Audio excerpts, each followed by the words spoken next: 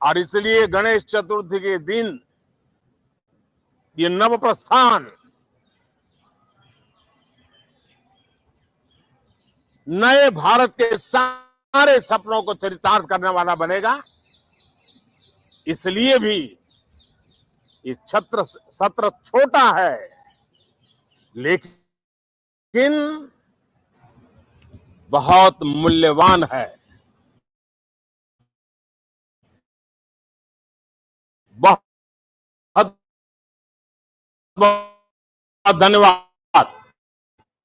तो अपने है कि पुरानी जो बातें हैं, जो पुरानी बुराई हैं, वो हम साथ लेकर आगे बढ़ें और ये एक सकारात्मक और एक अच्छा संदेश इस विशेष सत्र से भी निकलता दिखाई बिल्कुल प्रीति, प्रधानमंत्री ने कहा कि सत्र छोटा जरूर है लेकिन मूल्यवान है और इसको इसी रूप में लेना चाहिए।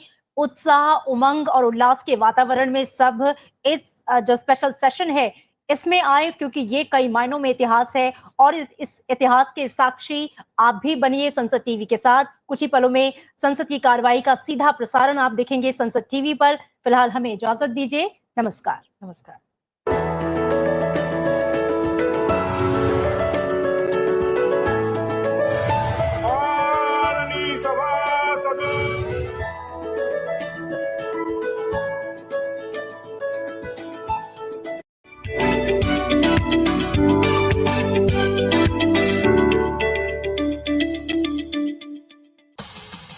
हम अभी जिस स्थान पर खड़े हैं ये वही स्थान है जो अनेक ऐतिहासिक घटनाओं का साक्षी रहा है। जी हाँ, हम बात कर रहे हैं संसद के पुराने भवन के केंद्रीय कक्ष यानी सेंट्रल हॉल के बारे में, जिस आजादी को पाने के लिए हमारे देश की महान विभूतियों ने अपना जीवन न्यौछावर कर दिया, उस आजादी का सपना भी इसी केंद्रीय कक्ष में पूरा हुआ था।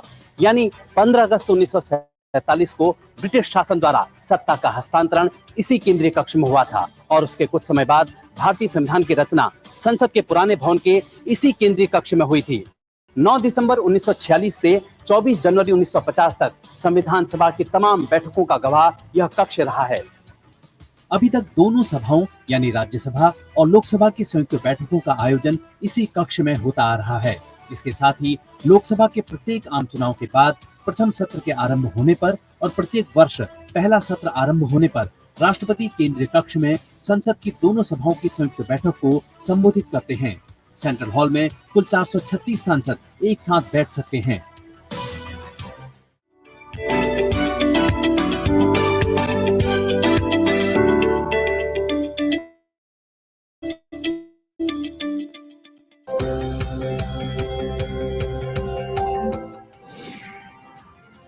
Bill. A draft of a legislative proposal put in the proper form, which when passed by both the houses of parliament and assented to by the president, becomes an act. Business of the house.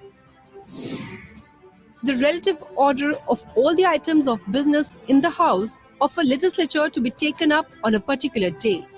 Government business for a whole week is announced in advance in the house by the Minister for Parliamentary Affairs. Calling attention.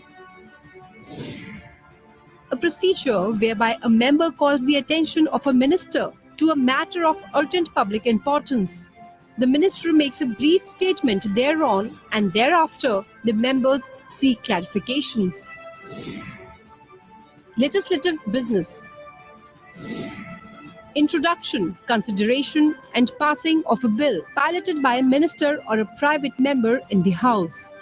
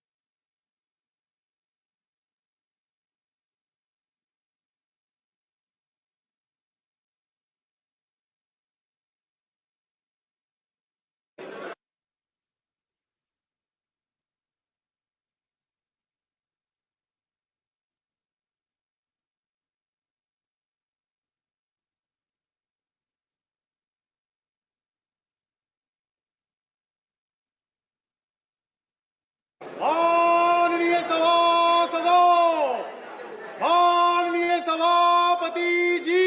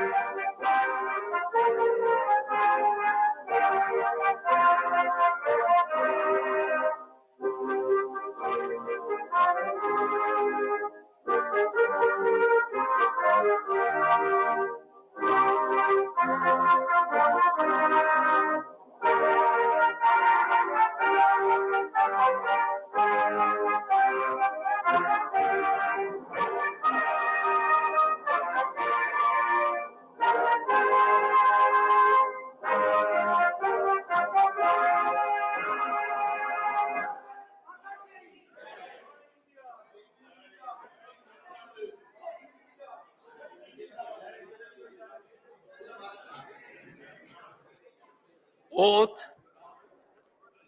or affirmation. Secretary General. Uttar Pradesh doctor Dinesh Sharma.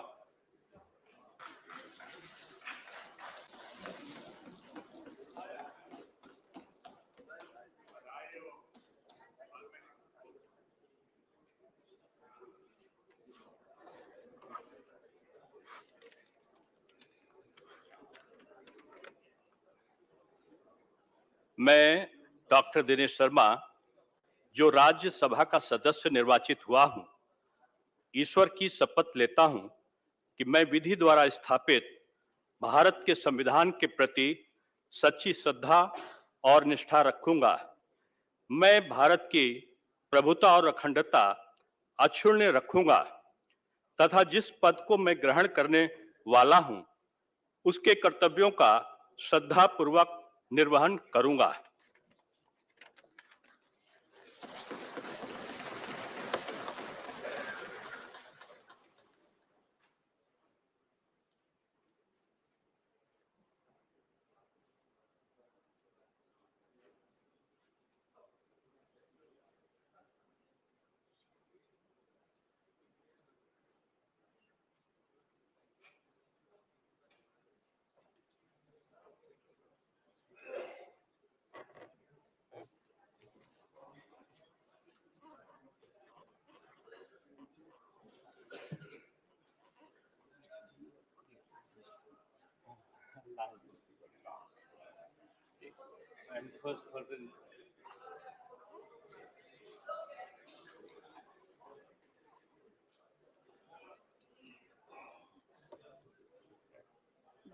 Birthday greetings.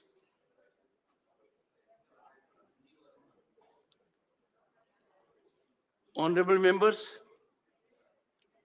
I take this opportunity to extend birthday greetings to Honorable Member of Parliament, Sri Sanjeev Arora.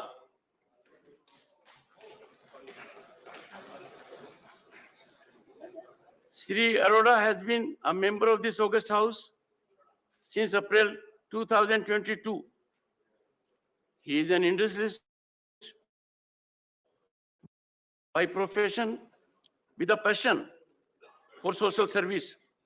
His efforts to promote cancer care in India is highly laudable. Sri Arora likes traveling and enjoys watching sports in his spare time. He is married to Srimati Sandhya Arora and has a son, Kaveri, and a daughter, Ketki. Honorable members, on my own and your behalf, I wish him a long, healthy, and happy life and extend greetings to his family and friends.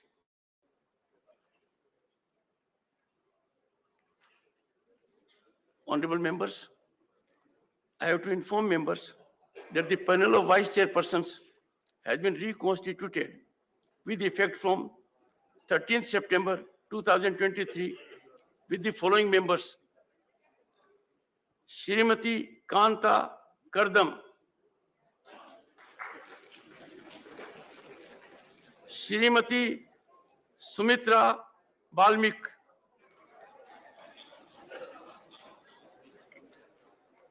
Srimati Mamta Mohanta, Srimati Geeta alias Chandra Prabha,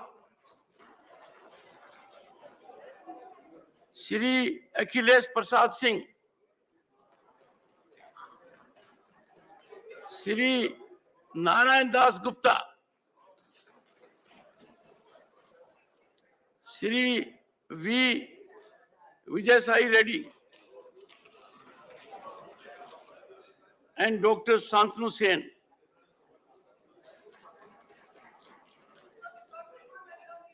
Honorable members will be pleased to know that we are continuing with the same mechanism, 50% women as chairpersons. But I can assure you, it's only a matter of time. The percentage may go higher.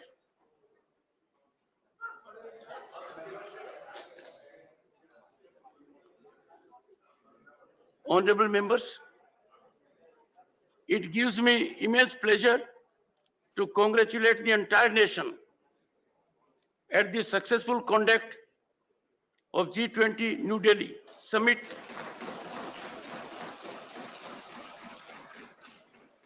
that has filled the heart of every Indian with pride and raised the leadership stature of the country at global level.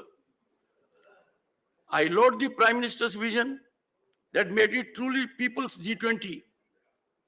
More than 200 meetings in 60 cities covering all the states and union territories of India is unprecedented.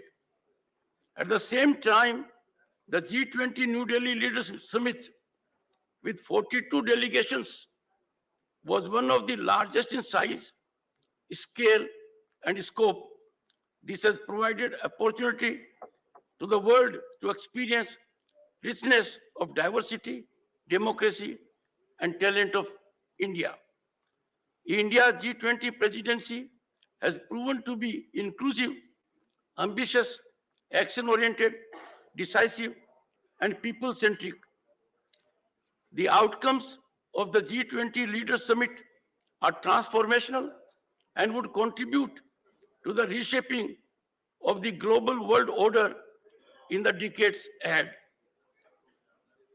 Prime Minister's vision and guidance, the New Delhi G20 Leaders Declaration was adopted unanimously. and with consensus, including on difficult issues. It is globally acknowledged that India's leadership and endeavors were crucial in bridging the North-South divide and overcoming the strong East-West polarization. This is reflective of India's elevated stature and standing and the work that this government has done in the last 9 years. It is a testament to the global trust and goodwill that India enjoys under the Prime Minister's leadership. It is a recognition that India is a voice of peace and moderation in a world ridden with divisions. India's presidency has been instrumental in bringing voice of Global South into the heart of G20 discourse. At the beginning of presidency, India hosted the Voice of the Global South Summit in January 2023 with participation of leaders of 125 countries. The priorities and expectations of the countries of the Global South were brought into G20 agenda. The summit declaration amplified and delivered on issues of interest to the developing countries, including poverty alleviation, climate finance, handling debt vulnerabilities, food security, health security, digital infrastructure development, among others. Prime Minister's initiative led to the historic decision to accept African Union as a permanent member of the G20. It was a wonderful sight to see the world leaders pay respect to the father of the nation at Rajghat. They all endorsed the universal idea of peace and non-violence espoused by Mahatma Gandhi and its relevance in today's world. Prime Minister has himself made a strong pitch for reform of the international institutions which must keep pace with the changing times. This is important for true multilateralism in a divided world to ensure stability, growth, and development. The focus of the G20 has moved from a mere economic-centric to a much broader human-centric approach. The priority accorded to realizing sustainable development goals, reforming international financial institutions, establishing digital public infrastructure, promoting a green development pact, encouraging women-led development, taking global initiative on digital health, recognizing the role of tradition, medicine are praiseworthy.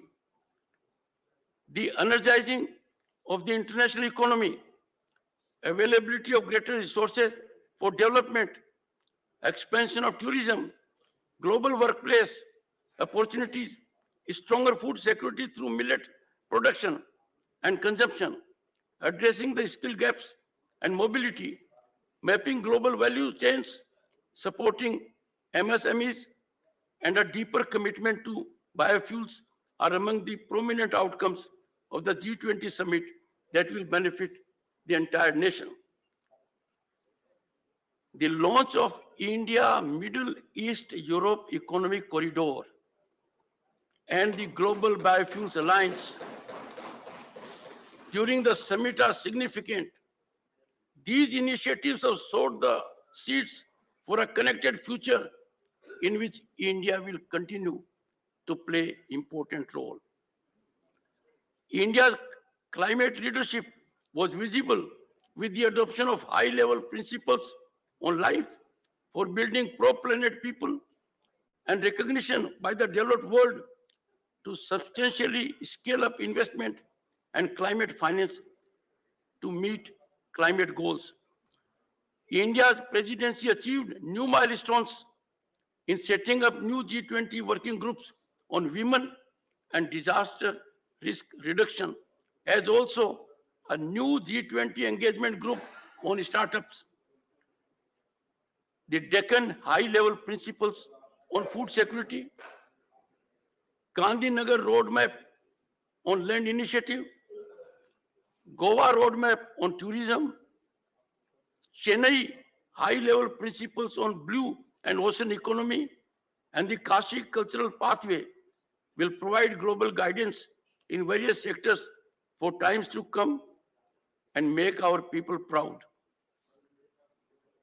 Honorable members, next month, our parliament would have the honor to host the Parliament 20 Forum as part of our G20 presidency. I request each member of this august house to participate in welcoming the world to the mother of democracy and building on the theme Vasudhaiva Kutumbakam, one earth, one family, one future. I am confident that this august house will join me in commending Prime Minister's leadership in recognizing the enthusiasm of the people of India and appreciating the contribution of all organizations and individuals on this historic achievement.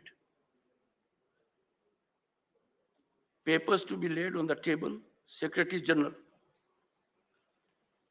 Sir, with your kind permission, I rise to lay on the table a statement in English and Hindi showing the bills passed by the Houses of Parliament during the 260th session of Rajya Sabha and assented to by the President.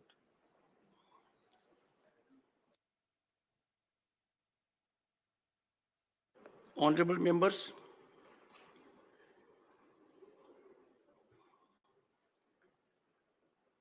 I extend you warm greetings on the beginning of 261st session of Rajya Sabha.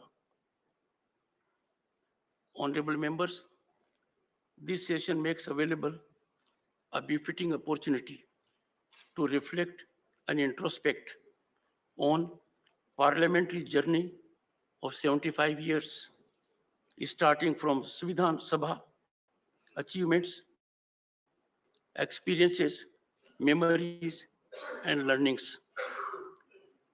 Traversing over 7-decade journey from Rajya Sabha to the present day in Amrit Kal, these hallowed precincts have witnessed many milestones.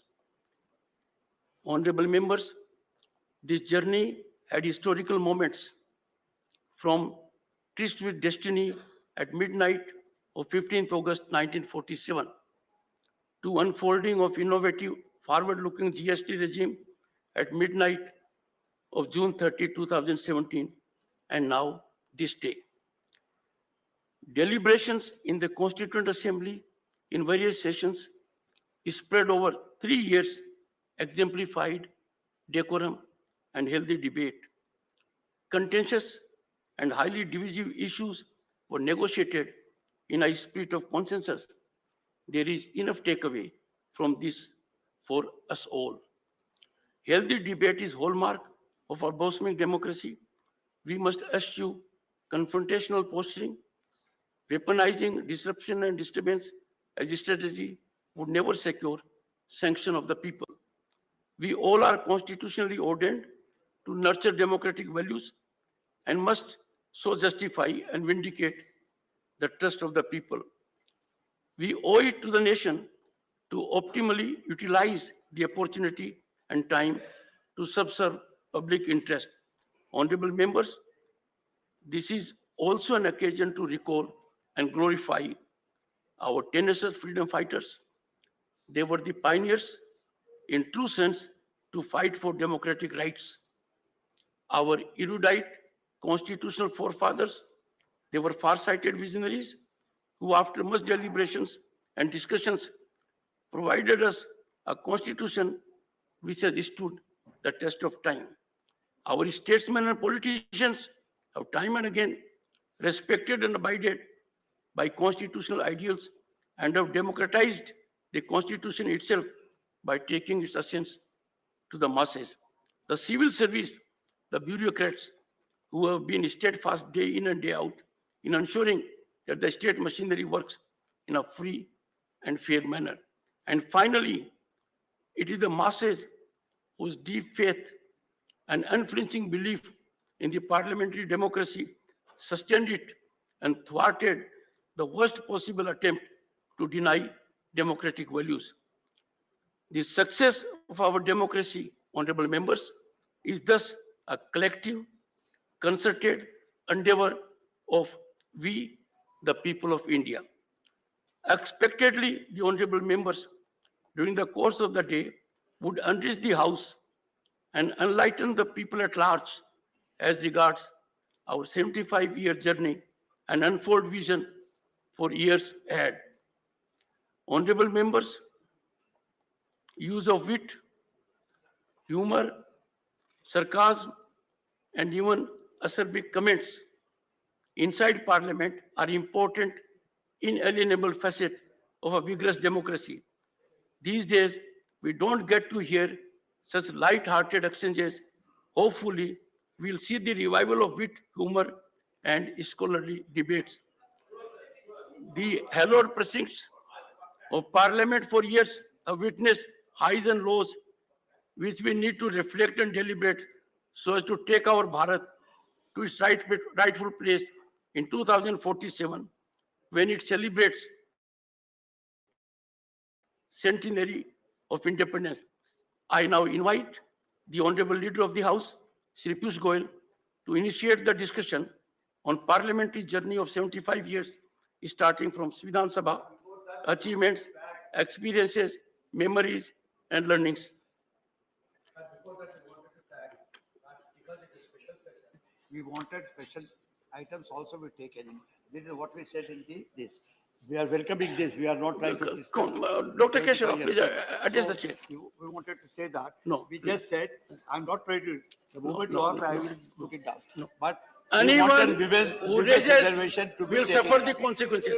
Have it from me, honorable members, have it from me, put it on the table immediately. Everyone who does it is in breach of rule and regulations. Don't force my hands. Don't force my hands.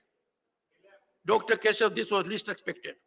How can you on earth get it? How do we communicate with you? What is I this? want to really know from... I'm so sorry. I'm very serious on this issue. How do we communicate I'm with you? so sorry. You don't hear us. I'm so sorry. The only thing is No, I show... I'm so sorry, Why? Dr. Keshav, I want to disturb the House. Please don't do it. Please don't do it. For my sake, don't do it. I'm not doing it. I can assure the members. 2 hours. Take 2 hours in the leaders of the opposition each meeting. of the members who has done it is cautioned by me not to do it. I am one of you. I depend on your wisdom, on your talent, on your knowledge to exemplify the best conduct which can be approved by the people outside. Let us not make mockery of it. Please. We are at a time when we are having great moments. Our country is defining global discourse. These are not political issues. All I say is, you will have the occasion. Dr. Keshav, take your seat. You will have the occasion to fully indicate. Agenda has been spelled out. You will know it. Jairam Ramesh, the least you can do is, if you want to address the chair, you can gentlemanly rise and make your point. Not in a cozy chair like this. One second. No. Honorable, one second, leader of the opposition. Honorable leader of the opposition. और उसके पहले मैं खड़गे जी आपसे एक बात कहूंगा कि जो मैंने विट ह्यूमर की बात की है उसमें आप पर लागू नहीं है. आपने विट भी दिखाया है, ह्यूमर भी दिखाया है, सरकाज़्म भी दिखाया है. वो बात मैंने बाकियों के लिए कही थी. मैं ये सोच के आया था क्योंकि दौड़ते दौड़ते रात के 1:30 बजे यहाँ पर पहुंचा. मैं ये समझ के आया था आज का दिन बहुत अच्छा है और हमारे चेयरमैन साहब गुस्से में नहीं रहेंगे और इसको डराएंगे नहीं और बड़े प्रेम के साथ सबको लेकर चलेंगे. ये उम्मीद से मैं आया था. यहाँ आते ही एकदम आपने गुस्सा जाहिर किया, उन्होंने रोना. तो ये हो रहा है। तो कम से कम ये आज खुशी का दिन है, वो हमारे संजय सिंह को और चड्डा को कम से कम हाउस में लाए।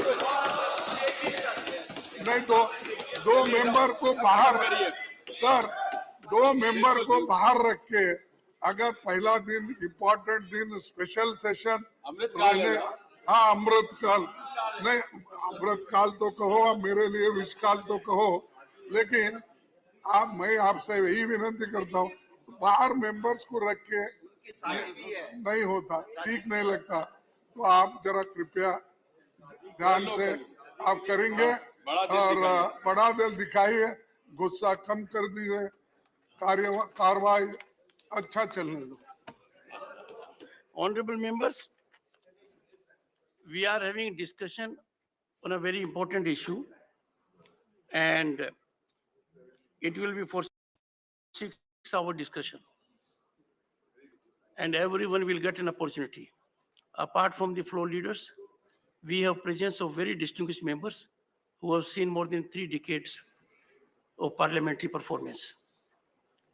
I am quite sure, and I have no doubt, the contribution by honorable members will enlighten the people at large.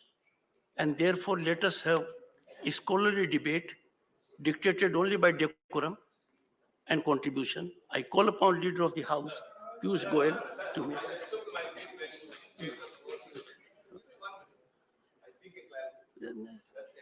Sir, it's a special sessions or 261st session of Rajya Sabha. Which one is Will correct? the special sessions be counted as a session? Kindly please enlighten. Then I think we Okay. So it is 261st session, is special session. Mr. Piyush Goyal. Mr. Piyush Goyal. माननीय अध्यक्ष जी, मेरा सौभाग्य है कि आज गणेश चतुर्थी की पूर्व संध्या पर हम सब यहाँ पे इतने अच्छे वातावरण में चर्चा के लिए एकत्रित हुए हैं। सबसे पहले तो मैं आपको और आपके माध्यम से सभी साथियों को, सांसदों को और देशवासियों को हम सबकी तरफ से गणेश चतुर्थी की बहुत बहुत बधाई और शुभकामनाएं देना चाहते हैं। माननीय अध्यक्ष जी, पार्लियामेंट, महामहिम राष्ट्रपति जी और दोनों सदन, लोकसभा और राज्यसभा का एक तीनों का समागम है। हमारा हाउस ऑफ एल्डर्स कहा जाते हैं, उच्च सदन कहा जाते हैं, और मेरे लिए बड़ा सौभाग्य है कि विश्व की सबसे बड़ी जनतंत्र लोकतंत्र की जननी में मुझे इस उच्च सदन में अब तीसरे टर्म में सेवा देने का मौका भारतीय जनता पार्टी ने दिया। उसके लिए मैं सदैव आभारी रहूंगा, और जो सीखा, जो समझा, जो काम करने का अवसर मिला, उसके ऊपर आज की जो चर्चा है, ये वास्तव में हम सबको और ज्यादा उत्साह देगी आगे के लिए भी, कैसे हम देश के निर्माण में अपना अपना योगदान दे सकते हैं। माननीय प्रधानमंत्री श्री नरेंद्र मोदी जी ने कहा था कि हमारी जो लोकतंत्र है, ये एक प्रकार से प्रेरणादायी है, हम सबको प्रेरणा देती है। हमारा जो संविधान है, ये हम सबको और इच्छा शक्ति देती है, और पार्लियामेंट जो देशवासियों की उमंग है, जो देशवासियों के संकल्प हैं, उसको साधा करने का सबसे सही इंस्टीट्यूशन है। लोकतंत्र को जीवित रखने का, लोकतंत्र को और मजबूत बनाने का अगर कोई सबसे बड़ा एक प्लेटफॉर्म है, तो वो हमारा संसद है। माननीय सभापति जी, इस देश के जनता 140 करोड़ लोग हमारे लोकतंत्र को मजबूत बनाते हैं, उसको सफल बनाते हैं। भारत की जो लोकतंत्र की प्रणाली है, वो स्वदेशी आधार पर बनी हुई, इसीलिए जब गुलामी से अलग अलग देश मुक्त हुए, तो बहुत कम बड़े देश जो आज भी लोकतंत्र के रूप में हैं। अधिकांश देशों में लोकतंत्र टिक नहीं पाया, अलग अलग प्रकार की समस्याएं आई। पर इतने बड़े देश में गुलामी के बाद भी लोकतंत्र दिनों दिन मजबूत होते जाना, ये हम सबका सौभाग्य भी है और उसमें दोनों सदनों ने बहुत बड़ा योगदान दिया है। भारत, जिसको हम सब लोकतंत्र की जननी मानते हैं, इसमें पुराने वैदिक टेक्स्ट में भी जाते हैं तो वहां भी ये शब्द देखने को मिलते हैं। सभा, समिति, संसद, ये शब्द हजारों साल पहले भारत में कहे जाते थे, इस्तेमाल होते थे, सुने जाते थे। ये सिर्फ हमने शब्द नहीं यहाँ पे लिए हैं, उसकी आत्मा भी आज सदन में, लोकसभा, राज्यसभा में देखने को मिलती है। और मैं समझता हूं कि उससे ज्यादा हमें दूर जाने की जरूरत नहीं। अभी अभी माननीय अध्यक्ष G20 की भारत की अध्यक्षता की सफलता की बात कर रहे थे। जो वसुधैव कुटुंबकम की भावना पूरे विश्व में, कि हमारे लिए देश ही नहीं पूरा विश्व एक परिवार है और हम सबकी चिंता करने वाला देश है, ये जो भावना लेके भारत की G20 की अध्यक्षता बहुत सफलता पूर्वक अभी अभी समापन हुई है और लीडर समिट समापन हुआ है और नवंबर 30 को हमारी अध्यक्षता का समय पूरा होगा। हमने अवश्य पूरे विश्व में एक अमिट छाप छोड़ी है भारत की अध्यक्षता की, भारत के नेतृत्व की और प्रधानमंत्री नरेंद्र मोदी जी का जिस प्रकार से आज पूरे विश्व में एक एक्सेप्टेंस बनी है, उनकी लीडरशिप के प्रति जो आस्था देखने को मिलती है, वो पूरे देश को, देशवासियों को गौरवान्वित करती है।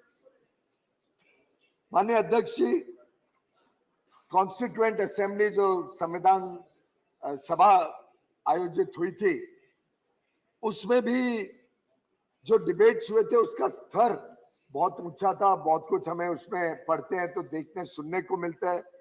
बड़े बड़े लोगों ने उस समय जब कॉन्स्टिट्यूएंट असेंबली की डिबेट्स चल रही थी तब कहा था कि 2 सदन की आवश्यकता क्या है। बड़े बड़े व्यक्ति जैसे कि माननीय श्री मोहम्मद ताहिर, माननीय श्री शिवन लाल सक्सेना, माननीय श्री लोकनाथ मिश्रा जी ने ओपोज किया था कि 2 सेकंड चेंबर की आवश्यकता नहीं है, एक ही चेंबर बहुत होगा। लेकिन माननीय श्री गोपाल स्वामी आयंगर, डॉक्टर भारत रत्न डॉक्टर भीमराव अंबेडकर जी और श्रद्धेय सर्वेपल्ली राधाकृष्णन जी ने भी इस बात को बल दिया था, इस बात का समर्थन किया था कि 2 सदन होने चाहिए, उच्च सदन का अपना स्थान है। और उसी के बाद अप्रैल 1952 में 1952 में ये सदन बनाया गया और इसकी पहली सभा 13 मई 1952 को हुई। एक प्रकार से इस 71 वर्ष का जो प्रवाह है उसकी चर्चा आज हम सब करने वाले हैं। राज्यसभा की समानता ये अपेक्षा थी कि अच्छी चर्चा होगी, अच्छे डिबेट्स होंगे और चर्चा और वार्तालाप के माध्यम से और एक प्रकार से वाद विवाद से ऊपर उठकर देश हित को सामने रखते हुए राज्यसभा चलेगी। माननीय प्रधानमंत्री नरेंद्र मोदी जी ने भी कहा था कि हमारी जो भी डिबेट होती है, जो वार्तालाप, डिस्कशन, डायलॉग होते हैं, चाहे सदन के अंदर हो चाहे सदन के बाहर हो, उन सब में एक चीज कॉमन है, एक चीज पक्की है कि हमारा जो शपथ है, देश की सेवा करने का शपथ और देश के हितों को रक्षा करने का शपथ, हम सब उसको बहुत बल देंगे, सब उसको सर्वोपरि रखेंगे और मैं समझ में हम सभी ने अपना अपना दायित्व अपने हिसाब से निभाया है। इस 71 वर्ष की प्रवाह में कई सारे महानुभावों ने भारत की संविधान की रक्षा करने के लिए, भारत की लोकतंत्र की रक्षा करने के लिए अपना अपना योगदान दिया। हमारे कई सारे वरिष्ठ चेयरमैन रहे, अध्यक्ष रहे, सभी का नाम ना लूं लेकिन कुछ जो प्रमुख नाम तुरंत ध्यान में आते हैं, डॉक्टर सर्वपल्ली राधाकृष्णन जी, डॉक्टर जाकिर हुसैन जी, justice Hidayatullah, doctor Shankar Dayal Sharma ji, Shri KR Narayan ji, Shri Bhairav Singh Shekhawat जी, हामिद अंसारी जी, श्री वेंकैया नायडू जी और अब हमारे वर्तमान में अध्यक्ष श्री जगदीप धनखड़ जी, सभी ने अपने अपने कार्यकाल में इस सदन की गरिमा बनाई, सदन को और नए आयामों पर तक लेके जाने में बहुत अच्छा योगदान दिया। वेंकैया नायडू जी की तो बात याद आती रहती है, तो कई बार व्यंग भी करते थे, कई बार विषय को बहुत अच्छी तरीके से समझाने का प्रयास करते थे। मुझे याद है एक बार उन्होंने कहा था, and I quote, people want the house to discuss, debate and decide 3 Ds.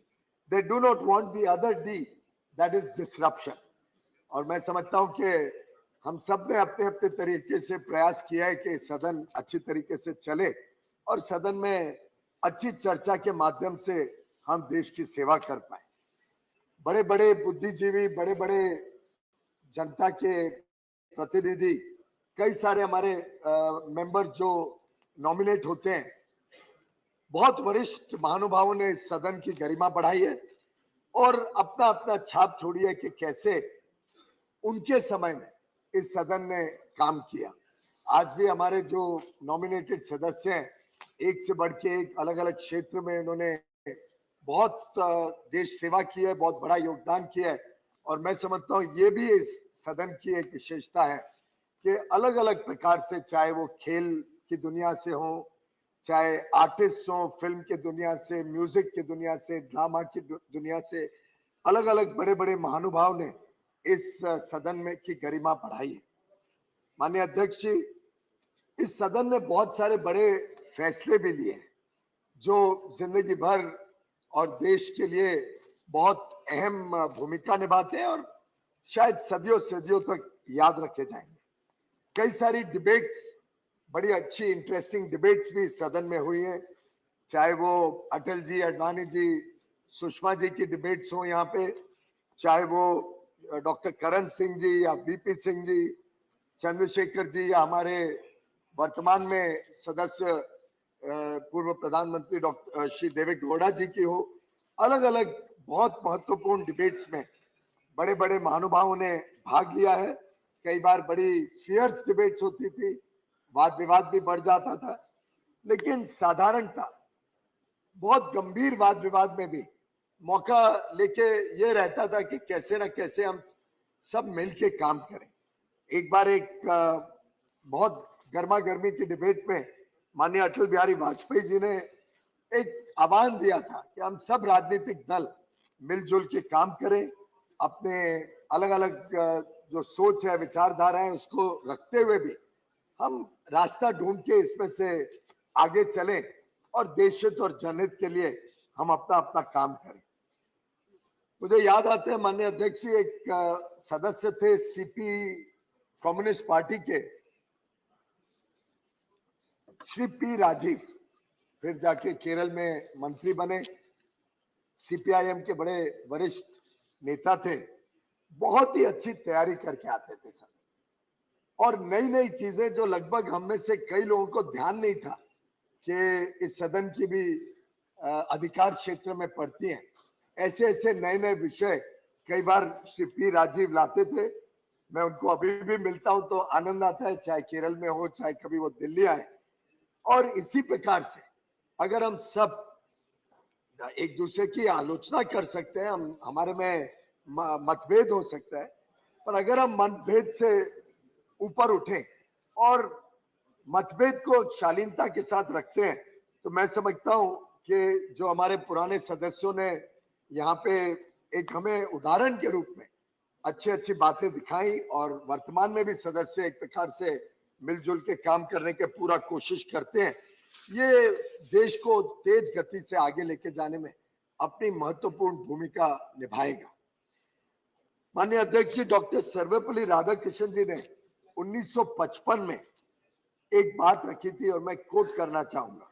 ये 1955 की बात है, यानी वी आर लगभग 68 साल पहले की बात आज भी इस सदन में गूंजे तो कितनी रेलेवेंट होगी। डॉक्टर राधाकृष्णन ने कहा था, we want to maintain good name and dignity of this house. I do not want it to be said that sometimes these discussions suggest that we are not behaving like serious, responsible MPs, but rather like irresponsible professional agitators.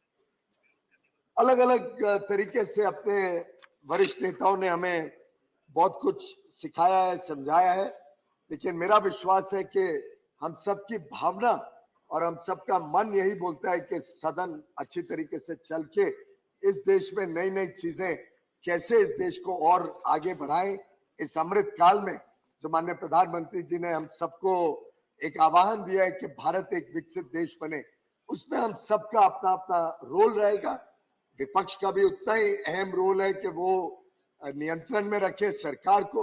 सरकार का role है कि वो नए नए कानून, नए नए योजनाएं, नए नए तरीकों से देश की दिशा और दशा आगे बदले। और मुझे लगता है कि सभी माननीय सदस्य भली भांति अपनी अपनी जिम्मेदारियों को निभाने का पूरा प्रयास कर भी रहे, आगे भी करते रहे। कई बार अगर मेमोरी में जाए तो अटल जी की जो कविता सुनाने की आदत थी, कई बार वो कविता में चल पड़ते थे। माननीय अरुण जेटली जी जो लीडर ऑफ द हाउस भी रह चुके हैं, उसके पहले लीडर ऑफ द ऑपोजिशन भी रह चुके हैं, उनका कटाक्ष बड़ा शार्प होता था और अपने तरीके से बहुत विटिली, बहुत अच्छी तरीके से वो विषय को रखते थे। जैसे उन्होंने कहा था, this is the new normal. इस प्रकार के अलग अलग उनके भी हमारे पास बहुत सुंदर यादें हैं। माननीय वेंकैया नायडू जी के तेलुगु में प्रोवर्ब्स देने की आदत थी, बीच बीच में वो याद करते थे। माननीय गुलाम नबी आजाद जी शेरो शायरी में काफी माहिर थे, निकल पड़ते थे। कई बार माननीय खड़गे जी भी आजकल शेरो शायरी बहुत करने लग गए हैं। पर ये सदन की गरिमा रही है कि हम सब कई बार गर्मा गर्मी में भी विषय को बहुत सुंदर तरीके से संभाल लेते हैं, आगे बढ़ते हैं और इसी से लोगों का दिल भी जीतते हैं। माननीय अध्यक्ष जी, मुझे याद है जब माननीय प्रधानमंत्री जी ने गुलाम नबी आजाद जी को उनकी टर्म खत्म होने पर फेयरवेल स्पीच में याद किया था, उन गुलाम नबी जी का और प्रणब दा का, माननीय पूर्व महामहिम राष्ट्रपति जी श्री प्रणब मुखर्जी जी का जो काम सरकार में रहते हुए, एक विपक्षी सरकार गुजरात में थी, उस समय भी किस प्रकार से उन्होंने गुजरात के लोगों को कश्मीर से पुनः वापस जाने के लिए मदद की जब आतंकवाद चरम सीमा पे था। उस समय के जो अनुभव प्रधानमंत्री जी ने यहीं से बताए थे, एक प्रकार से हम सबको एक संदेशा देता है कि हमने सबने अच्छी बातें याद करके अच्छी चीजें करने के लिए अपना अपना प्रयास करना चाहिए। प्रधानमंत्री जी ने तो वास्तव में ये भी कहा था कि मैं सैल्यूट करता हूं गुलाम नबी आजाद जी को और आगे भी मैं आपसे सलाह मशुरा करते रहूंगा। और यही एक मित्रता की भावना से हम सभी सत्ता दल या विपक्ष इस मित्रता की भावना से आगे भी काम करते रहेंगे, ये हमारा सबका विश्वास है।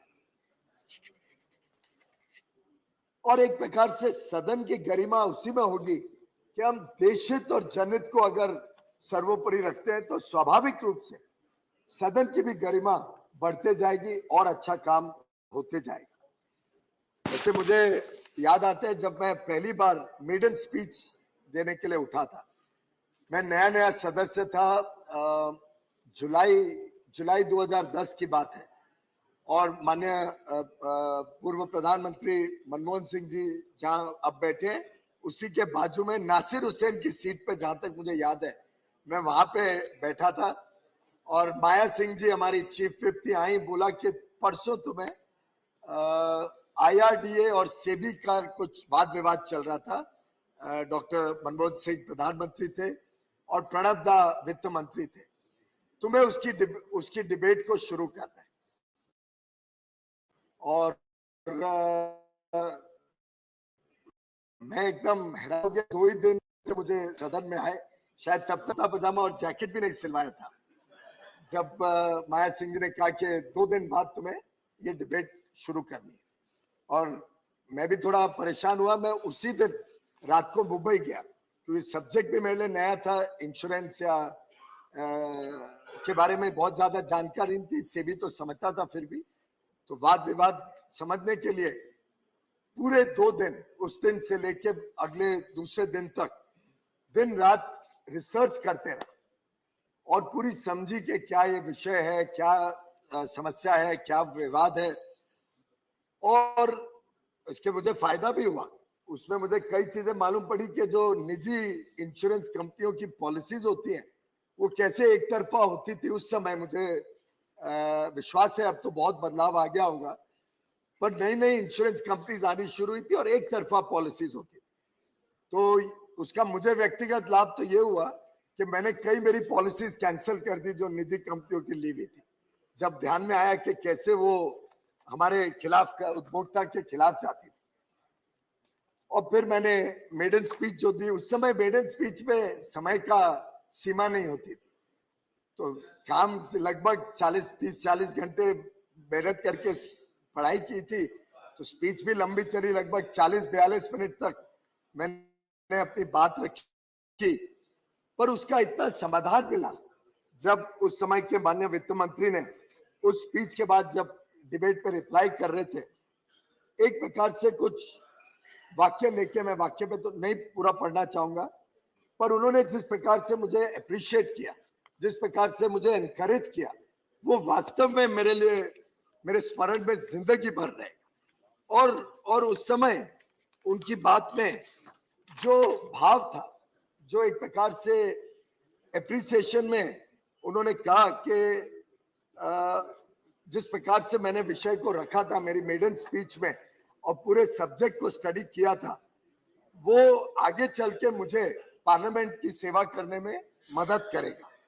उन्होंने यहां तक कहा था, this is the chamber, this is the system where we agree to disagree, there will be divergence of views, there will be differences of opinion, and through these divergences, through these differences of opinion, through discussion, we will arrive at a solution. ये उनका वाक्य मेरे लिए जिंदगी भर एक प्रकार से दिशा दिखाता है कि कैसे हमने आगे चल के अपनी अपनी बात भी रखनी है, दूसरों की बात से भी सीखना है। मुझे याद आता है डॉक्टर मनमोहन सिंह जी हैं सामने, एक बार एक कैश फॉर वोट्स का स्कैंडल हुआ था, उसके ऊपर बड़ा गंभीर चर्चा भी चल रही थी। तो माननीय मनमोहन सिंह जी ने उर्दू के शायर मिर्जा गालिब जी को कोट किया था, हमको है उनसे वफा की उम्मीद जो नहीं जानते वफा क्या है। और उसी समय तुरंत माननीय सुषमा स्वराज जी जो उस तरफ बैठी थी, उन्होंने जवाब में कहा, कुछ तो मजबूरियां रही होंगी, यूं ही कोई बेवफा नहीं होता। ये जो भावना थी दोनों तरफ, ये वास्तव में सदन की गरिमा बढ़ाती थी। और ये है जो छाप, मैं समझता हूं, जो यादें हम यहां से लेके जब नए सदन के नए प्रांगण में जाएंगे, नए वास्तु में जाएंगे, तब ये यादें लेके मैं समझता हूं हम सभी प्रयास करेंगे कि और अच्छी तरीके से हम आगे अपना अपना काम कर सकें। अटल जी ने एक बार मई 1996 में अपने भाषण में, एक बहुत ही ऐतिहासिक भाषण में कहा था, सत्ता का तो खेल चलेगा, सरकारें आएंगी जाएंगी, पार्टियां बनेंगी बिगड़ेंगी, मगर ये देश रहना चाहिए, इस देश का लोकतंत्र अमर रहना चाहिए। और मैं समझता हूं कि हम सब ने कभी ना कभी रिकंसाइल करना पड़ेगा कि परिस्थितियां बदली है और हम कोई भी एंटाइटल नहीं।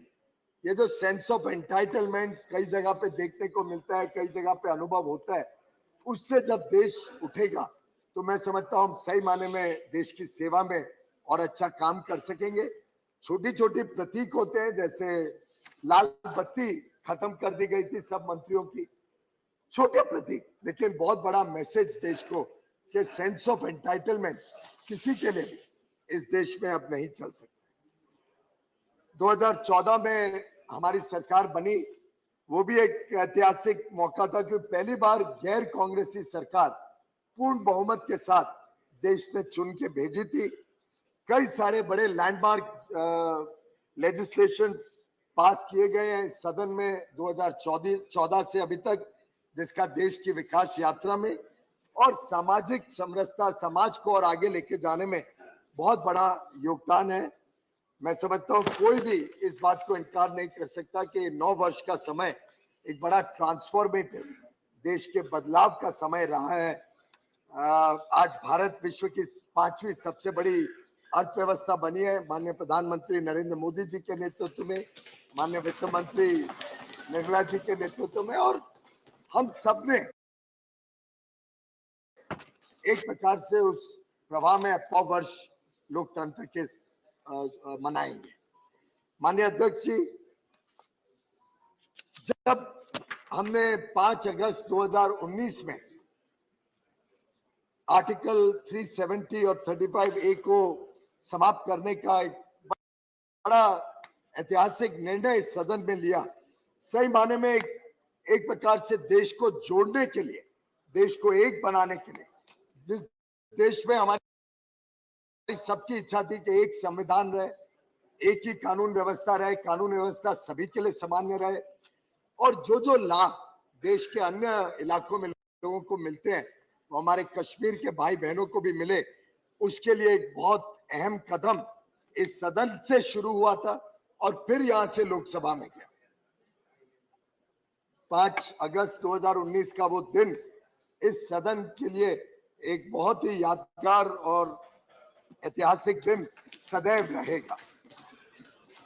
एक प्रकार से सरदार वल्लभ भाई पटेल की जो देश की एकता और एकजुटता को मजबूत करने का तीव्र इच्छा शक्ति थी, इच्छा था, काम था और प्रयास था, उसको हमने उस दिन पूरी तरीके से संपन्न करके देश को एक बनाने का काम पूरा किया। वैसे तो जब आर्टिकल 370 लगाई था तभी उस समय के वर्तमान प्रधानमंत्री जी ने इच्छा जाहिर की थी कि ये तो टेम्पररी प्रोविजन है, कुछ वर्षों में निकल जाएगा और कुछ समय लगेगा जम्मू कश्मीर को अपना खुद का भविष्य भारत के साथ अच्छी तरीके से बनाने में। वो कुछ समय थोड़ा लंबा समय हो गया, पर हम सबके लिए आनंद की बात है कि हमने वो निर्णय 2019 में लिया। माननीय अध्यक्ष जी, कुछ ऐसी चीजें ध्यान आती हैं जैसे उत्तराखंड, छत्तीसगढ़ और झारखंड बनाने का विषय था, कितनी सुंदर तरीके से लगभग सबकी सर्वसम्मति से और एक साथ मिलजुल के ये 3 नए राज्य बने। 3 नए राज्यों को एक अपने आगे का भविष्य तय करने का मौका मिला और कंसेंसस के साथ पीसफुली ये डायलॉग और डिस्कशन के माध्यम से ये तीनों राज्य बने। थोड़ा बहुत दुर्भाग्य की बात है कि कई ऐसे विषय होते हैं जहां पे हम ऐसी सर्वसम्मति नहीं बना पाते, और मैं समझता हूं कि उसमें भी हम शालीनता से अपनी अपनी बात रख के आगे चलें तो ज्यादा अच्छा रहेगा। मुझे याद है मैं भी इस सदन में था जब तेलंगाना का नया राज्य बना। वो दृश्य शायद एक भद्दे के रूप में, एक बहुत खराब उदाहरण के रूप में इस देश के स्मरण में रहेंगे, और मैं उम्मीद करता हूं कि आगे कभी हमारे नए भवन पे कभी ऐसा दृश्य देश और दुनिया को देखना ना पड़े। माननीय अध्यक्ष जी, 2017 में एक ऐतिहासिक गुड्स एंड सर्विसेज टैक्स, जिससे वन नेशन वन टैक्स स्थापित हुआ, और ये इसलिए ऐतिहासिक कहता हूं क्योंकि लगभग एक प्रकार से इसमें भी सर्वसम्मति से बना था, पूरे देश की सम्मति, देश के हर राज्य ने इसमें अपना अपना सहयोग दिया, और we are the house of elders reflecting the state's wishes and desires. तो इस प्रकार से सभी राज्य मिलके हमारे पास ये प्रस्ताव लाए, और वो जो 2017 का दिन है, ऐतिहासिक मिडनाइट सेशन 30 जून 1 जुलाई की रात को 2017 में सेंट्रल हॉल में हुआ, और आज उसका लाभ पूरा देश अनुभव भी कर रहा है। व्यापार उद्योग को नया बल मिला है, बहुत तेज गति से देश आगे बढ़ रहा है। कई सारे ऐसे निर्णय जो बहुत महत्वपूर्ण रहे, एबॉलिशन ऑफ प्राइवी पर्सेस, वो एक विषय रहा जिसमें अलग अलग व्यू पॉइंट्स थे और पार्लियामेंट ने उसको पास करके एक बड़ा अच्छा संदेश दिया। इसी प्रकार से ट्रिपल तलाक को जब क्रिमिनलाइज किया, उसका कानून 2019 में लाया गया, हमारी बहनें माताओं को अपना सम्मान मिला और एक बड़ा सिग्निफिकेंट रिफॉर्म का मेजर था जिसने जेंडर डिस्क्रिमिनेशन को समाप्त करने के लिए अपना अपना योगदान दिया है। और इसी प्रकार से हमारी महिलाओं के सम्मान के लिए ये सरकार तत्पर रही है और लगातार एक के बाद एक 9 साढ़े 9 वर्षों में इतने सारे बड़े निर्णय हमारी बहनों के लिए, माताओं के लिए, हमारे बेटियों के लिए इस देश में किए गए हैं। Right from the day one, Beti Bachao Beti Padhao से लेके आज तक और भविष्य में भी भारत हमारे बहनों को और अच्छा सम्मान मिले और अच्छा स्थान मिले। हम ऑलरेडी देख रहे हैं कि बड़े पैमाने में बहनें काम में आ रही हैं, they are joining the workforce, और भारत की अर्थव्यवस्था में भी और भारत की आगे के भविष्य में उनका योगदान बढ़े। ये मुझे लगता है हम सबका एक प्रयास है, हम सबका इच्छा भी है। माननीय अध्यक्ष जी, कुछ थोड़े खराब हमारे सामने उदाहरण भी है जिससे सीखने को मिला। जैसे पार्लियामेंट पे जो अटैक हुआ था, उससे हम सबको और ज्यादा चौकन्ने रहना पड़ेगा। और सुरक्षा के जो प्रयास किए जाते हैं, सुरक्षा कर्मी जो अपना काम करते हैं, सुरक्षा हमारी और हमारे देश की आन बान और शान संभालने के लिए जो सुरक्षा कर्मी काम करते हैं, मैं समझता हूं उसमें हम सबका भी योगदान हो, हम भी कोऑपरेट करें और हम भी थोड़ा सेंस ऑफ एंटाइटलमेंट से ऊपर उठ जाएं, तो शायद हमारी भी सुरक्षा और देश के सम्मान की सुरक्षा और अच्छी हो पाएगी और 2001 जैसे अटैक कभी नहीं आ पाएंगे। उसके बाद हमने एक पूरे देश को संदेश, एक यूनिटी का संदेश तो दिया कि हमारा लोकतंत्र को कोई हरा नहीं सकता, आवर डेमोक्रेसी इज इनविंसिबल। परंतु मुझे लगता है इसको पुनः हम स्मरण करते रहे और आगे भी कभी हमारे देश की एकता और एकजुटता पे कोई आहत नहीं आए, ये हम सबका सामूहिक प्रयास रहना चाहिए।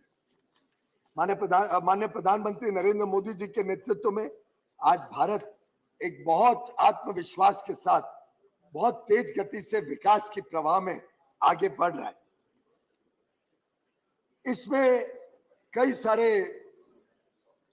मौके आते हैं हम सबको, जिसमें एक आवाज से देशहित और जनहित को हम आगे लेके जा सकते हैं।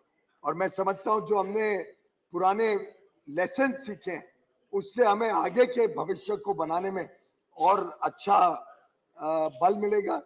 जैसे कि जब इमरजेंसी आई थी और एक प्रकार से भारत के लोकतंत्र के कई सारे प्रावधान रोक दिए गए थे, उन पे अंकुश लगा दिया गया था, तब माननीय अटल बिहारी वाजपेयी जी ने कहा था, अनुशासन के नाम पर अनुशासन का खून, भंग कर दिया गया संघ को, कैसा चढ़ा जुनून।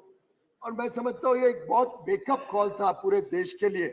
कई सारे हमने इसमें से सबक सीखे और आगे चल के जो 42nd कॉन्स्टिट्यूशनल अमेंडमेंट था उसको भी फिर पुनः बदला गया। 44th अमेंडमेंट 1978 में आने से 1978 में जो फंडामेंटल राइट्स, हमारे अधिकारों के ऊपर जो अंकुश लगा था, उसको पुनः एक बार स्थापित किया गया।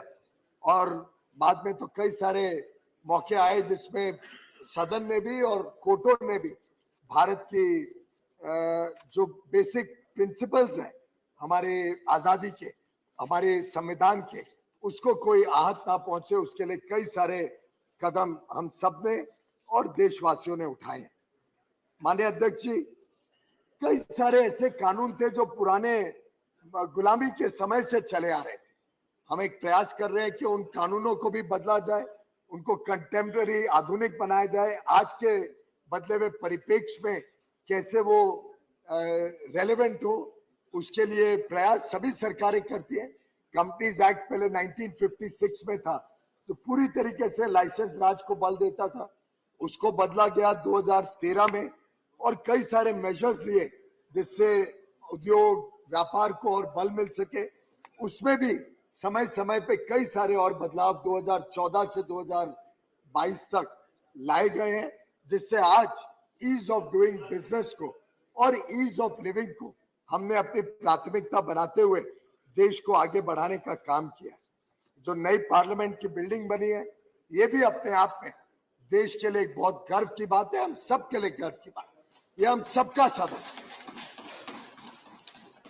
आधुनिकता से पूरा युक्त और आगे भविष्य की जो जरूरतें हैं उसको पूरा करने वाला ये नया वास्तु, मैं समझता हूं पूरे विश्व में एक भारत के लिए एक नई उत्साह और उमंग के साथ आगे जाने का एक संदेश पहुंचाएगा। ऐसे ही पिछले 2 महीनों में भारत मंडपम, जो पुराना प्रगति मैदान था, और एक द्वारका में स्थित नया यशो भूमि, 2 और बड़े सेंटर्स का उद्घाटन माननीय प्रधानमंत्री नरेंद्र मोदी जी ने किया है। ये दोनों नए भारत के प्रतीक के रूप में देश को आगे लेके जाएंगे। अब हमारा देश विश्व स्तरीय फेयर्स, एग्जीबिशंस, कन्वेंशंस, कॉन्फ्रेंसेस कर पाएगा और उसका हमने जीता जागता एक स्वरूप G20 लीडर्स समिट में भी देखा। ये सब निर्णय अब इस देश को आगे लेके जाने के लिए समावेशी और एक प्रकार से पारदर्शिता के प्रतीक के रूप में लोगों की आशाएं अपेक्षाएं पूरा करने के लिए सबका प्रयास है और हम सब मिलके इस प्रयास में जुड़े, देशवासियों का विश्वास जीते और देशवासियों को एक कर्तव्य भावना से जो 5 फ्रंट माननीय प्रधानमंत्री जी ने आजादी के अमृत महोत्सव में लाल किले से दिए थे कि हम सब 140 करोड़ देशवासी कर्तव्य भावना से देश की एकता और एकजुटता को संभालें, देश को गुलामी की मानसिकता से निकालें। हमारे इतिहास से जो सीखने को मिला है, जो हमारे इतिहास में, हमारी परंपराओं में, हमारे जो रिच कल्चर और हेरिटेज पारिवारिक वैल्यू सिस्टम्स हैं, उन सब से जो हम सीखते हैं उस सब को कर्तव्य भावना से आगे लेके जाएं, नारी शक्ति का सम्मान करें और एक भ्रष्टाचार मुक्त भारत को विकसित भारत बनाने के लिए हम सब संकल्प लेके आगे चलें। इस इच्छा के साथ इस सदन में भी ये आज का विषय हम सब चर्चा करें। हम सब डॉक्टर बाबा साहेब अम्बेडकर जी का जो एक संविधान सभा कॉन्स्टिट्यूएंट असेंबली में भाषण था, जिसमें उन्होंने कहा था, and I quote, where constitutional methods are open, there can be no justification for unconstitutional methods. मैं समझता हूं ये एक बड़ा अच्छा वाक्य है जो हम सबको याद दिलाता रहते हैं कि आगे चल के भी ये सदन अपनी गरिमा रख के, इतिहास के पन्नों से बहुत कुछ हमें सीखने मिला। हमारे सबके अपने अपने अनुभव रहे, अच्छे अच्छे विचार आते हैं जब हम पुराने दिन इस सुंदर सदन में याद करते हैं। इस बहुत महत्वपूर्ण कक्ष में जो जो पल गुजारे हम सब ने मिलके, उन सबको जब यादगाश के रूप में हम संवारे। लेकिन जब नए भवन में जाते हैं, नए वास्तु में जाते हैं, नई सोच के साथ इस देश की दिशा और दशा को नया रूप देने के लिए, भारत के 140 करोड़ लोगों की आशाएं अपेक्षाओं को पूरा करने के लिए हम सब संकल्प लेके प्रतिबद्धता के साथ नए सदन में प्रवेश करेंगे कल। उसके लिए मैं आप सभी को तहे दिल से बहुत बहुत बधाई देता हूं और नए सदन के शुभकामनाएं देता हूं। धन्यवाद। धन्यवाद माननीय पीयूष गोयल जी। अब लीडर ऑफ अपोजिशन माननीय श्री मल्लिकार्जुन खड़गे जी।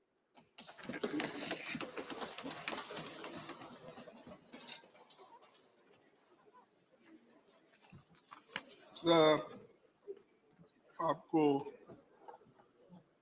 आपका मैं आभारी हूँ क्योंकि मुझे आप जल्द बुलाए और अपनी बात रखने के लिए मुझे मौका मिला, इसलिए मैं आपका आभारी हूँ। मैं इस शब्द से शुरू करूँगा ताकि कोई ये न समझे कि हमारे लिए ही ये बोल रहे हैं। मैं आम जनता जो बोलती है वही बात मैं यहाँ रख रहा हूँ।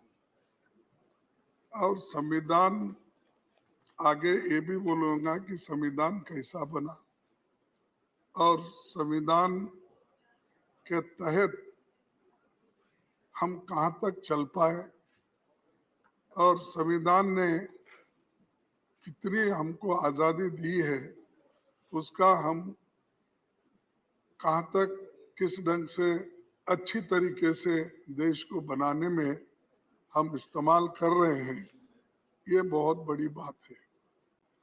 ठीक है, आपके भाषण में तो आपके अचीवमेंट भी आए, आपके अनुभव भी आए और आप जो चाहते थे उसको यहाँ पर रखने की कोशिश की है। लेकिन मैं इससे शुरू करता हूँ। बदलना है तो अब हालात बदलो, बदलना है तो अब हालात बदलो, ऐसे नाम बदलने से क्या होता है। देना है तो युवाओं को रोजगार दो, सबको बेरोजगार करके क्या होता है।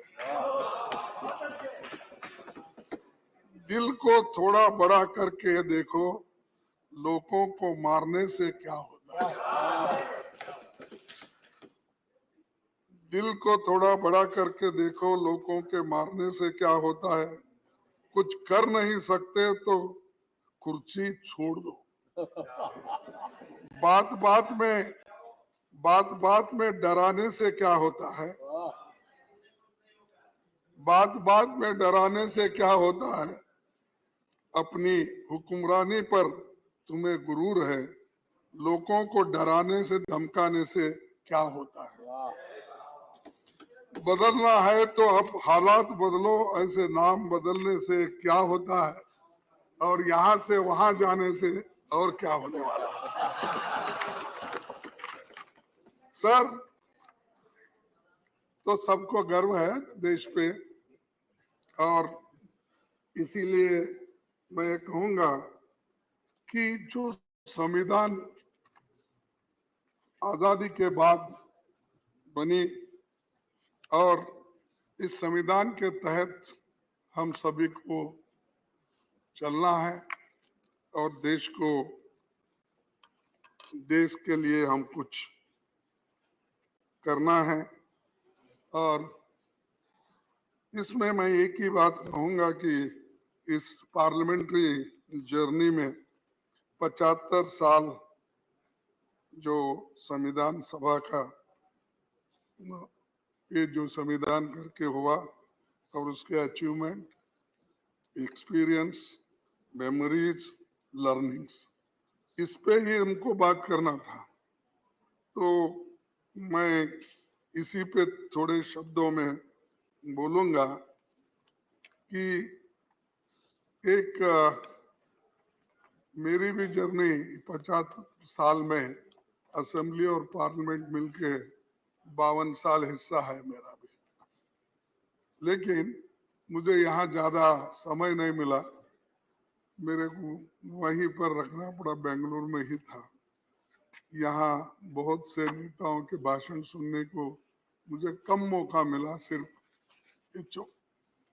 14 साल मिले। कहाँ जा रहे हैं?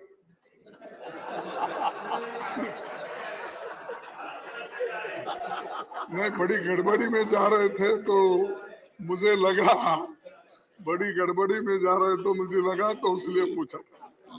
ये टच करना कानून का उल्लंघन भी है। अब ये साहब हमारे हाउस में उल्लंघन बहुत होते हैं, फिर भी आप दिलदार हैं, उसको संभाल लेते हैं। उसीलिए मैं बोला उसको संजय सिंह को और चड्डा को बुला लो। आगे वही चिंता थी मेरे को, उधर गए फिर।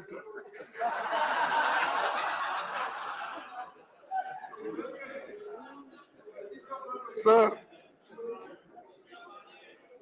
ये संविधान सभा, ये भवन आजाद भारत के सारे बड़े फैसलों का गवाह है। और इसी भवन में हमारी संविधान सभा 11 सत्रों में 165 दिन बैठी। उसने 90,000 शब्दों वाला जो संविधान बनाया वो 26 जनवरी 1950 को लागू हुआ। जब नवंबर 1949 को संविधान सभा ने इसकी मंजूरी दी। वहां की बहस सुनने के लिए करीब 53,000 लोग आए थे, विजिटर्स, यानी इस मौके पे। सभापति जी, आपने अपने जयपुर के पीठासीन अधिकारी सम्मेलन में संविधान सभा के 11 सत्रों के व्यवधान रहित संचालन को एक आदर्श स्थिति कहा था। यानी किस ढंग से वो चला और कितनी अच्छी थी, यह आपने जयपुर के अपने मीटिंग में अपने वक्तव्य में कहा। तो ऐसा वो एक वक्त था जो सबको लेके लोग चलते थे और लोकतंत्र को ठीक ढंग से ठीक रास्ते पे ले जाने के लिए कितनी कोशिशें होती थी, इससे यह अंदाजा लगता है। उस वक्त कौन थे प्राइम मिनिस्टर? पंडित जवाहरलाल नेहरू। नहीं सर, आपकी यादाश्त बहुत अच्छी है, इधर क्यों देख रहे?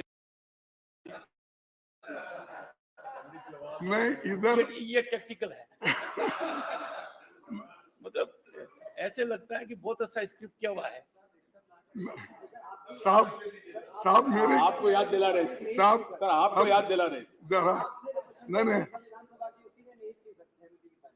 बिल्कुल ऐसा ही था, क्योंकि तब राष्ट्र की बुनियाद रखने का काम हो रहा था।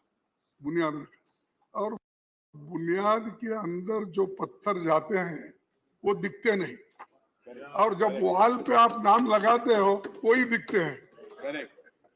आप कभी भी जाइए साहब, आप तो 2-4 अनेक कोर्ट तो उद्घाटन किए होंगे अब तक, कहीं भी जाइए, जो बिल्डिंग ठहरती है बुनियाद पर, वो अंदर के मजबूत पत्थर किसको भी नहीं दिखते, लेकिन ऊपर का नाम। माने खड़गे जी, मैं हाल में भारत मंडपम गया था। हाँ, देखिए, भी देखी और ऊपर भी देखा। यही मैं बोल रहा हूँ, आप बहुत से लेकिन देखते हैं। दुनिया के नेताओं ने जो मुझे कहा, सर बोलने दीजिए, चकित हो गया सर, बोलने दीजिए। उसकी नींव का भी आधार समझ में आ गया, ऊपर का भी समझ में आ गया। उसीलिए साहब इतने बिल्डिंग्स, आप कौन से भी इमारत बनी होगी, राजे रजवाड़ों के महल बने होंगे, और हमारी पार्लियामेंट बनी, पहले की पार्लियामेंट है, नई है, और कुछ कल जाने में अभी वो दिक्कत है, कौन देखे कौन नहीं दे, हमारी जगह कहाँ है वो भी ढूंढना पड़ेगा। उसमें मैं आपकी मदद करूंगा। अच्छा, और आज ही करूंगा। चलो सर, संविधान सभा ने चुने गए विभिन्न धाराओं के लोग महान नायक थे, उसमें अपने दौर के महारथी थे, उनका बड़ा जमीनी अनुभव भी था।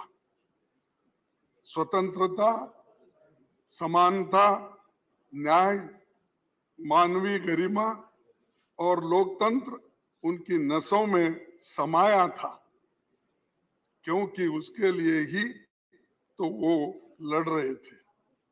इसीलिए संविधान निर्माताओं ने हमें जो संविधान दी है, वही हमें आज भी एक बनाए हुए हैं, और उसी ने राष्ट्र के लिए सशक्त ढांचा तैयार किया है। इसी कारण लोकतंत्र के सिद्धांत और व्यवहार आज जनता के स्वभाव का अभिन्न अंग है। भारतीय संविधान हमारा सबसे बड़ा मार्गदर्शक है। इसी के आधार पर संसदीय प्रणाली के हक में फैसला हुआ और अडल्ट फ्रेंचाइज जो हमको मिला वो सबसे बड़ी बात है, क्योंकि आपको तो मालूम है पहले जब वोटिंग पावर थी 1935 के इस एक्ट के तहत, हाँ, जो टैक्स देते हैं, जिनके पास जमीन है, जो पढ़े लिखे हैं, जो इनकम टैक्स पे करते हैं, ऐसे लोगों के लिए ही वोटिंग का अधिकार था। लेकिन हमने जो संविधान बनाया, पंडित जवाहरलाल नेहरू जी और डॉक्टर बाबा साहब अम्बेडकर, वल्लभ भाई पटेल, जितने भी महान नेता उस वक्त इस कॉन्स्टिट्यूंट असेंबली में थे, उन्होंने अडल्ट फ्रेंचाइज दिया। आप लिखो या आप पढ़े हो या अनपढ़ हो, आप गरीब हो या आप अमीर हो, सबको एक ही वोट और उसका वैल्यू भी एक ही। जो एक बड़ा अमीर आदमी, फर्ज करो आदानी के जैसा, उसको भी एक ही वोट, उसका वैल्यू भी एक ही वोट। लेकिन आज हमारे जो कर्मचारी है, छोटे लोग हैं, काम करते, उनको भी एक ही वोट। ये किसने दिया? ये कॉन्स्टिट्यूशन जो बनाने वाले कांग्रेस के उस वक्त आजादी, जिन्होंने आजादी के लिए लड़े और ये दिलाए और ये ढांचा बना। इसीलिए आज भी अडल्ट फ्रेंचाइज से ये देश जिंदा है, एक है और इंक्लूसिव है। और ये इंक्लूसिव बोले तो थोड़ा सा डर होता है। इंक्लूसिव बोले तो फिर इंडिया, उसको क्या करते हैं छोटा करने के लिए, हमारे नड्डा साहब इंडी बोलते हैं। ठीक है, उसीलिए तो बोलो नाम बदलने से कुछ नहीं होता। इंडी बोलो और कुछ भी बोलो, हम है इंडिया। अरे आप कुछ भी बोलो, हम सब इंडिया। अरे भाई तो, अरे आप क्यों बात करते? बेंगलुरु से आए हैं, चुप बैठो। राजस्थान से बेंगलुरु। हमारे नायकों ने बहुत मंथन करके जो संविधान दिया, वो जनता की आकांक्षाओं को खरा उतरा है।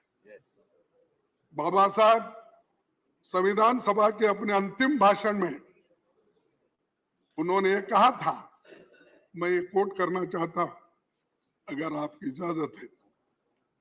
इजाजत है? मसौदा समिति का कार्य बहुत ही कठिन हो जाता यदि ये संविधान सभा विभिन्न विचार वाले व्यक्तियों का एक समुदाय मात्र होती। विभिन्न विचारधाराओं के लोगों का एक समुदाय होता। एक उखड़े हुए फर्श के समान होती, जिसमें कहीं एक काला पत्थर होता तो कहीं सफेद, और जिसमें प्रत्येक व्यक्ति या प्रत्येक समुदाय स्वयं अपने को विधिवेता समझता, सिवाय उपद्रव के और कुछ नहीं होता। तो उस वक्त बोल रहे कि इतने सब रहने से उपद्रव के कुछ नहीं होता। सभा में कांग्रेस पक्ष की उपस्थिति ने इस उपद्रव की संभावना को पूर्णतः मिटा दिया, और इसी के कारण कार्यवाहियों में व्यवस्था और अनुशासन दोनों बने। कांग्रेस पक्ष के अनुशासन के कारण ही मसौदा समिति यह निश्चित रूप में जानकर कि प्रत्येक अनुच्छेद और प्रत्येक संशोधन का क्या भाग्य होगा, इस संविधान का संचालन कर बैठे। तो ये कांग्रेस के लिए बाबा साहब अम्बेडकर ने कहा है कैसा संविधान बना, क्योंकि उस वक्त इतने डिफरेंट लोग थे, इंटेलिजेंट लोग थे, और एक दूसरे से वो अगर लड़ते भी तो बाहर आकर एक होते थे। वो कभी किसी के ऊपर कुछ नुक्ताचीनी करके बैठते नहीं थे। सर, मैं और एक आपको बात बताना चाहता हूं कि ये बाबा साहब अम्बेडकर ड्राफ्टिंग यानी संविधान बनाने के लिए कितनी कोशिश की है बहुत लोगों को मालूम नहीं। चूंकि ये कहते हैं ड्राफ्टिंग कमेटी चेयरमैन थे, वो क्या ये क्या, ऐसा बोलने वाले बहुत हैं। क्योंकि कोई व्यक्ति को हम नहीं चाहते, ये खासकर ये हमेशा ये दलितों की हालत होती है। तो जब उन्होंने इतना कष्ट करके रात दिन बैठ के जो संविधान उन्होंने बनाया, इसीलिए उसमें एक टीटी कृष्णमाचारी का एक कहावत अपने स्टेटमेंट है, मैं आपके सामने पढ़ के। संविधान का निर्माण करने वाली चुनिंदा 7 सदस्यों की ड्राफ्टिंग कमेटी में सबसे बड़ी भूमिका डॉक्टर अंबेडकर ने बना। 7 लोगों। इसमें क्या होता, क्योंकि उसके एक सदस्य ने वो 7 में एक सदस्य त्याग पत्र दिया, कितने बचे? 6। एक सदस्य का निधन हो गया, कितने बचे? 5। जबकि एक अमेरिका चले गया, बचे 4। एक सदस्य रियासत के कार्यों में व्यस्त रहे और 2 सदस्य दिल्ली से दूर थे। उनकी सेहत खराब होने के कारण कम मौजूदगी होती थी, तो सारा दारोमदार बाबा साहब अम्बेडकर। ये इतिहास है, हम इसको कभी नहीं कहते हैं। ये बार बार यही बोलते हैं ड्राफ्टिंग कमेटी के ये थे, सब मेंबर्स ने मिल। अब ये टीटी कृष्णमाचारी जो मेंबर थे उसके कॉन्स्टिट्यूंट असेंबली के, और खासकर इस ड्राफ्टिंग कमेटी के मेंबर थे, उन्होंने ये बात कही। तो एक व्यक्ति देश बदलने के लिए, संविधान को मजबूत करने के लिए, लोकतंत्र को मजबूत करने के लिए और कॉन्स्टिट्यूशन को जीवित रखने के लिए सबसे कंसल्ट करके कंसेंसस जो बनाते हैं, वो किसके जमाने में हुआ? वो कांग्रेस ने किया। उसकी रक्षा के लिए हम लड़ रहे हैं, उसी के लिए हम तैयार हो गए। सब कुछ हम ये नहीं समझते, हम जो कहेंगे वो हमको मिलेगा। हमारा एक सभी का एक इरादा है कि जो चीज इतने कष्ट से, इतने मेहनत से कमाई है, उसको हम गुमाना नहीं चाहते। तो इसलिए सर, आपको और एक यही बात करूंगा कि इसके बाद 1950 में भारत ने जब लोकतंत्र अपनाया, तो बहुत से विदेशी विद्वानों को लगता था कि यहाँ लोकतंत्र विफल हो जाएगा, क्योंकि ये करोड़ों अंगूठे छाप लोग हैं। तब ब्रिटिश प्रधानमंत्री, आपको तो मालूम है, फिर मैं बोलने की आवश्यकता नहीं है, फिर भी चर्चिल ने यहां तक कहा था, अंग्रेज चले गए तो उनके द्वारा स्थापित न्यायपालिका, स्वास्थ्य सेवाएं, रेलवे और लोक निर्माण का पूरा तंत्र खत्म हो जाएगा, ये चर्चिल ने कहा। यानी इतना अंडरमाइन किया हमको कि ये लोग अनपढ़ है, अंगूठे छाप है, ये लोग क्या करेंगे, डेमोक्रेसी को कैसा टिकाएंगे। लेकिन हमने टिका के दिखाया, हमने इसको मजबूत करा, इसका संरक्षण किया। और बार बार हमको टोका जाता है, 70 साल में आपने क्या किया? अरे 70 साल में तो यही किया हमने, इसको मजबूती दी, इसको मजबूती दी हमने, लोकतंत्र को बचाया हमने, और संविधान को लेकर हमने आगे बढ़े। और बार बार आपके पास कुछ नहीं बोलने के लिए, ये बोल तो जाओ, और कितने दिन बोलते बोलते जाए। सर, तब वर्ल्ड वॉर 2 में, उसके बाद में 7 आजाद हुए देशों में सैनिक तानाशाही थी, फिर भी हमारे लोग मजबूती के साथ इस देश में इस संविधान को टिकाए, डेमोक्रेसी को टिकाए। लेकिन हमारे यहाँ सत्ता का हस्तांतरण गोली या बंदूक से नहीं हुआ। महात्मा गांधी जी हमें जो आजादी दिलाए वो सिर्फ नॉन वायलेंस, नॉन कोऑपरेशन, और इसीलिए हमारी जो संविधान में हमारी जो आदर्श हमारे सामने है, उनके वजह से आज सभी लोग इसका पालन करते हैं और इसको आगे ले जाते हैं। दूसरी बात मैं कहूंगा कि इस भवन में 75 सालों के दौरान देश की किस्मत बदली है और देश की सूरत बदलने वाली तमाम कानूनें यहाँ बनी है। जमींदारी एबोलिशन, छुआछूत मिटाने का, ओबीसी का आरक्षण के लिए कानून यहाँ बने, यहाँ तक कि ईडब्ल्यूएस के भी बने। सभापति जी ने, मैं पहले प्रधानमंत्री नेहरू जी का खास तौर पर जिक्र करना चाहता हूँ। उनका मानना था कि संसद तभी तक प्रासंगिक है जब एक समय की बदलती जरूरतों के मुताबिक निरंतर विकसित गतिशील संस्था बनी रहती है। तेजी से बदलाव के दौर में संसद की तेजी से काम करना होगा, ये नेहरू जी का कहना है। तो हम तो कोऑपरेट कर रहे तेजी से काम करने के लिए, लेकिन कभी कभी झगड़े की बात ही ज्यादा होती है। सर, नेहरू जी के पहले कैबिनेट में कैसा, यानी मैं ये बता रहा हूं कि कैसे डेमोक्रेटिक वे से पहले चलती थी। नेहरू जी के कैबिनेट में वो सबको अपने साथ लेके चलते थे। उन्होंने जो पहली कैबिनेट बनाई उसमें सबसे योग्य लोगों को शामिल किया। जो कांग्रेस में नहीं थे वैसे 5 लोगों को शामिल किया।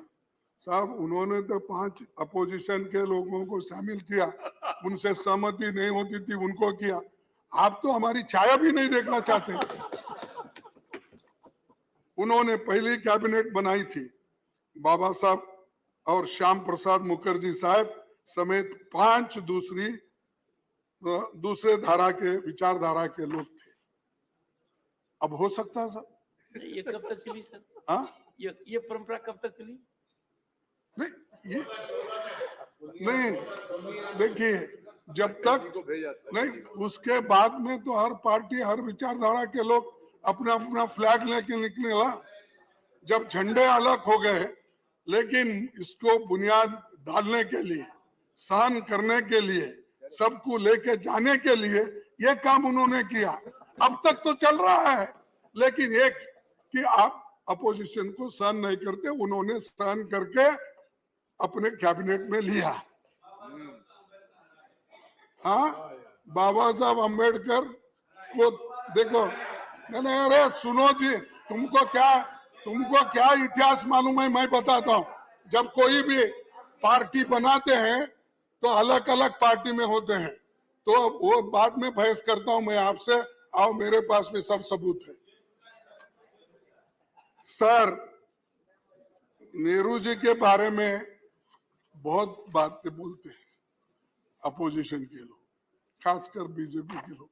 ये छोड़ दीजिए, जो आदमी 14 साल जेल में रहकर सब कुछ सहन करके, देश के बुनियाद डाल के, बड़े बड़े कारखाने बना के, पब्लिक सेक्टर बना के, नौकरियां दे के इतने बनाए, वो बुनियाद डालने के बाद देश बढ़ा और 5 ही साल में हम आगे बढ़े। तो मैं आपको आगे थोड़ा सा दिखाऊंगा कि किस ढंग से, देखिए, बोलते हैं नेहरू जी के कितना बड़ापन था कि अपने राजनीतिक विरोधी धारा को नेता श्याम प्रसाद जी को केंद्र में इंडस्ट्री और सप्लाईज मिनिस्टर बनाए। नेहरू जी संसद का बहुत सम्मान करते थे और अक्सर अपने सहयोगियों को और युवा सांसदों के लिए एक उदाहरण के रूप में उन्हें डिबेट्स के दौरान धैर्यपूर्वक बैठकर सुनते थे, धैर्यपूर्वक बैठकर सुनते थे। अब अंदर भी नहीं आते, वो तो धैर्य के अनुसार सुनते थे, लेकिन यहाँ अंदर भी नहीं आते प्राइम मिनिस्टर। दर्शन नहीं मिलते। हाँ, दर्शन तो हमको क्या क्या भगवान है क्या दर्शन नहीं।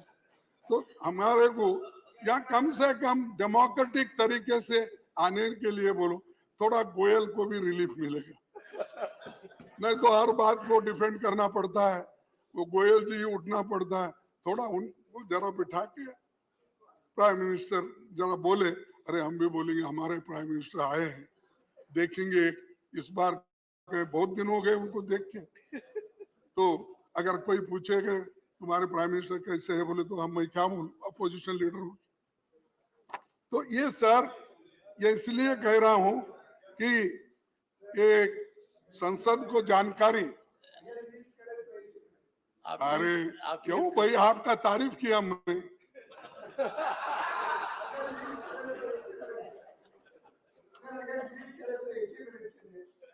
जब प्रधानमंत्री जी यहाँ पे आते हैं तो आप लोग बाहर चले जाते हो। नहीं, अब ऐसा है, जब वो नहीं, वो जब वो आते हैं हम बाहर चलते हैं ना, तुम पहले ही भगाते हो हमको, कुछ कह के झगड़े निकाल के। चलो छोड़ दीजिए। नेहरू जी, अरे सब मालूम है आप कहाँ बिठाते कैसा करते। सुनो, नेहरू जी महत्वपूर्ण मुद्दों पर लगातार विपक्षी नेताओं से मिलते रहते थे। प्रमुख मुद्दों पर बहस के दौरान सांसदों की बातें ध्यान से सुना करते थे। नेहरू जी ने तो यहाँ तक कहा था, मुझे इस सदन की शक्तियों से ईर्ष्या है और मैं नहीं चाहूंगा कि कोई उन शक्तियों को सीमित कर दे। यानी इतना बड़ापन, मैं किसी को सीमित करना नहीं चाहता, सुनना चाहता हूं, सबकी ओपिनियन लेना चाहता हूं। तो ये बात उन्होंने कही। आज क्या होता है, कोई सुनने के, हमारे को सुने तो भी हमारी बात सुनने के लिए कोई नहीं आते, बार बार यही कहते हैं कि अब उन्होंने कहा। नेहरू जी के विचार था, मजबूत विपक्ष न होने का अर्थ है व्यवस्था में महत्वपूर्ण खामियां हैं।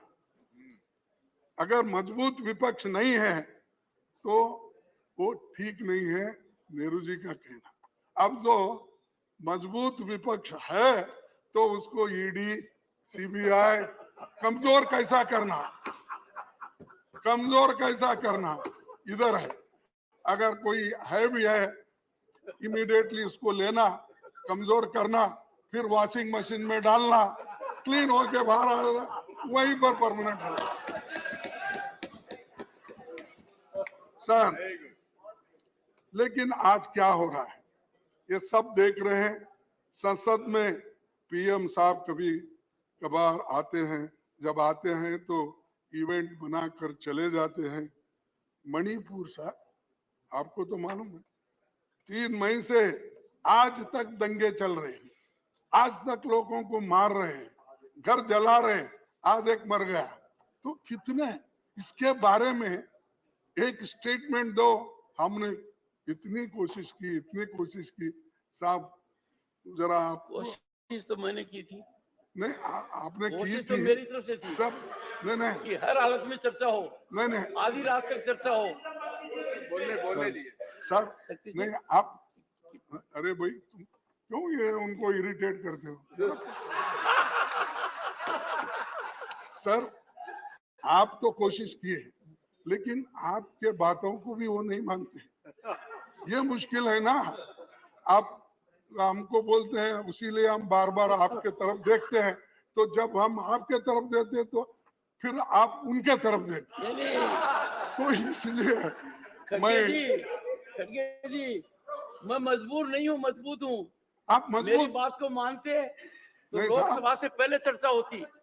ज्यादा सार्थक चर्चा होती है। अरे साहब, मणिपुर डेमोक्रेसी पर में प्रधानमंत्री और गृह मंत्री ने लोकसभा में कहा, मैंने बड़ी कोशिश की कि इस सदन में व्यापक चर्चा हो, आपने होने नहीं दी सर। नहीं आपने नहीं होने दी। ये देखिए 267 सर 267 ये देखिए ठीक। अरे वो बात गई, जाने दो, बात गई है और रात गई कुछ सर नंबर में नहीं आते। लेकिन आज क्या हो रहा है ये सब देख रहे हैं सर। वो देश के कोने कोने में जाते हैं, लेकिन मणिपुर क्यों नहीं जाते? सर पहले आपको शिकायत थी कि वो आपकी कॉन्स्टिट्यूंसी में क्यों गए? नहीं बोल, आपने यहाँ पर कहा था।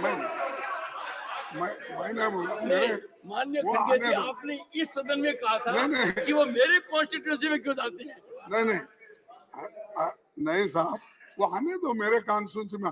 कुछ काम करके दिखा के, कुछ तो करते नहीं। लेकिन खैर डेमोक्रेसी में हार जीत तो अलग है, लेकिन आते हैं तो इवेंट बना के चले जाते। मैं चाहता था वो गुलबर्गे में एक डिवीजन बने, मैं चाहता था वहाँ एक फैक्ट्री मैंने बनाया था उसको शुरू करे, मैं चाहता था वहाँ पर सेंट्रल यूनिवर्सिटी है वो कुछ इम्प्रूव करे। और कहाँ हमारे यादव साहब कहाँ है, हमारे लेबर मिनिस्टर, उनसे तो मैं आते जाते नमस्ते करता हूँ, साहब मेरा क्या हुआ, एक एम्स बना के दो। वहाँ बहुत बड़ा हॉस्पिटल बना है, तो वो उनके कंट्रोल में है। उन्होंने क्यों उसको इंटरेस्ट नहीं ले रहे? जब तक मोदी साहब का परमिशन नहीं मिलता तब तक वो नहीं देंगे। मेरी मुश्किल ये है कि आप सरकार के ऊपर, सरकार को क्यों रिक्वेस्ट नहीं करते? रिक्वेस्ट नहीं भाई, दबाव डाले तो भी नहीं कर रहे। और आते जाते मैं समझता हूँ 50 सलाम तो हो गए होंगे मेरे याद से। 50 सलाम? हाँ 50 मेरे बाजू में है ना फिर तो ये ऐसा। और अच्छी बिल्डिंग है, उन्होंने खुद देखे हैं, देखकर। खैर जाने दो, हमारी किस्मत अच्छी नहीं, मेरे लोगों की किस्मत अच्छी नहीं। वहाँ के लोग पहले ही बैकवर्ड है और भी उनको दूर रखे। तो ये मणिपुर को जाना था, वहां पर उनके दुख दर्द को देखना था, लेकिन किसी वजह से वो जा नहीं सक रहे। लेकिन इससे ये अच्छा नहीं हो। सर सभापति जी, अटल जी ने अपने कार्यकाल में 21 बार बयान दिया। अटल जी ने अपने कार्यकाल में 21 बार बयान दिया 6 साल में। डॉक्टर मनमोहन सिंह जी ने 30 बार बयान दिया। केवल हमारे मौजूदा पीएम साहब ही ऐसे हैं जो सदन में 9 सालों में कस्टमरी बयानों को छोड़ के केवल 2 बार बोले। ये डेमोक्रेसी है साहब। अब इसको क्या कैसा सुधारते, मैं आपको ही छोड़ देता हूँ। सर दूसरी, सर थोड़ा सा ज्ञानवर्धन कीजिए, ये कस्टमरी बयान कौन सा होता है? हाँ कस्टमरी बोले तो ये अपने राष्ट्रपति जी का, ये जो ऐसे इश्यूज रहते ना, कस्टमरी नहीं बोलना ही चाहिए। सबसे महत्वपूर्ण तो वही है। दिग्विजय सिंह जी, ये महत्वपूर्ण मुद्दा है कि यदि अगर प्रधानमंत्री उन कस्टमरी मुद्दों पर बोलते हैं तो कितना आवश्यक है। I am not in defense of anyone, but I am on hard facts. मैं तो समझता था कि माननीय खड़गे जी को शिकायत होगी कि प्रधानमंत्री जी इतना ज्यादा क्यों बोलते हैं लोकसभा में, राज्यसभा में। नहीं साहब,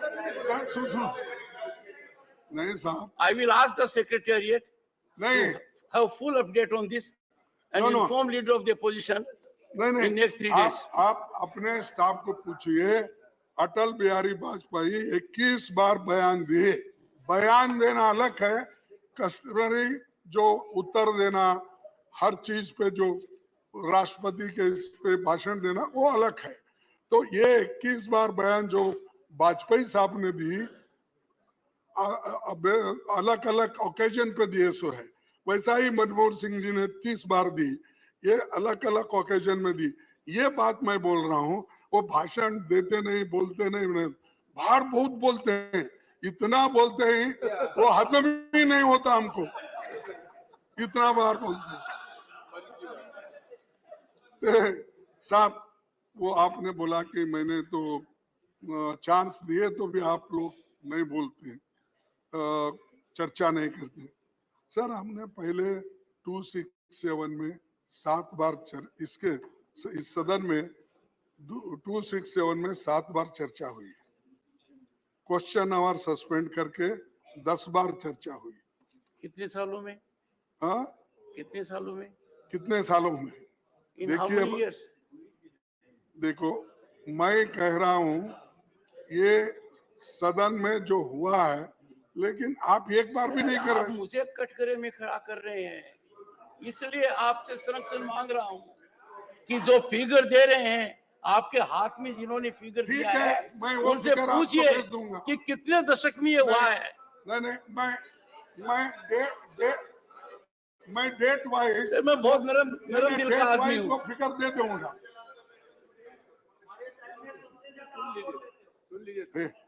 ऐसा नहीं बोलो। Have respect for your leader.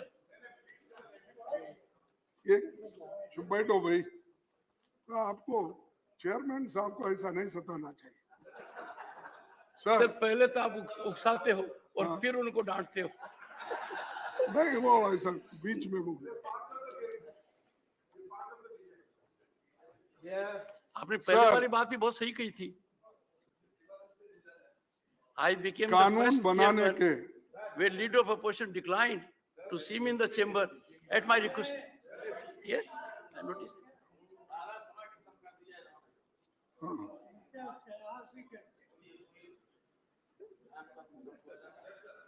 Sir, संसद और विधानसभा जनता की सर्वोच्च प्रतिनिधि संस्थाएं हैं, जिनके माध्यम से जन आकांक्षाओं को अभिव्यक्ति मिलती है और बदलते समय में जनता की अपेक्षाएं बढ़ रही है। लिहाजा सदनों में स्तरीय चर्चा होनी चाहिए। इन चर्चाओं को पूरा देश लाइव देखना चाहिए। इसको जरा ठीक करिए। अब तो मेरा दिख रहा है, बाकी के वक्त तो किसी अपोजिशन का आता ही नहीं ज्यादा।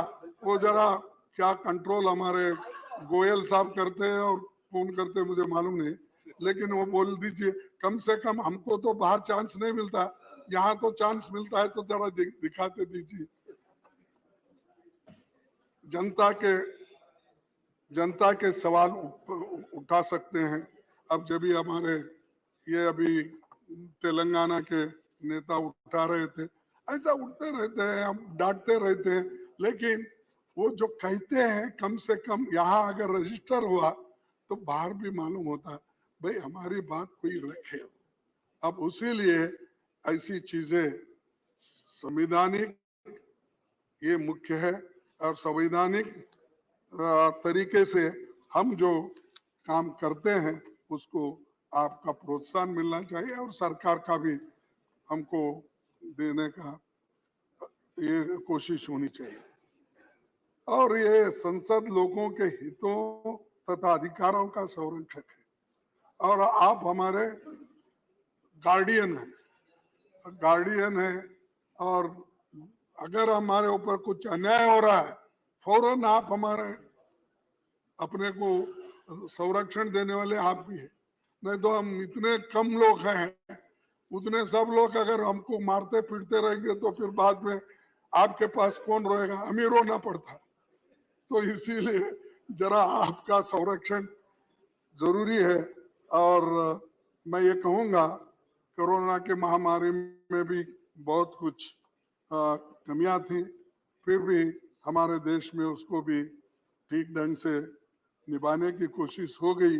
लेकिन चंद जगह जैसा यूपी है, दूसरे स्टेट्स हैं, उसमें जो भी कमियां थी वो भी यहाँ पर हमने पहले चर्चा में लाए थे, और उसका पूरा जिक्र यहाँ पर हुआ।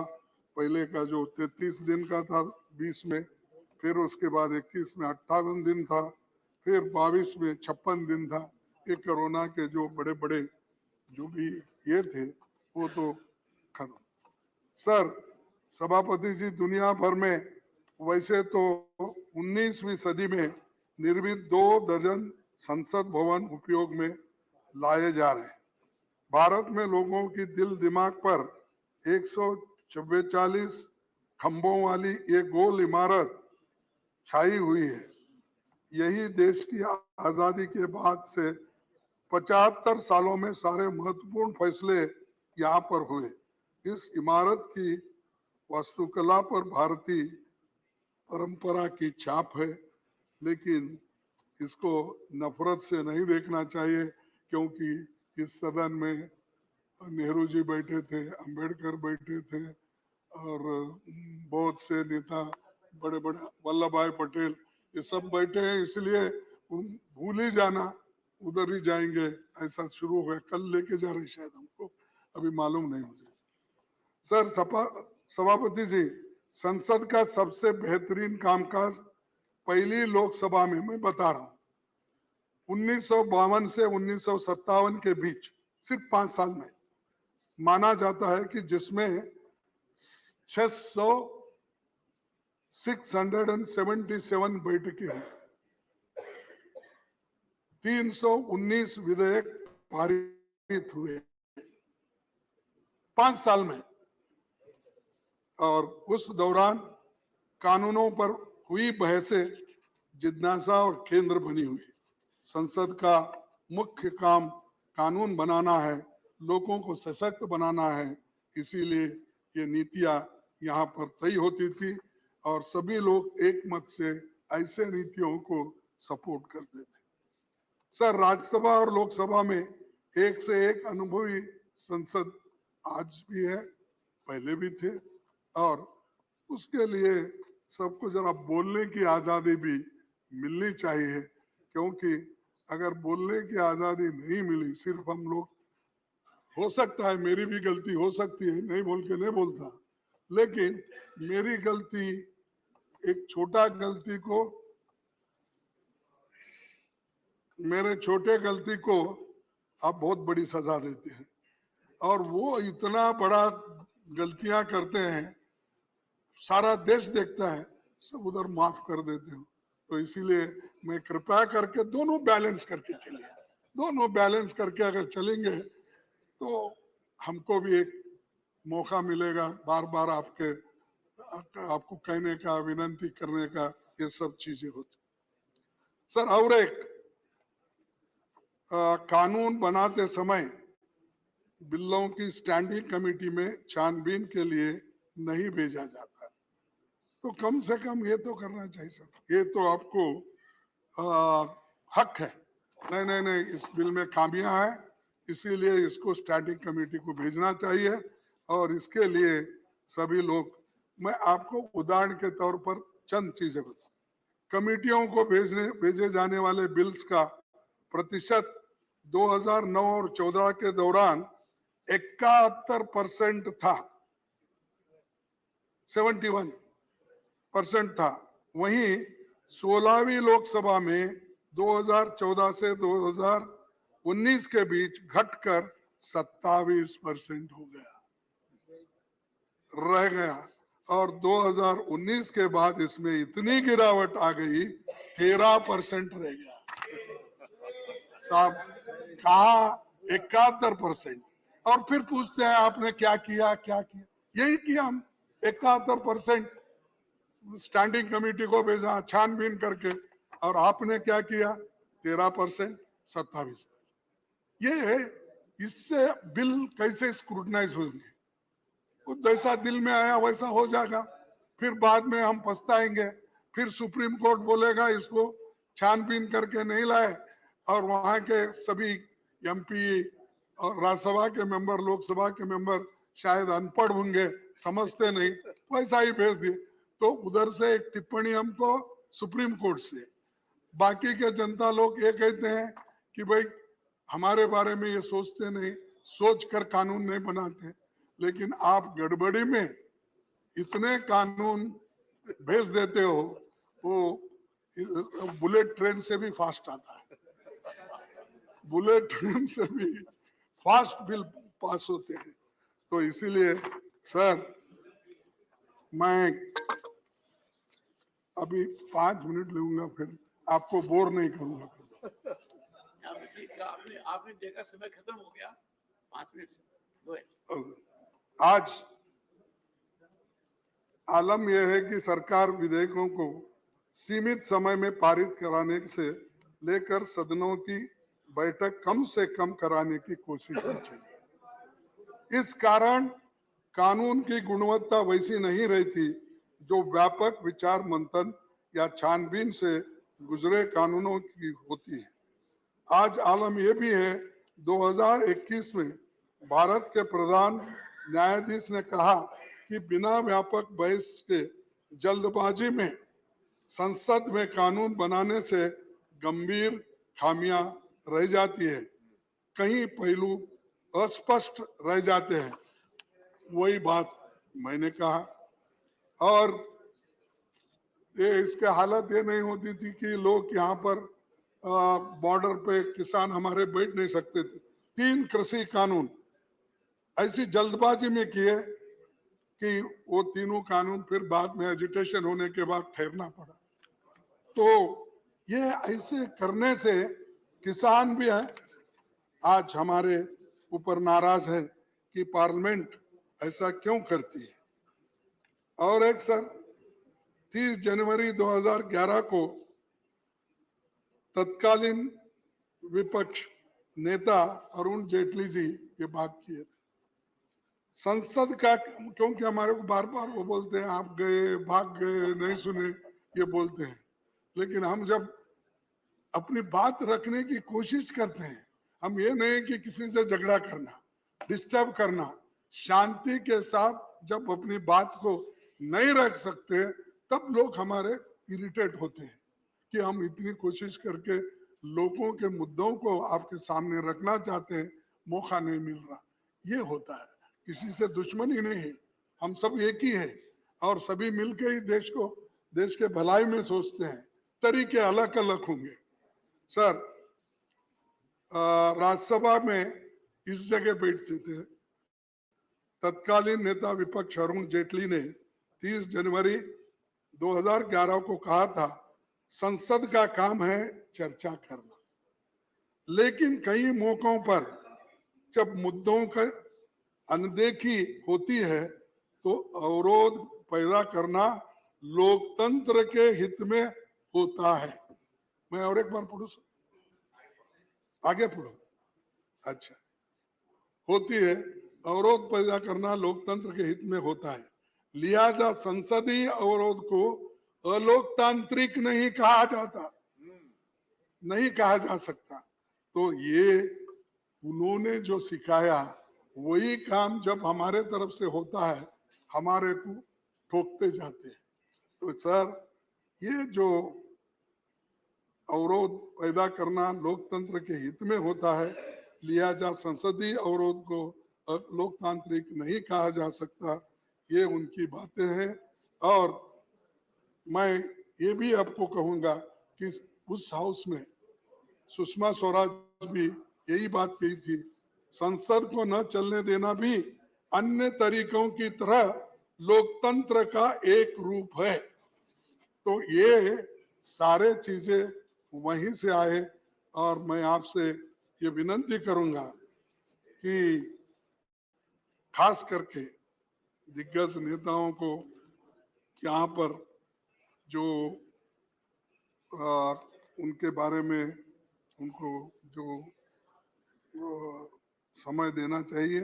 और मैं और एक छोटी सी बात 2-4 रख के मेरे भाषण को खत्म करता हूँ।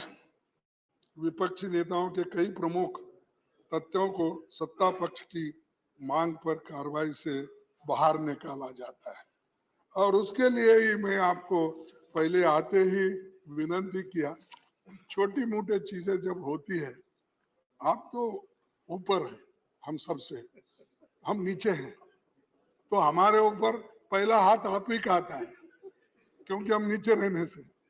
तो ये जो है सर, आज तो आपका पूरा अटैक मेरे पर ही है। आप मूल मुद्दे से भटक गए। नहीं, आप खुद देखेंगे कि आपने क्या कहा है अब तक, विषय से बिल्कुल भटक गए सर, नहीं, दूर दूर तक चले गए साहब, ये तो मैं समय और देश की जनता उम्मीद करती थी कि यहाँ से ऐसा मैसेज जाएगा कि आगे का रास्ता कैसे होगा।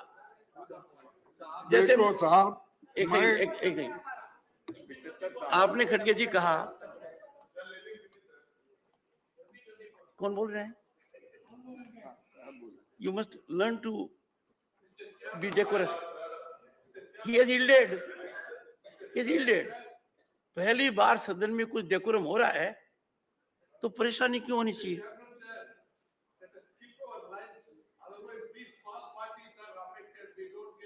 You will get the chance, sir.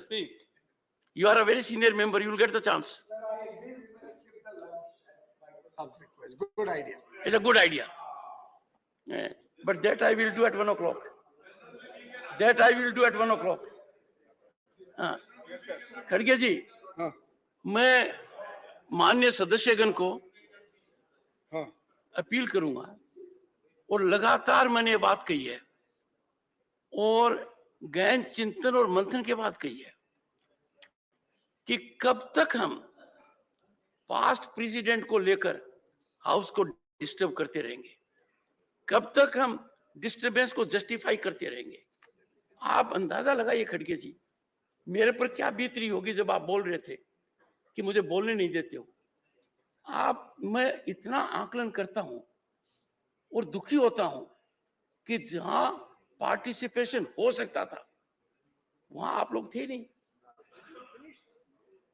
मतलब आप अंदाजा लगाइए, if leader of the opposition would rise on this critical occasion to sanctify disturbance, disruption.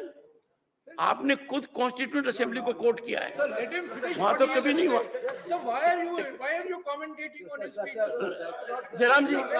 Jairam ji, this is not a good habit. No, you are a victim of this habit. Don't have this habit. Don't have this habit. No, this is not a. When the honorable LOP has yielded, why are you being super LOP? You can't be. He doesn't need assistance. You want to listen to him? No. You want to listen to him, but it is regulated by the chair. Otherwise, come and sit here and control it. Sir, every time. I have no desire to sit there. Even if you have, listen to him. Even if you have, there is a mechanism. Sir, you are constantly interrupting him, sir. Please, take a look. So, माननीय खड़गे जी, this is a rare historic occasion where after taking note of 75 years, we are required to unfold a vision for next 25-50 years. Sir, exactly. I know it. I know it what he knows. And in the entire discourse, you are focused on two things, sir. I find it. There is a debate between you and him, sir. This is the problem. There is no debate between me and him, sir. This is the problem, sir. The problem is when there is time to participate, I have seen absence. The problem is when an issue has to be debated, discussed, deliberated, you have walked out of the house. Problem is the chairman. This is wrong from your part, sir. This is completely wrong. You are misleading, sir. You are misleading the house. Misleading the house. This is totally wrong. It's a very partisan remark from you, sir. Sit down. Sir, please I have said, statement. one second. I request you to 1 second. explain your own Jairam, statement. take it. Sir, please explain your own statement. Take You it. are misleading the house, sir. No. You are not debating here. Sir, you are not debating here. Sir, let him speak. Digvijay जी, एक अरे बैठो यार. Sir, let him speak. Digvijay ji, with my modest understanding, I can tell you, and I am a great judgment of myself. I self-judge. I can tell you, I am not a stakeholder in politics. I am certainly stakeholder that this upper house, the House of Elders, conducts itself in a manner so that it earns respect of others. We must exemplify our conduct by decorum, discipline. One second. One second. Sir, would you approve that two honorable members should every time come to the rescue of LOP? Is it not an insult to the position he holds? Sir, allow him to speak. Put some people in discipline court. I would urge, if you do not curb the tendencies of other members, let me tell you, things will get on a tangential route. There was an occasion when you wanted to speak and somebody said, give Digvijay Singh ji an opportunity. In the process, the honorable member was insulting you, insulting me. We don't want that. So all I say is, we have had some discussion. We have to emanate from this theater a most important message to the world outside. Sir, that applies to all of us. Conclude, sir. Honorable members, with the sense of the House, we are continuing during the lunch recess as well. Go ahead. Sir, thank you sir. क्या tolerance? अच्छा बस आपने thank you तो कहा. Sir, सभापति जी, मैं ज्यादा बात नहीं करना चाहता हूँ क्योंकि अब टेंशन में आ रहा मामला. तो सर, हम बहुत दिन से ये कोशिश कर रहे हैं, सभी की इच्छा है कि महिला रिजर्वेशन का बिल आना चाहिए और महिलाओं को देना चाहिए जो ड्यू है.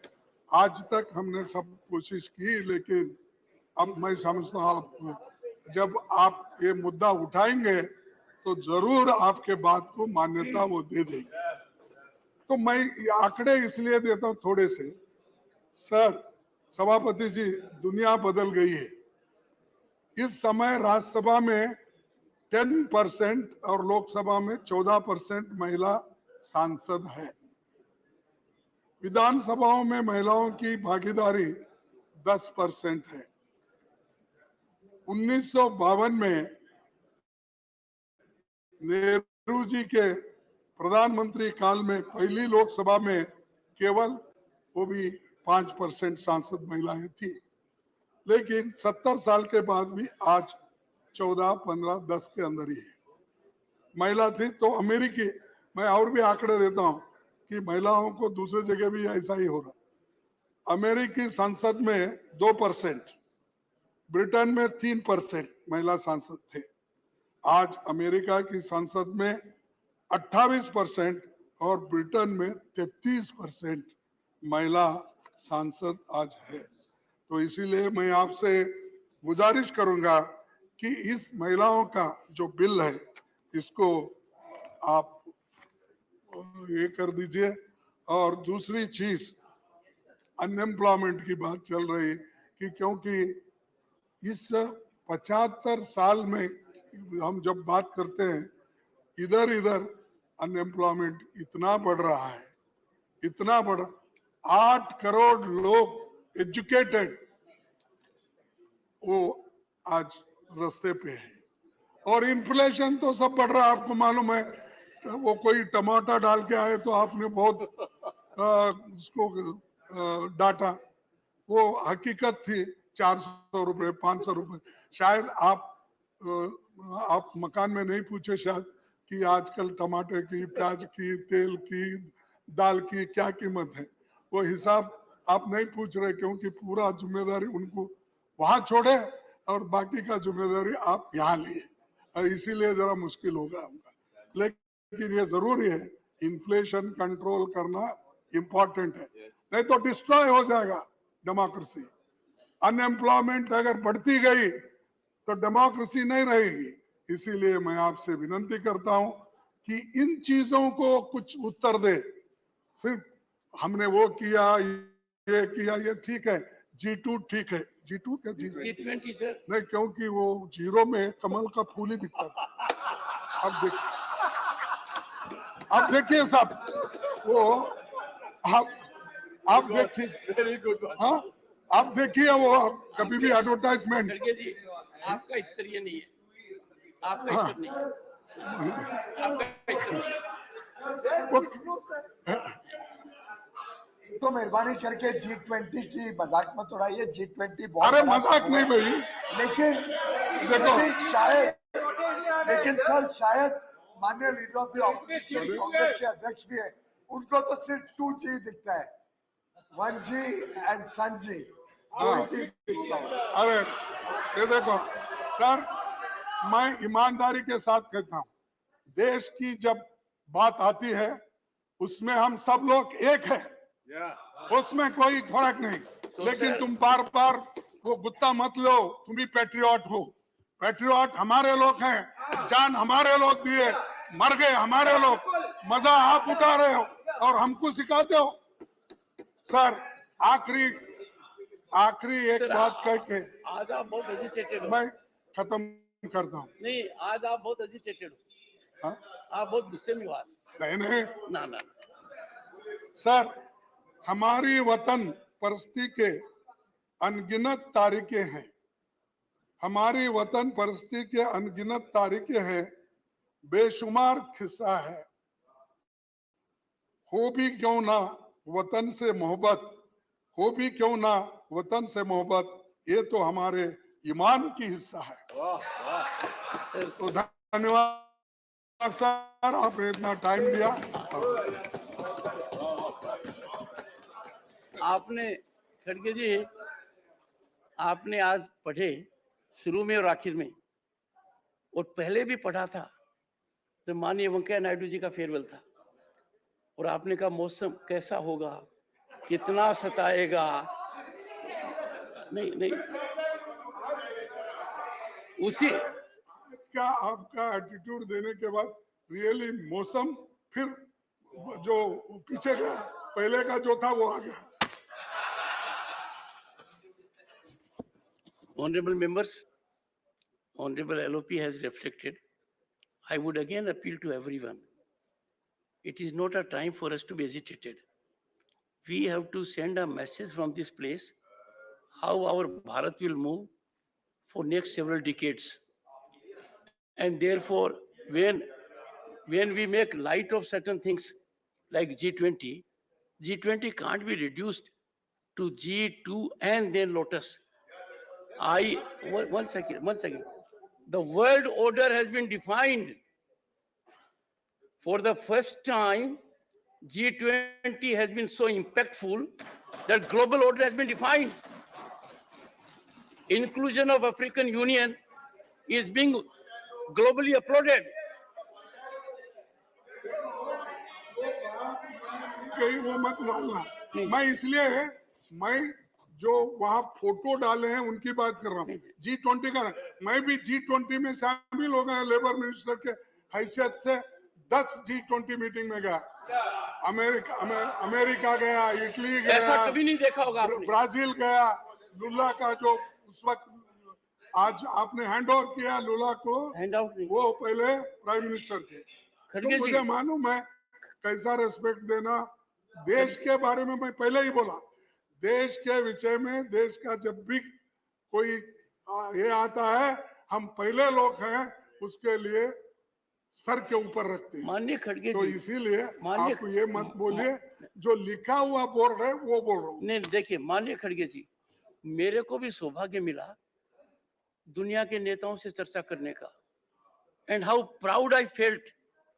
द वर्ल्ड बैंक का प्रेसिडेंट कहता है our attainment in 6 years is something which can't be attained in 50 years.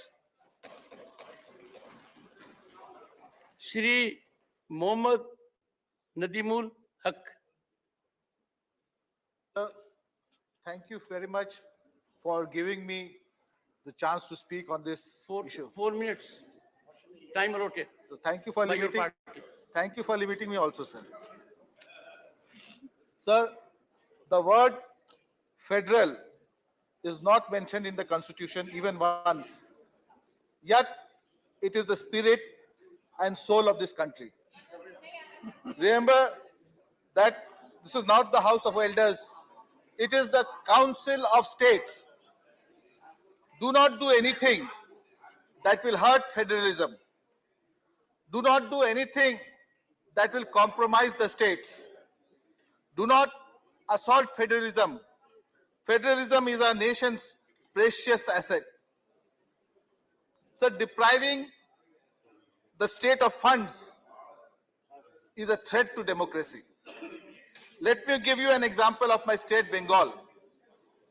Laborers who worked under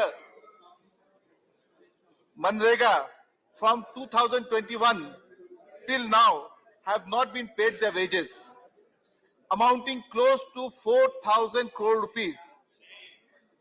If we include the non-wage component, the amount goes up to 7,000 crore rupees. Sir or Madam, 11 lakhs 36,000 beneficiaries have been denied the Gramin Awas Yojana. Under different schemes, the union government has blocked tens of thousands of crores to Bengal. This is not federal. This is against the states. 75 years ago, Dr. B.R. Ambedkar said, and I quote, "The Indian Constitution is a federal constitution in as much as it is established what may be called a dual polity, which will consist of the union at the center and the states at the periphery, each endowed with sovereign powers to be exercised in the field assigned to them respectively by the Constitution." Unquote. Remember that the double engine government that you propose is against the federalism that our founders envisioned for this country. It is against the very spirit of India. Sir, Madam, today in 2023, I quote Arundhati Rai, and I quote, "It is no longer just our leaders that we must fear, but a whole section of the population. The banality of evil, the normalization of evil is now manifest in our streets, in our classrooms, in very many public spaces. The mainstream press, the hundreds of 24 hours news channels have been harnessed to the cause of fascist majoritarianism. India's constitution has been effectively set aside. The penal code is being rewritten." Unquote. Madam, in conclusion, I must say that India's equilibrium depends on fair play. Do not penalize those states that have done better in successful implementation of schemes, but oppose you politically. Political parties come and go. Prime ministers will come and go. But India, its parliament and its constitution will remain forever. Thank you very much.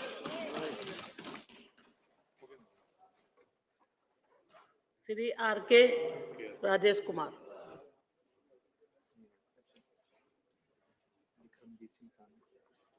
Vikram ji,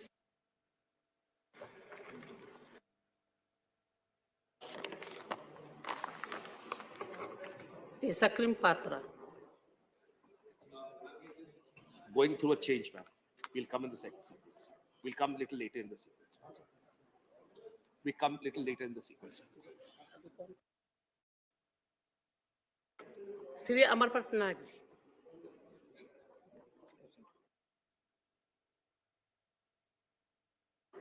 S.K. Niranjan Reddy. क्या?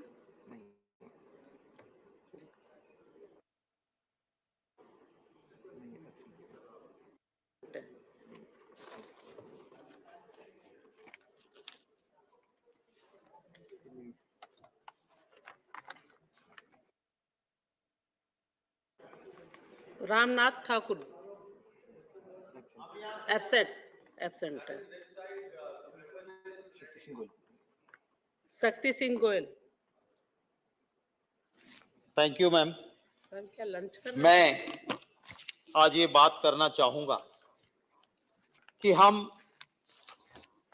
जिस तरह से संसदीय परंपराओं की, procedure की, parliamentary procedure की बात करते हैं, तब मैं तो गुजरात से आता हूं, जब first speaker of Lok Sabha Ganesh Vasudev Mavalankar ji, जिसे मावलंकर दादा के नाम से पहचाना जाता था, वो उस थे महाराष्ट्र से, पर कर्मभूमि गुजरात की होने के नाते गुजरात में एक बहुत बढ़िया परंपराएं वहां बनी, और उसी को चलते देखते हुए आज जब मुझे यहां बात करना है, तब मैं सबसे पहले तो यही कहूंगा कि भवन बदलने से कुछ नहीं होगा, दिल की भावना बदलनी चाहिए। इन परंपराओं को ठीक करने के लिए जो काम हमें करना चाहिए, उसकी आज जरूरत है।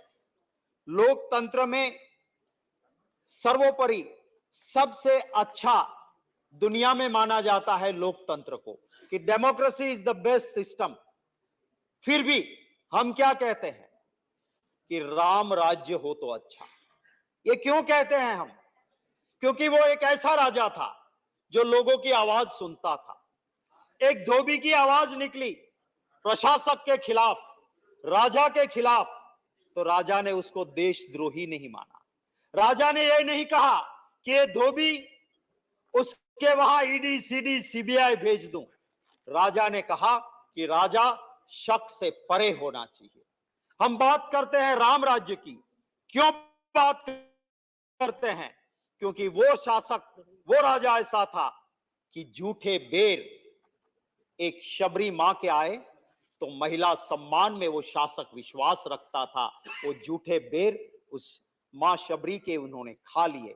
और हम आज क्या बात करते हैं? मणिपुर में एक महिला के पर अत्याचार होता है, सुप्रीम कोर्ट फटकार लगाती है, तब तक हमारे शासक को उस महिला सम्मान की चिंता नहीं होती है, तब जाके हमें चिंता होती है। हम बात करते हैं लोकतंत्र की। मैंने एक कहानी सुनी थी।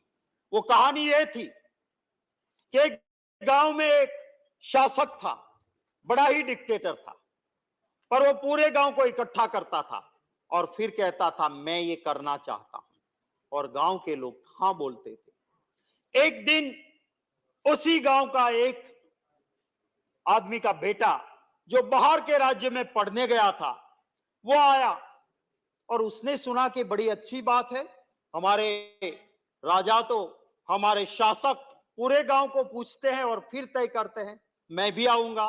उसके बाप ने कहा बेटे आना है तो आ, पर जो सब कहते हैं उसमें हाँ हाँ हाँ बोलना और कुछ मत बोलना। गया बेटा वहां। शासक ने कहा बकरी ले गई ऊंट को। पूरे नगर ने कहा हाँ जी हाँ जी। वो लड़का खड़ा हो गया कि बकरी इतनी छोटी सी ऊंट को कैसे ले जाएगी, मैं सहमत नहीं। ठीक है, सभा बर्खास्त हुई। जैसे ही घर आए बाप ने थप्पड़ लगा दी, क्या कर दिया तूने? बोले कैसे, मैं सच बोला। बोले नहीं, बकरी ले गई ऊंट को हाँ जी कहना है, क्योंकि यही शासक के नीचे रहना है। और थोड़ी ही देर में वो आया पुलिस वाला कि तुमने राष्ट्रद्रोह किया है। उठा के बेटे को ले गए। थोड़ी देर में इनकम टैक्स की रेड हुई, थोड़ी देर में ईडी आई, थोड़ी देर में सीबीआई आई, पूरा घर बर्बाद हो गया। तो ये वाला भी एक शासन है। यहाँ पे लोग कहते हैं कि बकरी ले गई ऊंट को हाँ जी कहना है, इसी नगर में रहना है। मैं जरूर ये कहना चाहूंगा कि जब संविधान सभा मिली, बाबा साहेब आंबेडकर की उस स्पीच को देखना होगा। मैं तो सभी आपके जरिए सभी को ये रिक्वेस्ट करूंगा और धन्यवाद करूंगा स्पीकर मीरा कुमार जी का, उस कांग्रेस की अगुवाई वाली यूपीए सरकार का, जिसने पूरी संविधान सभा को एक डॉक्यूमेंट्री, एक बहुत अच्छी फिल्म की तरह बना के रखी। मैं सिर्फ 2 मिनट में खत्म करूंगा।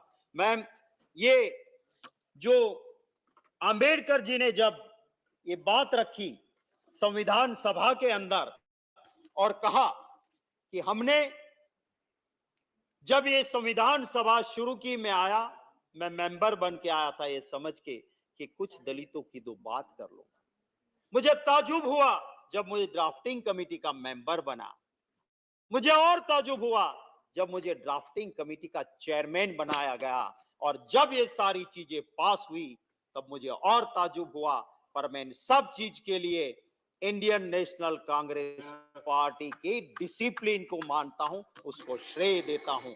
और एक ही लाइन में बात खत्म करता हूं कि जब ये कहते हैं नेहरू जी के लिए, मैं कहता हूं कि अटल बिहारी वाजपेयी जी ने पार्लियामेंट के अंदर जो लफ्ज नेहरू जी के लिए कहे थे, कम से कम उसको एक बार पढ़ लेना, उसको एक बार दिल से लगा लेना।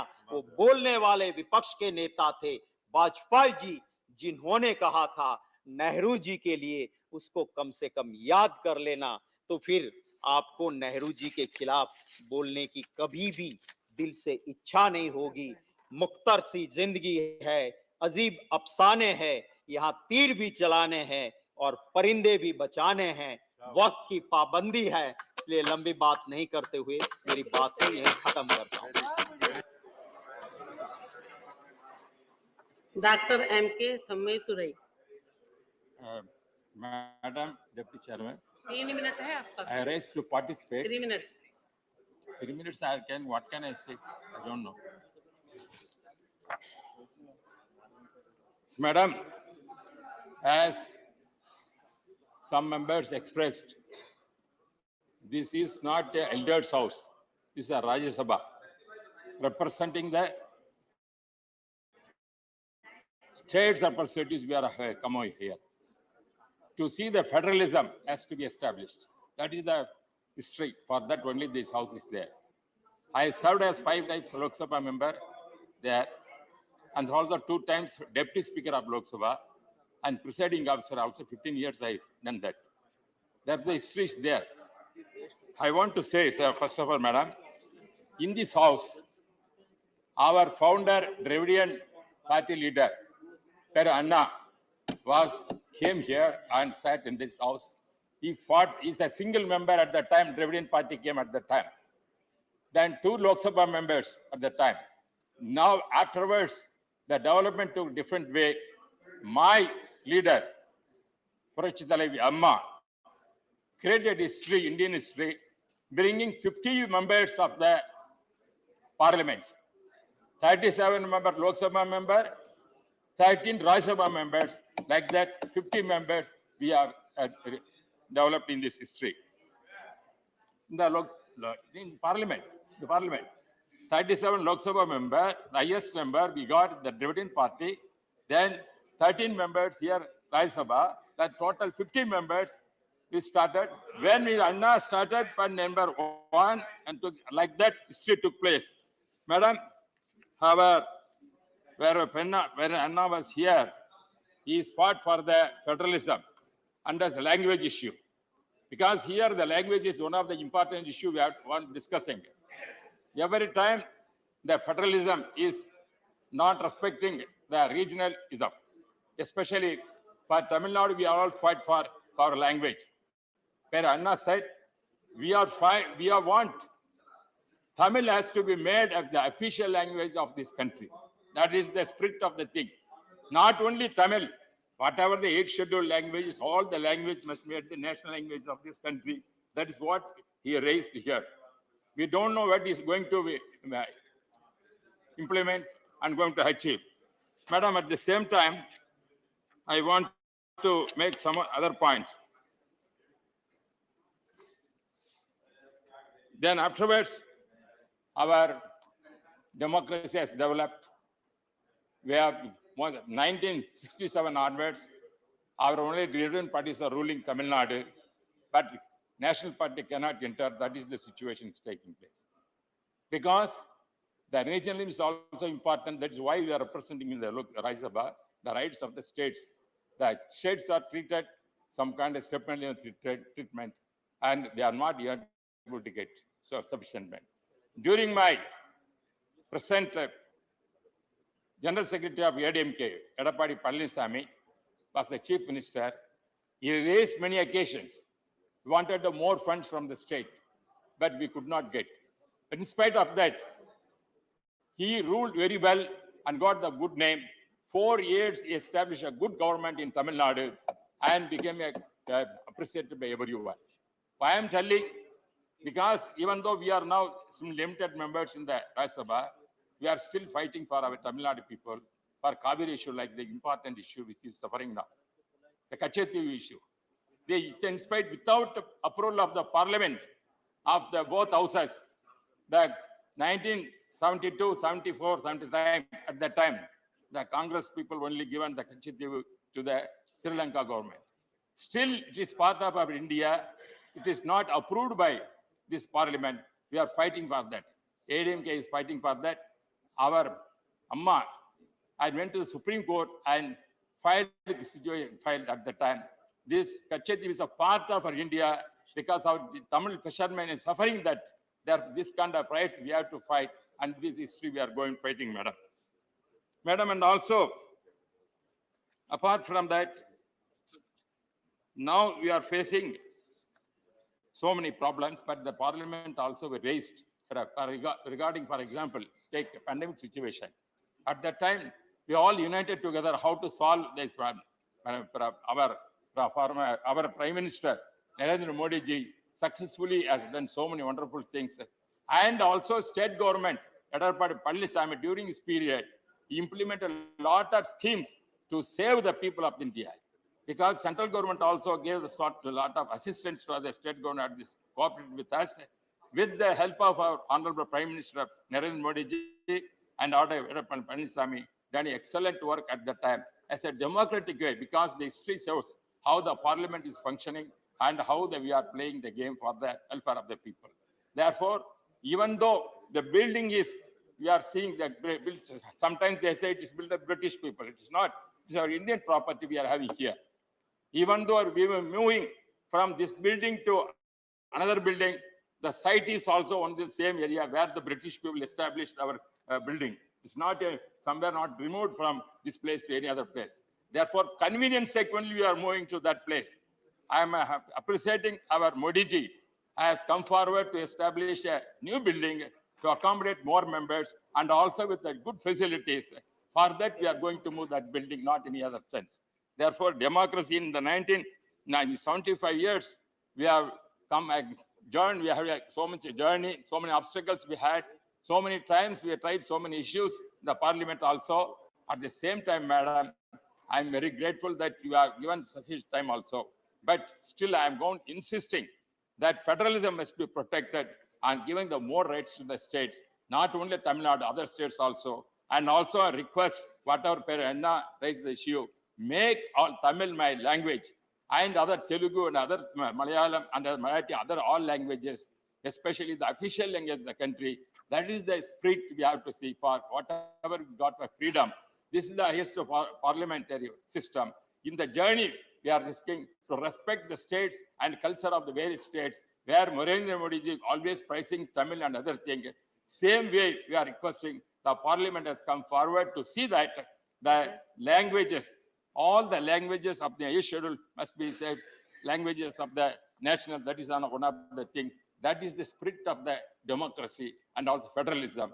That is the Parliament which we have to make the thing. Once again, I thank my leader, MGR, President MGR, sent me the Parliament and has made him a deputy speaker at that time. Rajiv Gandhi was at that time Prime Minister. Afterwards, Amma made me the central minister in Vajpayee government.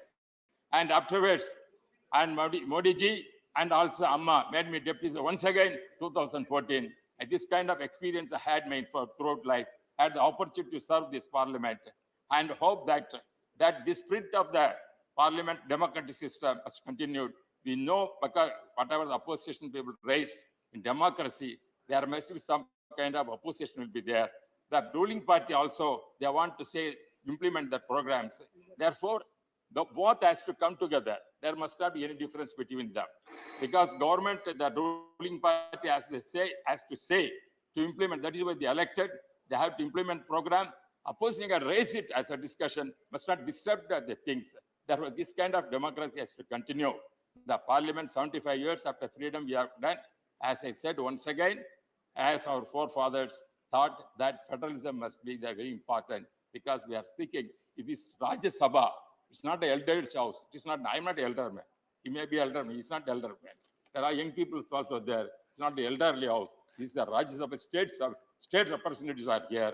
Therefore, whatever the state issues are raised here, that must be given importance. That must nullify that. That cannot, therefore. And second, thank my leaders, Professor MGR and Professor Amma, Yadapadi Palinsami, my General Secretary has sent me to the Rajya Sabha as a member. I once again thank all my leaders to have the opportunity. Thank you very much. Shri K. Keshav Rao. How much time you want to give me, madam? 12 minutes. 12 minutes. 5 minutes? 12 minutes. 12. 12, 12. Thank you very much, ma'am. Whatever it is, you have the time. Ma'am, get up to speak on this 75 years. Everybody knows we have really done, we have achieved great strides of progress during this period. There is no doubt about it. I don't want to politicalize the entire thing. But let me tell you, our journey has been a tragic journey. It has a beginning. We thought of independence for a nation, but we got two nations. It would have been all right if they were two nations, but unfortunately it became two people. It would have been all right if there were two people, it had become two races. So the entire world has started fighting against each other. This is one thing we could not withstand, nor could win over during the last 75 years. This really hurts me. Today, the hangover continues. Today, the people are getting identified more by their religion and caste and region than themselves. This is something the 75 years of independence could not get it. Although economically, we have done very, very good, better than many of the states. We are fast-growing nation. But this kind of divide that we still have, which the British took advantage at one time to differentiate those two people, the Hindus and Muslims, that was the divide they depended on, and is still continuing. Its shadows are still lengthening. This is something which really hurts us today when we are standing to gain out of it. Madam, to really speak, it is not 47, it is 1930 where the Congress party declared itself as an independent and passed the resolution, and they were all over the country, their celebrations of independence at that time. Anyhow, whatever it is. But we did not have at that time, when we had partition, and when Nehru went to give his stirring speech of Tryst with Destiny, where he had said, we had promises to keep, not if totally, at least substantially. And we have really done substantially well during the past 25 years. I'm not talking about this 10 years. Even this 10 years, you also might have done good. This morning we were hearing a statement made by the chairman, a resolution, I don't know in what kind it came, but it did come. It spoke very well.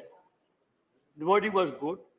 I only hope that we followed it in our country to give rise to the people's voice as you want to do it internationally, when you want all the 125 countries to do it. This should have been really good for them. That is the feeling one carries along. Madam, when we think of Nehru's speech, there is some guffe in that. Nehru, after the speech, went to give his list of ministers to Governor General. You know, he went and gave an envelope, an empty envelope. There were no paper at all inside. There were no names of the ministers. It was only before 15 minutes before the real swearing in that they found the paper and found. Why I'm mentioning this is, please look at the kind of polity we had at that time. It might be Gandhiji who said, we got independence for the nation, not to the Congress. We had in that cabinet, we had people who were adversarially opposed to Congress. Absolutely, who had aversion, who did not participate in the freedom struggle at all. 3 of them. But yet, Nehru did not have any scruples, any reservations in including them. I'm taking Ambedkar, or Shyam Prasad Mukherjee, who were against Congress and who were against the one. They were supporting the rulers at that particular time. I'm not trying to please diminish or dilute the importance, but I'm telling you the kind of mind we had, the broad mind that time government had. It wanted to take all people. It wanted to be inclusive. That, as I said, is being lost today. In the name of, you call Hindutva, whatever it is, today majoritarianism has come as a mass mobilization movement, which is wrong. We have never thought of majoritarianism of Hindus. We knew it had 82% of people, but today it has become a mass movement. That also is something which we must still fight over. So, as I said, it was Sen who said, Amrita Sen who said, Hindutva movement that seeks to convert the religion of the majority in an identity of mass mobilization. He said secularism, as it is practiced in India, to some degree, the working of Indian democracy, which remains the best guarantee of Indian pluralism, have served to create the postulates of India's various particularisms. India was a particular. If you look to each decade, it had its own map. We had the second thing that we had to do after getting the independence was not only get this kind of inclusive cabinet to govern, but we had also wanted to get all people on the board. This is what exactly Congress did at that particular time, because there's no other party, so let me not talk about it. But at the same time, we had what is called the other challenges that we had to see. The challenge of language, challenge of caste, where the challenge of religion, where challenge of the states, which has turned out to be the issue of federalism, the class, rich and poor. This was very important. These are things which had to do. Then gender. Sir, I will go and first try to tell you the class approach or the class situation that we inherited at that time. Some being rich and some poor. What did we do in these 75 years? We did not bridge it at all. We had allowed it to continue. So much so, today, in a given developing situation, it shows you more cracks than the bridging elements. This has to be understood. I'm only trying to point out it because I don't want to take much time, because we can talk much about rich and poor divide and how the 1% of people are holding the 40% of the nation's wealth. All this can be discussed, but I'm only trying to mention, because all of you in this house who have discussed these issues earlier know it better, that what exactly is the situation as well as the class is concerned. We always talk about the caste. Caste is there. The Varna system that we have inherited is something which is a debase, which is an insult to a nation. Yesterday, I was trying to raise in the leaders opposition meeting something about Sanatana Dharma. Because I'm a student of Hindu philosophy. Let people sitting that side know that you are not the monopolist of the Hindu philosophy. Because Hinduism is some word which came only in the 6th century. All right, let us forget. When we talk about Sanatana, I'm talking to you because the Constitution speaks about it. The Constitution, its preamble, ensures, although it did not use the word secular, it said, when it said about equality of religions, it talked about secularism.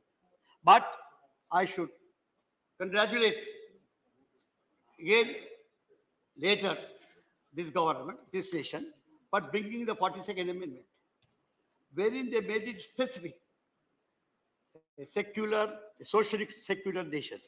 These were the two things which were missing, although they were practicing. This nation was essentially a socialist nation.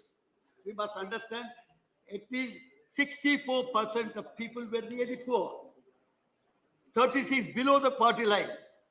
At the word socialist meant the equidistribution of the nation's wealth.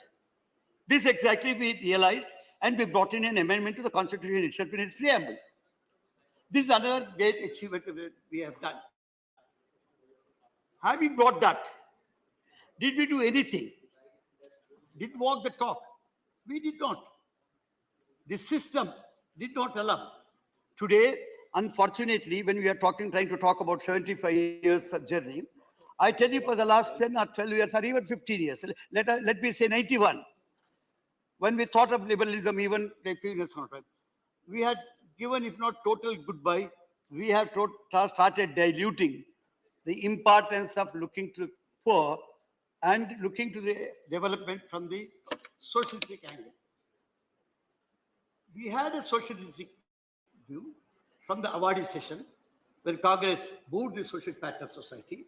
Even Communist Party had to close down their shutters because you do everything that the nation wanted ideologically came from them. And all of us who were in the schools in those days, I'm a witness to this 75 years journey, sir. Because I'm today 84, but I have seen this 75 years journey. At the time when the awardee session came as a socialistic pattern of society, it was not, we did not talk about socialism as such, because there was a crisis at that particular time. This is a part of 75 years journey. We must understand, great debate went on. Whether we should go totally on the Russian model or should have a socialism of our own, because Raman Manohar and other socialists in this country thought that socialism can be caught for the Indian ethos. Confused by this kind of, if not dichotomy, a discourse, schism, Panditji thought we'll say same thing, but as a pattern of society. But he committed the society to develop on the basis of socialistic ethos. When he said this has come. So the third thing that we have achieved, great thing, was during the VP Singh's time. When VP Singh came, the Mandal issue was there earlier. The reservation to BCs was there in the Congress session. I was a minister during the Congress regime. We knew that we brought in 15% to 25% in states, but yet accepting it at the national level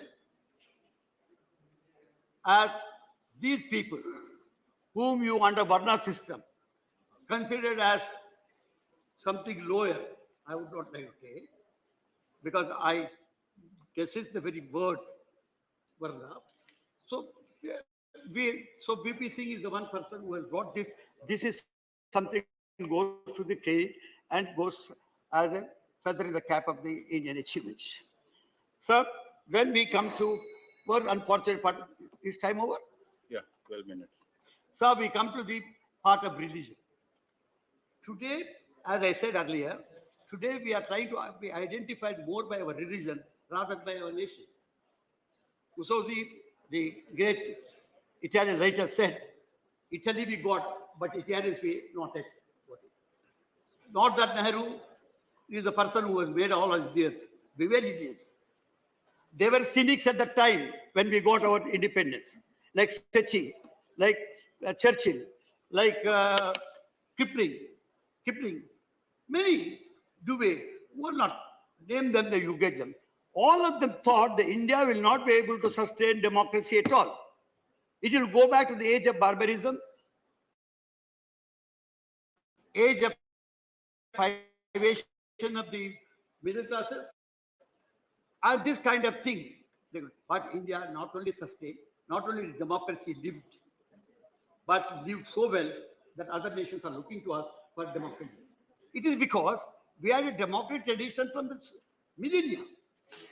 In Maurya's time, we had done republics, something like 260 republics in the Mauryan Empire.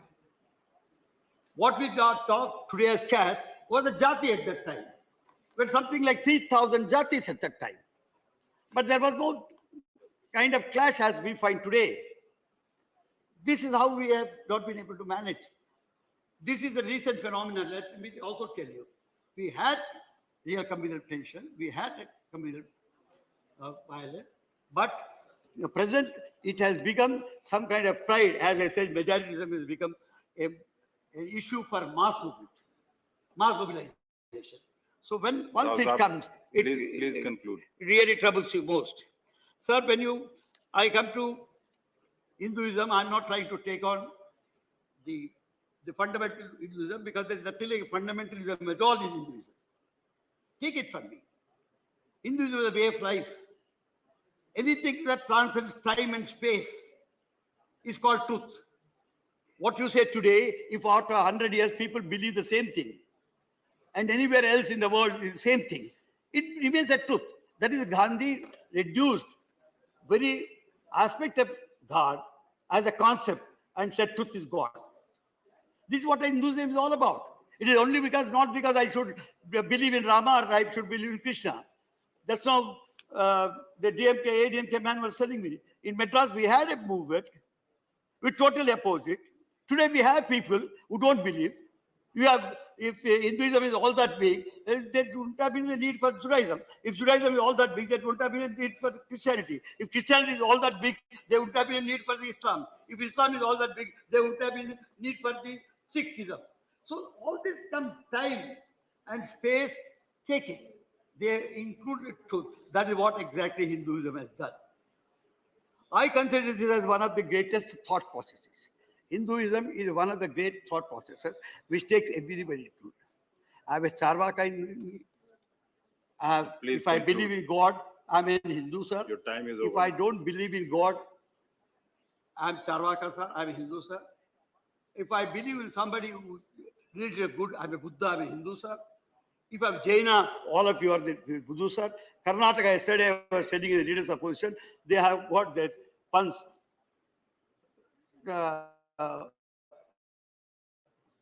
They don't believe in God. They believe in Shiva. They believe in. So what is Hinduism? It is self-realization. So let us all believe that. Let not the Prime Minister of the day say that all Sanatanis should join it, as if it is a war crime.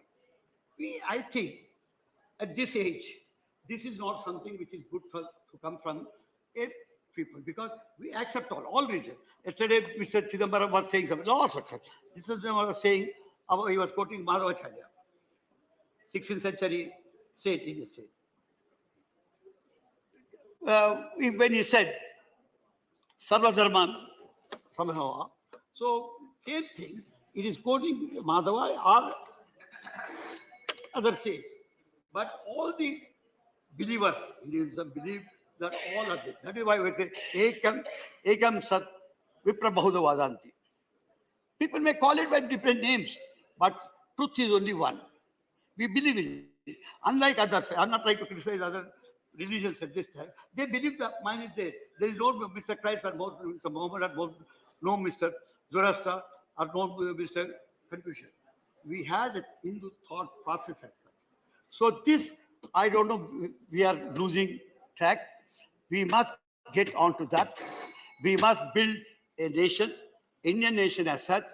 We are first Indians, last Indians. We are Indians. There is no question of first or last. Saying, like Sanathan is saying, there is no beginning and there is no end. If there is no beginning, where is the question of it being there? So let us not think. It is there. It is truth. It is all pervading. So I tell you, sir, the 75 years journey has been really rewarding, has been very good. I also congratulate, we had beginning, I told you, Taji, the G20 was a welcome thing. But as I suggested earlier, let us learn to live with what we always boast of. We have today morning gave that big statement. I think you give scope for expression from all sides. That is what I call freedom of expression. That should be respected. The people's urges should be respected. You should not use your own agency because you are powerful. If that were to be the case, earlier regimes would have done that. Nobody has done it. They have respected nation. We have allowed the nation to grow. As Gandhiji said, independence is not for Congress, independence for the nation. Let us all think this nation, development is for the entire nation, not for one party or one thing. Thank you very much. Sir. Thank you. Now, Mr. G.K. Vasan, 3-4 minutes. Sir, thank you, sir, for giving me an opportunity. We all understand, sir, historic Parliament building. Today is the last day of our speech in this building. Maybe tomorrow we are all going to the new Parliament, sir.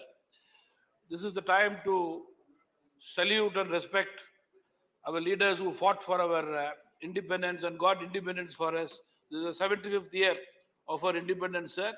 We remember the father of nation, Mahatma Gandhi, and all our leaders from various parts of India who were with Gandhiji and who fought for this country's freedom and who taught us ahimsa in this country, sir.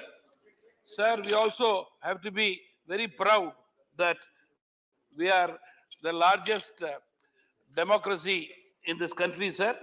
We have genuinely, sir, preserved the sovereignty, integrity, security, solidarity of this country with pride, sir.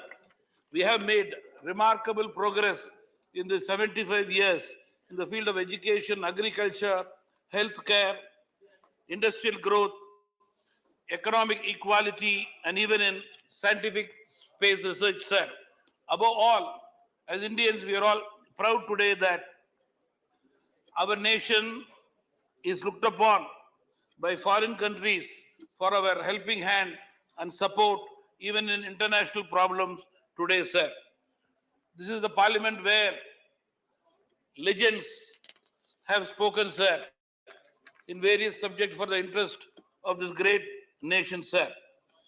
We should be very thankful to our regional leaders, sir, who have been in this parliament, spoken for the interest of the country. From Tamil Nadu, sir, I would like to proudly quote Rajaji and Kamaraji, sir, who have been the pioneers, and even today, sir, they are leaders who are the icons for youth in this country, sir, especially Tamil Nadu, sir. The national approach and outlook of leaders from the south, sir, has been great in the development of this country, sir. I must also place in record, sir, that India has achieved great heights during this 9 years under the Prime Minister of Modi ji, sir. To conclude, sir, I would say that schemes, plans, and programs launched by the government has embraced every citizen and have enhanced and improved the living conditions of every Indian, sir. With this, sir, I conclude my speech. Thank you very much, Chairman, sir, for giving me opportunity. Thank you. Ramnath Thakur ji. धन्यवाद श्रीमान the chair when our chances will come. No, it's just that's a question. I was told that he will speak after half an hour. No. Who said? I did not say. I also said I can speak later. No. No, it is good that we should make new traditions, but then we have to follow the traditions also, how the house runs. Please let him speak. So, welcome. Ramnath Thakur ji. But I have a right to ask a question. Kalita ji. Shriman.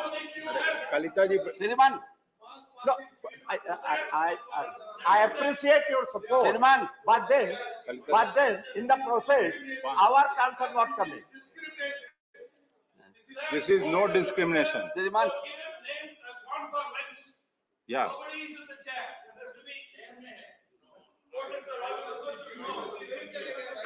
He will also get you a chance. श्रीमान, Yeah, please. मैं आपको धन्यवाद देता हूं कि आपने इस महत्वपूर्ण सदन 75 वर्ष के He will get you a chance. No worry. 75 वर्ष में जो इस सदन का गरिमा रही है, जितने महान पुरुष इस सदन के सदस्य रहे हैं, पीलू मोदी, राधा कृष्णन, अंबेडकर, डॉक्टर अंबेडकर, चंद्रशेखर, राजनारायण, उन महत्वपूर्ण सदस्यों ने जनता की आवाज को जो उठाने का काम किया है, उसी संदर्भ में मैं आपसे निवेदन करना चाहता हूं कि समाजवादियों का जो ध्येय था, समाजवादियों की जो मांग थी, उस मांग को यहाँ प्रस्तुत किया गया था। काका कालेलकर का जो रिपोर्ट था, जो नहीं उस रिपोर्ट को प्रकाशित किया गया था, 1978 में इस रिपोर्ट को प्रकाशित किया गया और बिहार में पहला राज्य था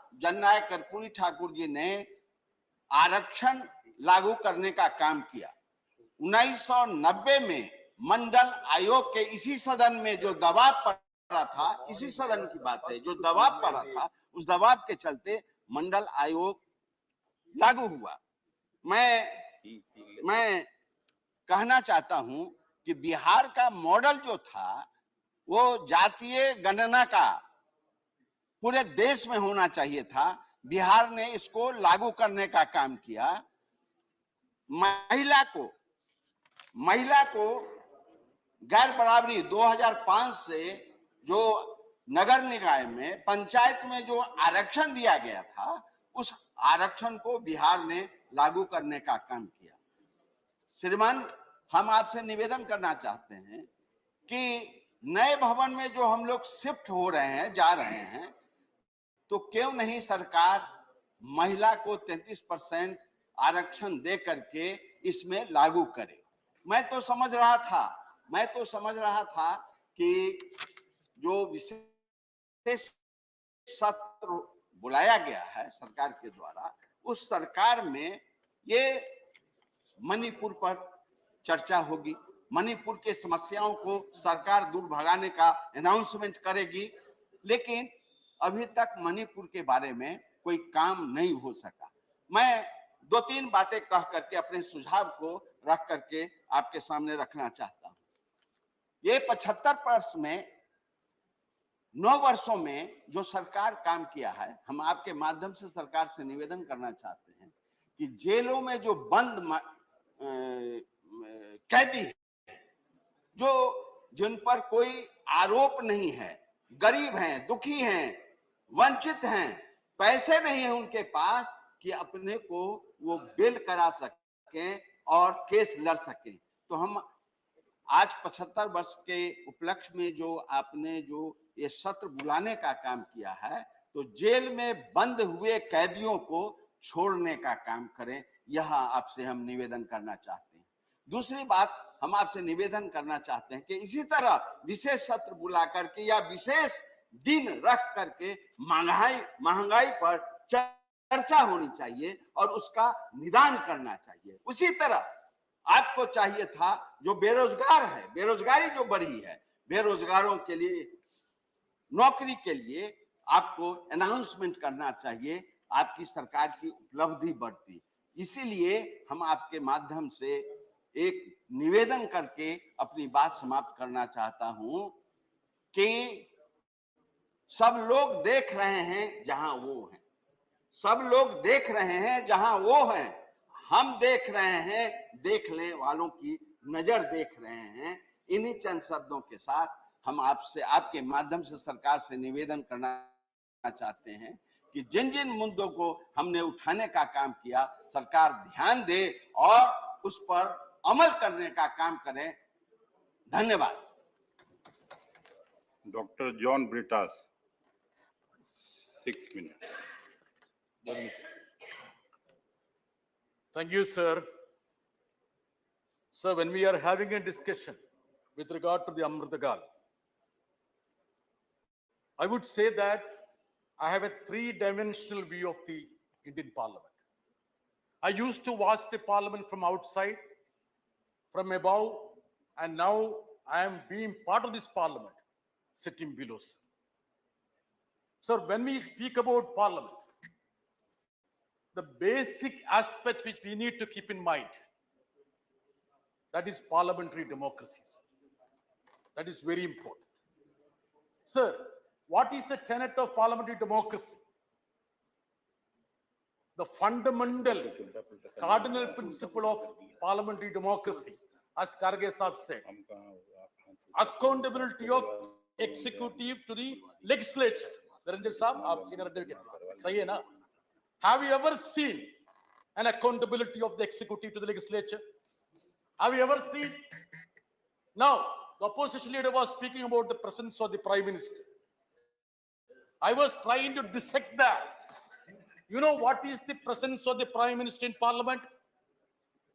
0.001%. 0.001%. So that is the period in which he attended the Parliament sessions. Sir, the leader of the House was very vocal, but he missed many crucial names, including Jawaharlal Nehru. Intention. And I know that when Dharmendra Saab is speaking, he would deliberately fill those void and would bring in Jawaharlal Nehru, Ambedkar Saab. Sir, I'm telling you, sir, the names which have been missed by Piyush Goyal ji, you will have to spell out when you're speaking. Dharmendra Saab. Sir, the exercise would be meaningful if you discuss about the dreams and goals of our architects of constitution. Sir, I will just dwell on the preamble of it. Sir, it speaks about, say, what does it say? Liberty, equality, and fraternity. Sir, if you take justice, you will notice that we have reached the bulldozer era. That is justice now. The justice that is being imparted is the bulldozer era. Sir, if it is economic justice, sir, we don't want to speak about the Oxfam report because that's not a good company for good organization for the present dispensation. It's blacklisted. You see the inequality that is spiraling up, sir.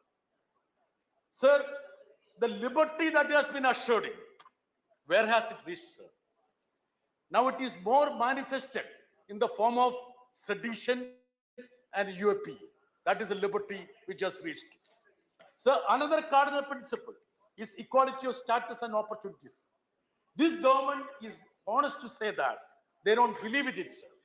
Ambedkar, who they try to appropriate now, was absolutely clear when he said that democracy is not the law of majority, but the protection of minority. Raji Chandrasekhar Saab, protection of minorities. It's not said by John Brittas, by Ambedkar Saab. Sir, what is the representation of 20 crore Muslims in executive, in legislature, judiciary, even in media? With you, Shaji, you know that. The representation of Muslims, Christians, minorities in Kerala. What is the situation in Delhi, in parliament, in executive, sir? Sir, we all talk about this government's pet topic is to, discuss about Mughals. I said they talk about Mughals more than the Indians now, actually. Sir, in Akbar's court or even in Aurangzeb's court, more than 50% of the ministers were Hindus. Dheeraj Saab, Birbal, aapko jante hain na kaun Birbal tha? He was a Hindu, sir. Can you spot somebody in this executive now? What is the status of the representation of minorities, sir? Sir, Nehru's cabinet, that was the first ministry. It was a model government. It had given representation to every segment. Dharmendra Prasad Saab, 2 Muslim cabinet ministers. You know Maulana Asad, Rafi Ahmad, John Matai, that was a Parsi, Sikh, everyone. Of course, Shama Prasad Mukherjee. And even not having ideological, I would say, togetherness. I know Derek Saab, representation from Bengali, of course. Sir, it was Maulana Asad who stood on the steps of the Juma Masjid and said, this country is ours. We have built up this country. There is no need of going away from this country. You want to obliterate the last set of memory about Maulana Asad, you scrap the scholarship. Dharmendra Prasad ji, you scrap the scholarship. Not you, I think Smriti Irani ji. I think. Even that, not he didn't scrap. Sir, come into fraternity. Sir, what is the new usage of fraternity? Madam, you know what is the new usage of fraternity? Go to Pakistan. Go to Pakistan. If somebody speaks, they will say, you go to Pakistan. Sir, we are part of this country. We are as patriotic as you are, sir. Sir, maybe more. So now G20, there have been a lot of discussions, fanfare about G20. We appreciate if India get a standing amongst the other nations. But if you look at the indices, Rajiv Saab, what is indice? Per capita GDP, Human Development Index, Hunger Index, hum last hai. Bilkul last hai. And is that the reason why you brought in African Union to the G20? So that we did not be last? Anyway, I appreciate that. Sir, coming to the preamble again, sir. Sovereign, socialist, secular, democratic republic, sir. Sir, what is sovereignty now? Hugging Western leaders from Trump to Biden doesn't mean sovereignty. You finished up now because Nehru's name is there.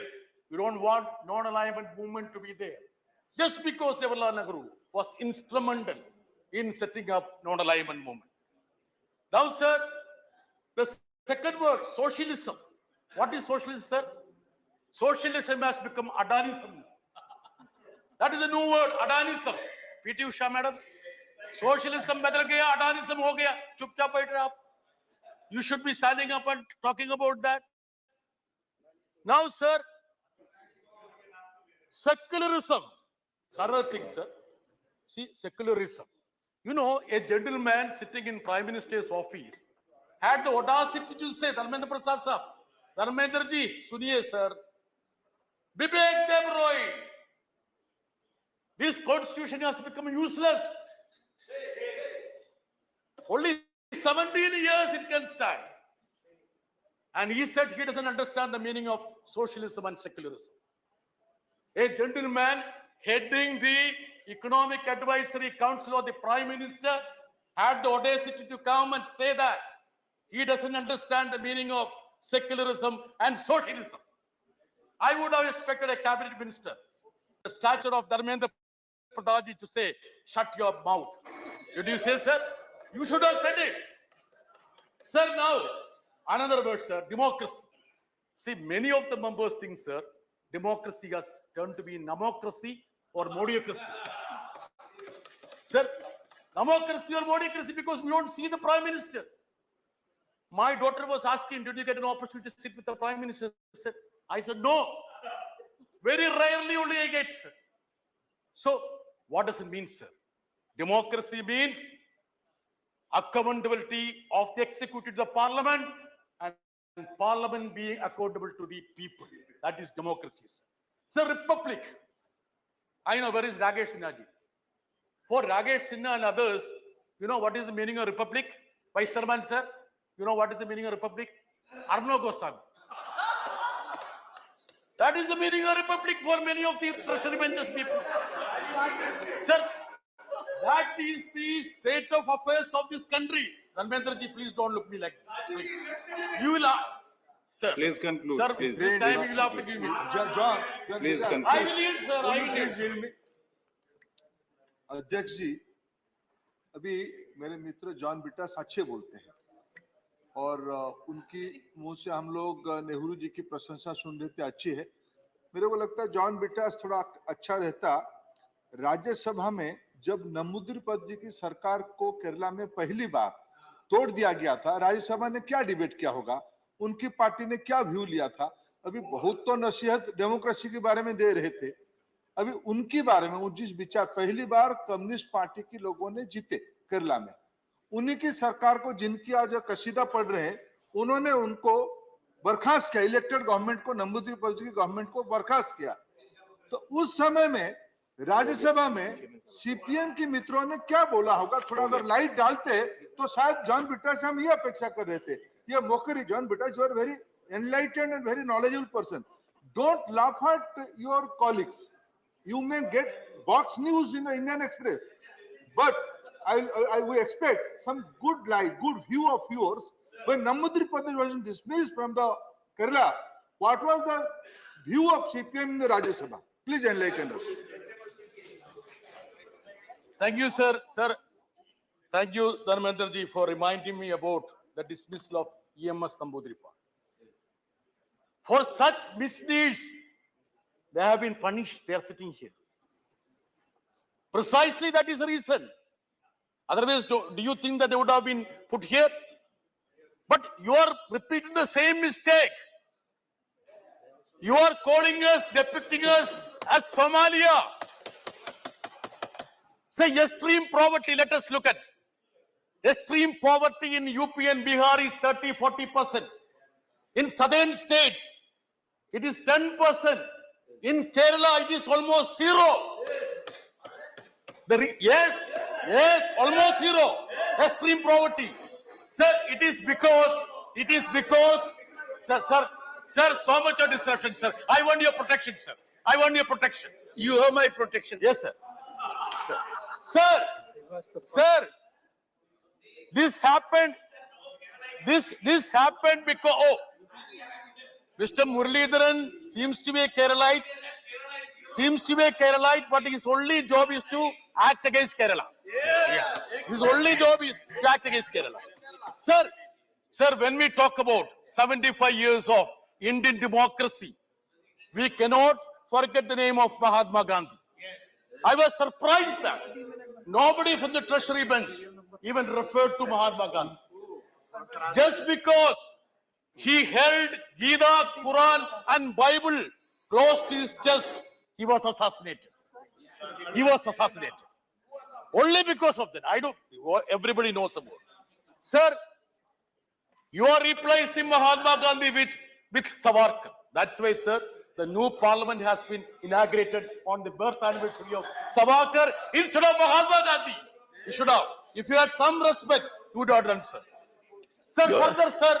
Time allotted is over. Sir, I wanted to say your time is over, sir, so but much I of came disruption, to know your time sir, can 2 never minutes, be sir, over. 2 minutes. I'll finish, sir. Sir, 2 minutes. Sir, the biggest business, sir, please. The main business of this government is to appropriate people. Sardar Patel. They think that Sardar Patel is theirs. Sir, wasn't Sardar Patel who banned RSS after the assassination of Mahatma Gandhi? What did he say, sir? The banning was to root out the force of hate and violence that are at work in our country and imperil the freedom of nation and darken her fair name. Sir, another person who is being appropriated is Vivekananda. Didn't he say so? Sectarianism, bigotry, and its horrible descendant, fanaticism, have long possessed this beautiful earth. They have filled the earth with violence. That is what Vivekananda said, sir. Sir, the unfortunate part, sir. Sir, you are a legal luminary. We are very happy that you preside over this house, sir. Your rich knowledge. Sir, I have seen you as a minister. In 1989, when you came to Lok Sabha, sir, I was in the galleries, sir. With huge admiration, I have been observing you and watching you, sir. Sir, but the unfortunate part is that, sir, the demolition of every institution in this house, in every institution, from parliament to election commission. Please conclude. Sir, I am talking about you also, sir. Sir, that is why you have to conclude. Sir, I am going to talk about you also, sir. Conclude. Every institution in this country is being demolished. From parliament to election commission. So what is election commission now? Now they are bringing the status of the election commissioners from the Supreme Court judge status to cabinet secretary. And day after tomorrow, Dharmendra Pradhanji will bring a bill to make them a chaprasi. That is going to happen, sir. Sir, every institution is being disbanded, sir. Sir, Article 1. Sir, last one. Siri Vaiko. Sir, I'm just writing it. 1 minute. 1 minute. Sir, 1 minute.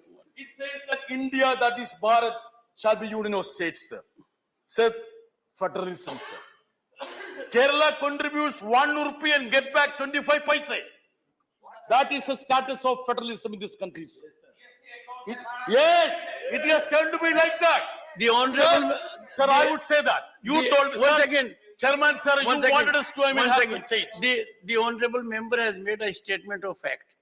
Yes, sir. He will authenticate. I will authenticate. Sir, Kerala contributes 1 rupee to the national kitty, gets back 25 paise. I repeat it. I will place the document. on the table of the House. During course of the day. Sir, and sir, last thing, sir. Sir, it's good that we are taking stock of this country, democracy, institutions, parliament in this Amrit Gulf. Sir, structure doesn't matter, sir. New parliament or old parliament. The process matters. The content matters. Can we enrich the parliamentary proceedings? Can we enrich the democratic process in this country? You can build mansions, structures, but sir, that will not strengthen the democracy in this country. Unless you enrich, sir. Please So, now I would urge conclude. I would urge upon the treasury benches through you, sir. Let us all resolve to enrich the democracy of this great nation. Thank you, sir. Okay. On a point of information from you, have you been to Statue of Unity? Have you been to Statue of Unity? Sir, I haven't gone, sir. I will go. I strongly suggest you go there once. I will go, sir. I will go, sir. If you give invitation, I It will go, takes sir. great effort to appropriate someone. Sir, if you give an invitation, I will go, sir. I've been there. Sir, and sir, I'll be happy to go with you, sir. No, I'll go with you. Sir, Mr. Waiko. Sir, let me have a towering personality beside me when I go. Let us hear Mr. Waiko.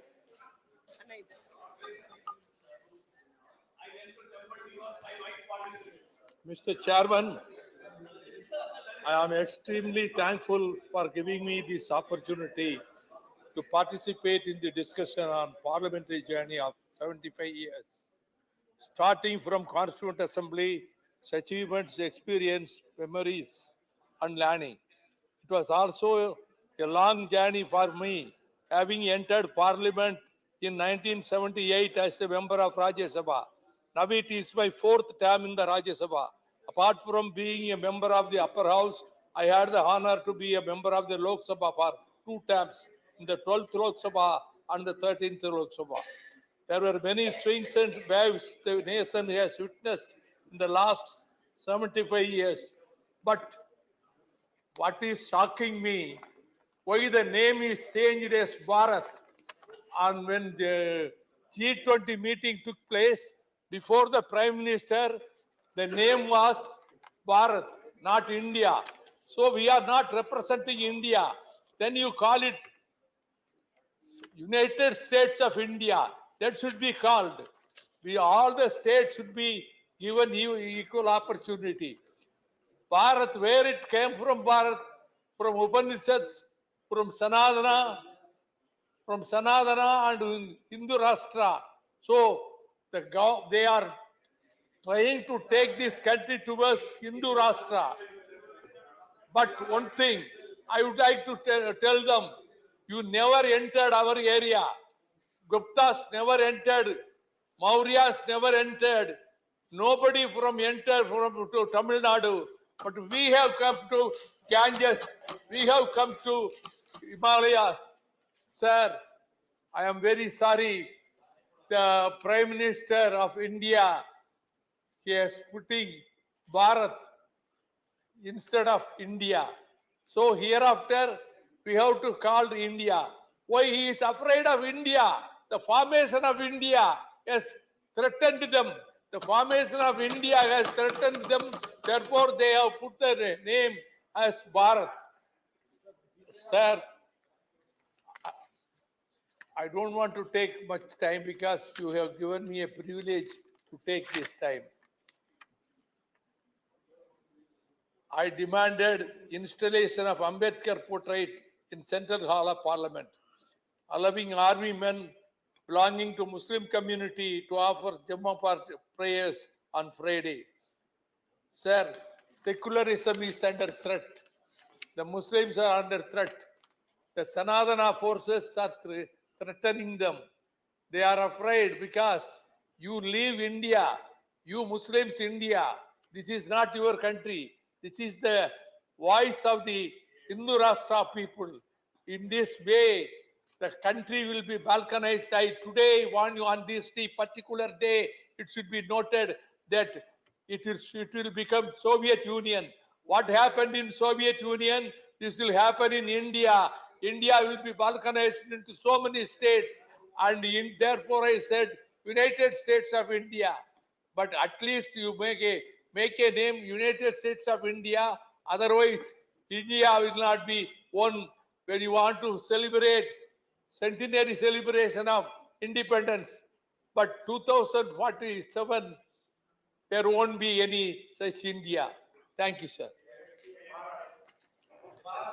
Honorable members, there have been enough reflections on Dr. B.R. Ambedkar. Leader of the opposition was very focused. I hope he was here. But it was a glorious moment for me as a member of parliament in 1989 that it was during our tenure of 9th Lok Sabha that we could give the great man something that was long overdue, Bharat Ratna. Professor Manoj Jha. शुक्रिया शुक्रिया सभापति महोदय, बहुत बहुत धन्यवाद। आज का दिन बेहद महत्वपूर्ण है और इस महत्वपूर्ण दिन के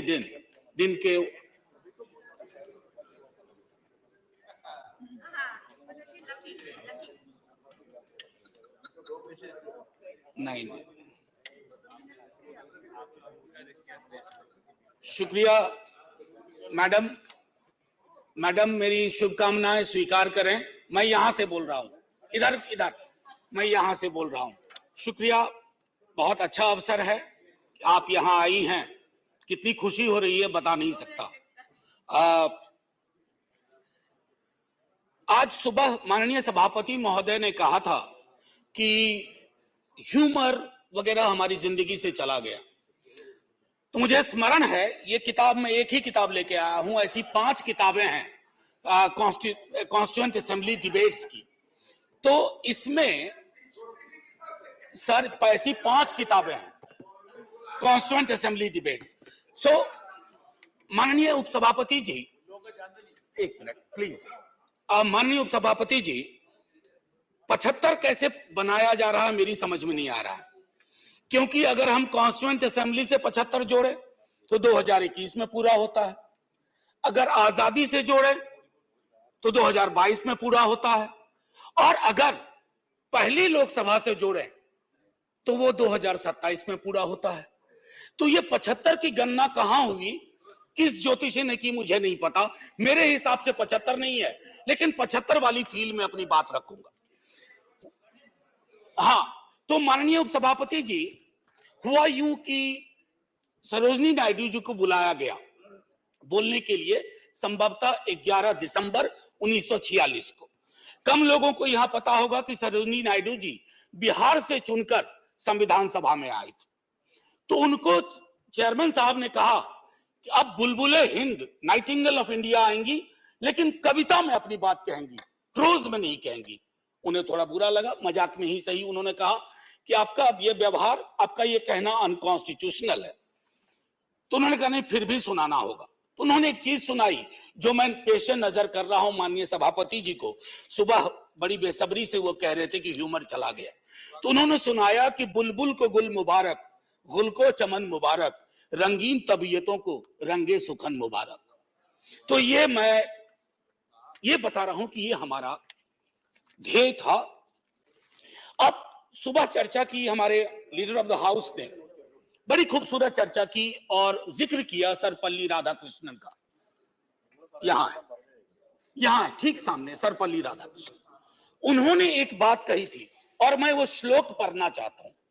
मृदुना दारुणं हंति मृदुना हंत्य दारुणम, मृदुना दारुण हंति मृदुना हंत्य दारुणम, ना साध्यं मृदुना किंचित तस्मात् तीव्रतरं मृदु। इसका आशय यह है माननीय सभापति, उपसभापति जी, कि अग्रेशन से, अग्रेसिव बिहेवियर से आप चीजें हासिल नहीं कर सकते। इस देश में मेरे विद्वान साथियों ने उधर से उपलब्धियां गिनाई, हमारे कुछ विद्वान साथियों ने यहां से कमियां गिनाई। मैं दोनों के बीच में चुनौतियां गिनाना चाहता हूं। चुनौतियों की वजह से आज हम यहां हैं, और सिर्फ हम ही नहीं है, 140 करोड़ लोगों का ये भवन है, चाहे नया वाला हो या पुराना वाला हो। तो आज के दिन ये मेरी ओर से एक विदाई भाषण भी है अपने दल की ओर से इस इमारत को, जिस इमारत में हिंदुस्तान की तकदीर लिखी गई संविधान सभा के माध्यम से, और वो तकदीर लिखने वाले संकीर्ण दायरों में नहीं सोचते थे। मैं उस पर आऊंगा थोड़ा 2 मिनट के बाद। माननीय सभापति जी, बहुत चर्चा होती है, 47 में बंटवारा हुआ था इस देश का, बंटवारे के बावजूद उतनी घृणा, उतनी नफरत, पीड़ा के बावजूद नहीं थी। अभी हाल में एक रोमिला जी की किताब आई, वो कहती है बड़ी खूबसूरती से, Have we moved from integrated nationalism to segregated nationalism? क्या हम एकीकृत राष्ट्रवाद से एक विभाजित विखंडित राष्ट्रवाद की ओर बढ़ रहे हैं? क्योंकि यह इमारत, इसकी बुनियाद मेलजोल पे है, इसकी बुनियाद में बंटवारे के बावजूद बंटवारा नहीं हुआ। तो मैं हाथ जोड़ के विनती करूंगा, सरकार जरूर बनाइए, अगला चुनाव भी लड़ेंगे, खूब दिल से लड़ेंगे, इंडिया भी रहेगा, भारत भी रहेगा, कोई में से एक चॉइस नहीं है, क्योंकि हमको इंडिया भारत करके जम्बू द्वीप तक नहीं जाना है। मैं सिर्फ इतना कहूंगा कि वो जो मेलजोल की सीमेंट है उसका खात्मा हो रहा है, उसको बचाइए। माननीय सभापति जी, मैं 2 व्यक्तियों के मध्य में अपनी कुछ बात रखना चाहता हूं। संविधान सभा में ऑब्जेक्टिव रेजोल्यूशन जवाहरलाल जी लेके आए, और संविधान सभा में जब ड्राफ्ट सबमिट हुआ तो BR अंबेडकर ने वो ड्राफ्ट सबमिट किया।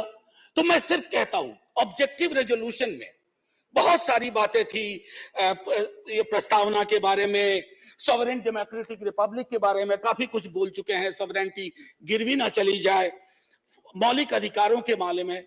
हमें आपके पीछे एक तराजू है, वो तराजू हमें लगाना होगा कि मौलिक अधिकार में कहां पहुंचे, सॉवरेनिटी में कहां पहुंचे, डेमोक्रेटिक रिपब्लिक के मसले पे कहां पहुंचे।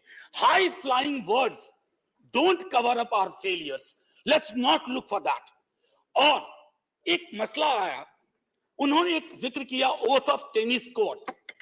माननीय सभापति जी, फ्रेंच रेवोल्यूशन के बाद जब बड़ी शिद्दत से लोग काम में लग गए अधिकारों पर बात करने के लिए, तो राजा को शुरू में परेशानी नहीं हुई, लेकिन राजा को लगा कि कुछ ऐसा कर रहे हैं जिससे खुराफात की बू आ रही है। उसने क्या किया, दरवाजे बंद करवा दिए, जिस हॉल में वो लोग बैठते थे वो चले गए दूसरे दरवाजे रूम में, उसको भी बंद करवा दिया, तो वो चले गए टेनिस कोर्ट। सारी कार्रवाई पूरी की, उसको कहा oath of tennis court. Oath of tennis court का जिक्र जवाहरलाल जी ने इसलिए किया था कि हमारे अंदर वो जज्बा हो, इमारत बनाने बिगाड़ने से इबारतें नहीं बदलनी चाहिए, हमारा जज्बा वही होना चाहिए जो ओथ ऑफ टेनिस कोर्ट में जवाहरलाल जी, हमारे फर्स्ट प्राइम मिनिस्टर, ने कहा। अब आते हैं कि बाबा साहब भीमराव अंबेडकर जी ने क्या कहा। माननीय सभापति जी, आप जिस इलाके से आती हैं, मैं जिस इलाके से आता हूं, वहां ये बातें बड़ी प्रबल है। आजादी का मूल्यांकन होगा तो इस आधार पर होगा कि राजनीतिक आजादी, सामाजिक आर्थिक आजादी में कितनी तब्दील हुई, अगर नहीं हुई तो क्यों नहीं हुई। उन्होंने कहा था कि एक दिन एक ज्वालामुखी बन जाएगा, और मैं उस ज्वालामुखी को बनते देख रहा हूं। वो इसलिए बनते देख रहा हूं कि जब मैं देखता हूं कि बिहार के जातिगत सर्वेक्षण पे देश के सॉलिसिटर जनरल कोर्ट में खड़े हो जाते हैं, तो मैं देखता हूं ब्लॉक करने की कोशिश हो रही है। यह एस्पिरेशनल वर्ग है, पिछड़ों की बड़ी आबादी, उसके एस्पिरेशन को आप सोशल डेमोक्रेसी के नजरिए से देखिए, जो बाबा साहब कह गए थे। 31 में आखिरी हुई, उसके बाद पाकिस्तान बांग्लादेश बना। क्या इस देश को, यहाँ की सरकारों को, राज्यों की सरकार को वैज्ञानिक आंकड़े नहीं चाहिए? क्या आप आंकड़े आसमान से गिराएंगे? मैं समझता हूं आज के दिन यह भी हमें सुनिश्चित करना होगा कि हम इन आंकड़ों को लाएं, उसके आधार पर अपनी नीतियां तय करें। एक माननीय सभापति जी, अंबेडकर साहब 2 और चीज कह के गए, प्रिवेंटिंग टिरनी ऑफ मेजॉरिटी। मैं बार बार इस सदन में कह चुका हूं कि मेजॉरिटी बेहद आवश्यक चीज है, मेजॉरिटी के बिना सरकार नहीं चलती है, लेकिन मेजॉरिटी और मेजॉरिटेरियनिज्म में फर्क है। ये फर्क अगर हमारी सरकार भूल जाती है तो बहुत बड़ी पीड़ा होती है। जब मेरे मित्र ने कहा, मैं अक्सर देखता हूं हम जैसे लोग छोटी आलोचना भी करते हैं, छोटी मोटी आलोचना जो कभी व्यक्तिगत नहीं होती है। आप कहते हो कि पाकिस्तान चले जाओ, अरे कभी देखा भी हो कितनी जगह है वहां, वहां का भूगोल क्या है, इतने लोग नहीं अट पाएंगे। मान लीजिए कि 65% लोगों ने आपको पिछली बार वोट नहीं किया, सबको पाकिस्तान भेज दोगे? ऐसी कोई व्यवस्था होती है? यहीं मिलजुल से रहना है, यहीं मिलकर रहना है। और ये सारी चीजें मैं नहीं कह रहा हूं, खुद अंबेडकर साहब कह के गए थे। मैडम, आपकी तरफ से मैं एक और चीज, एक दो छोटी चीज कह करके, इस देश की एक बड़ी आबादी, सभापति महोदया, मैं आपका सभापति महोदया अभी बिल मत, 2 मिनट लूंगा, ज्यादा नहीं, आज पहली बार है, इतने नजरिए इनाद कर दीजिए। मैं सिर्फ इतना कहना चाहूंगा कि बेरोजगारी को लेकर के हमारा दृष्टिकोण साफ होना चाहिए। सरकार में आप हो, हम हो, बेरोजगारी हम सबकी पॉलिटिक्स खत्म कर देगा। राइट टू एम्प्लॉयमेंट के लिए हम क्या सोच रहे हैं? और इस देश की एक बड़ी आबादी से देशभक्ति का जो प्रमाण पत्र हम मांगते हैं ना मैडम, वो कहीं चलेगा नहीं। मैं आखिरी चीज कह करके एक सुनाना चाहता था। मैं इसलिए कहता हूं, एक घर में 5 सदस्य हैं, उसमें हर 5वां सदस्य उस आबादी का है। अगर उस घर में उस 5वें सदस्य को आप एलिनेट करेंगे, दूर करेंगे, घर कभी महफूज नहीं रह सकता। और आखिरी में मैं साहिर को जाता हूं और वहीं खत्म कर दूंगा, आपको घंटी बजाने की जरूरत नहीं पड़ती। आओ कि आज गौर करें इस सवाल पर। देखे थे हमने वो हंसी ख्वाब क्या हुए, दौलत बढ़ी तो मुल्क में अफलास क्यों बढ़ा, खुशहाली आवाम के असबाब क्या हुए, जो अपने साथ साथ चले कुएदार तक, वो दोस्त वो रफीक वो अहबाब क्या हुए। क्या मोल लग रहा है शहीदों के खून का, क्या मोल लग रहा है शहीदों के खून का, मरते थे जिन पे हम, वो सजाए याब क्या हुए। बेकस बरहनगी को कफन तक नहीं नसीब, वो वादा आए अतलसों के मुखाब क्या हुए। जमहूरियत नवाज बशर दोस्त अमन ख्वाह, खुद को जो खुद दिए थे वो अलकाब क्या हुए। मजहब का रोग आज भी क्यों लाइलाज है, मजहब का रोग आज भी क्यों लाइलाज है, वो नुस्खा हाय नादिर नायाब क्या हुए। हर कूचा शोला जा रहे हर शहर कत्लगाह, यकजहतिया हयात के आदाब क्या हुए। सहराए तीरगी में भटकती है जिंदगी, उभरे थे जो उफक पे वो माताब क्या हुए। मुजरिम हूं अगर मैं तो गुनहगार तुम भी हो, मुजरिम हूं अगर मैं तो गुनहगार तुम भी हो, ए रहबराने कौम खताकार तुम भी हो। जय हिंद ma'am, and salute to all the freedom fighters, संविधान सभा के उन तमाम लोगों को। और मैं चाहूंगा कि सेंगोल के बगल में एक बड़ी आकृति में इनकी तस्वीरें वहां लगाई जाएं और हमें प्रेरणा देते रहें। जय हिंद। धन्यवाद। श्री वीरेंद्र प्रसाद बोईसर। श्री वीरेंद्र प्रसाद। Yes, I'm here. Thank you, Madam Chairman, for allowing me to speak on the historic occasion. Today is the last day.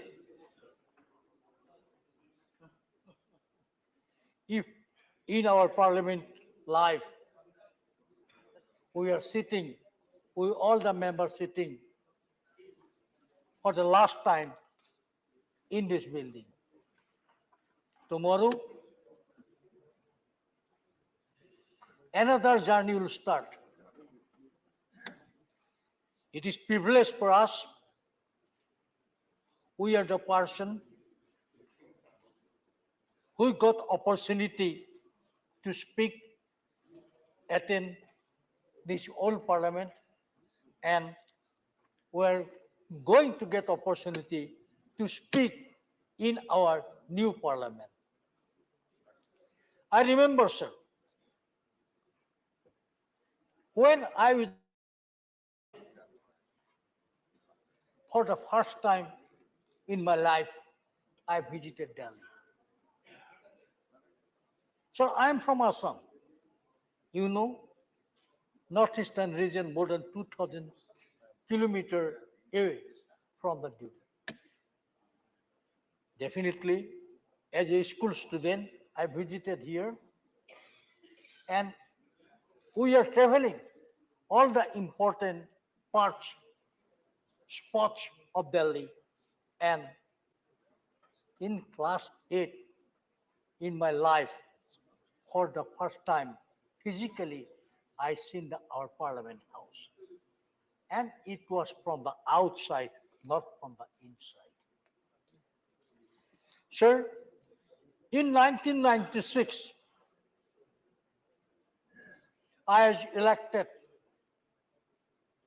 Member of Parliament from Assam in Lok Sabha, sir.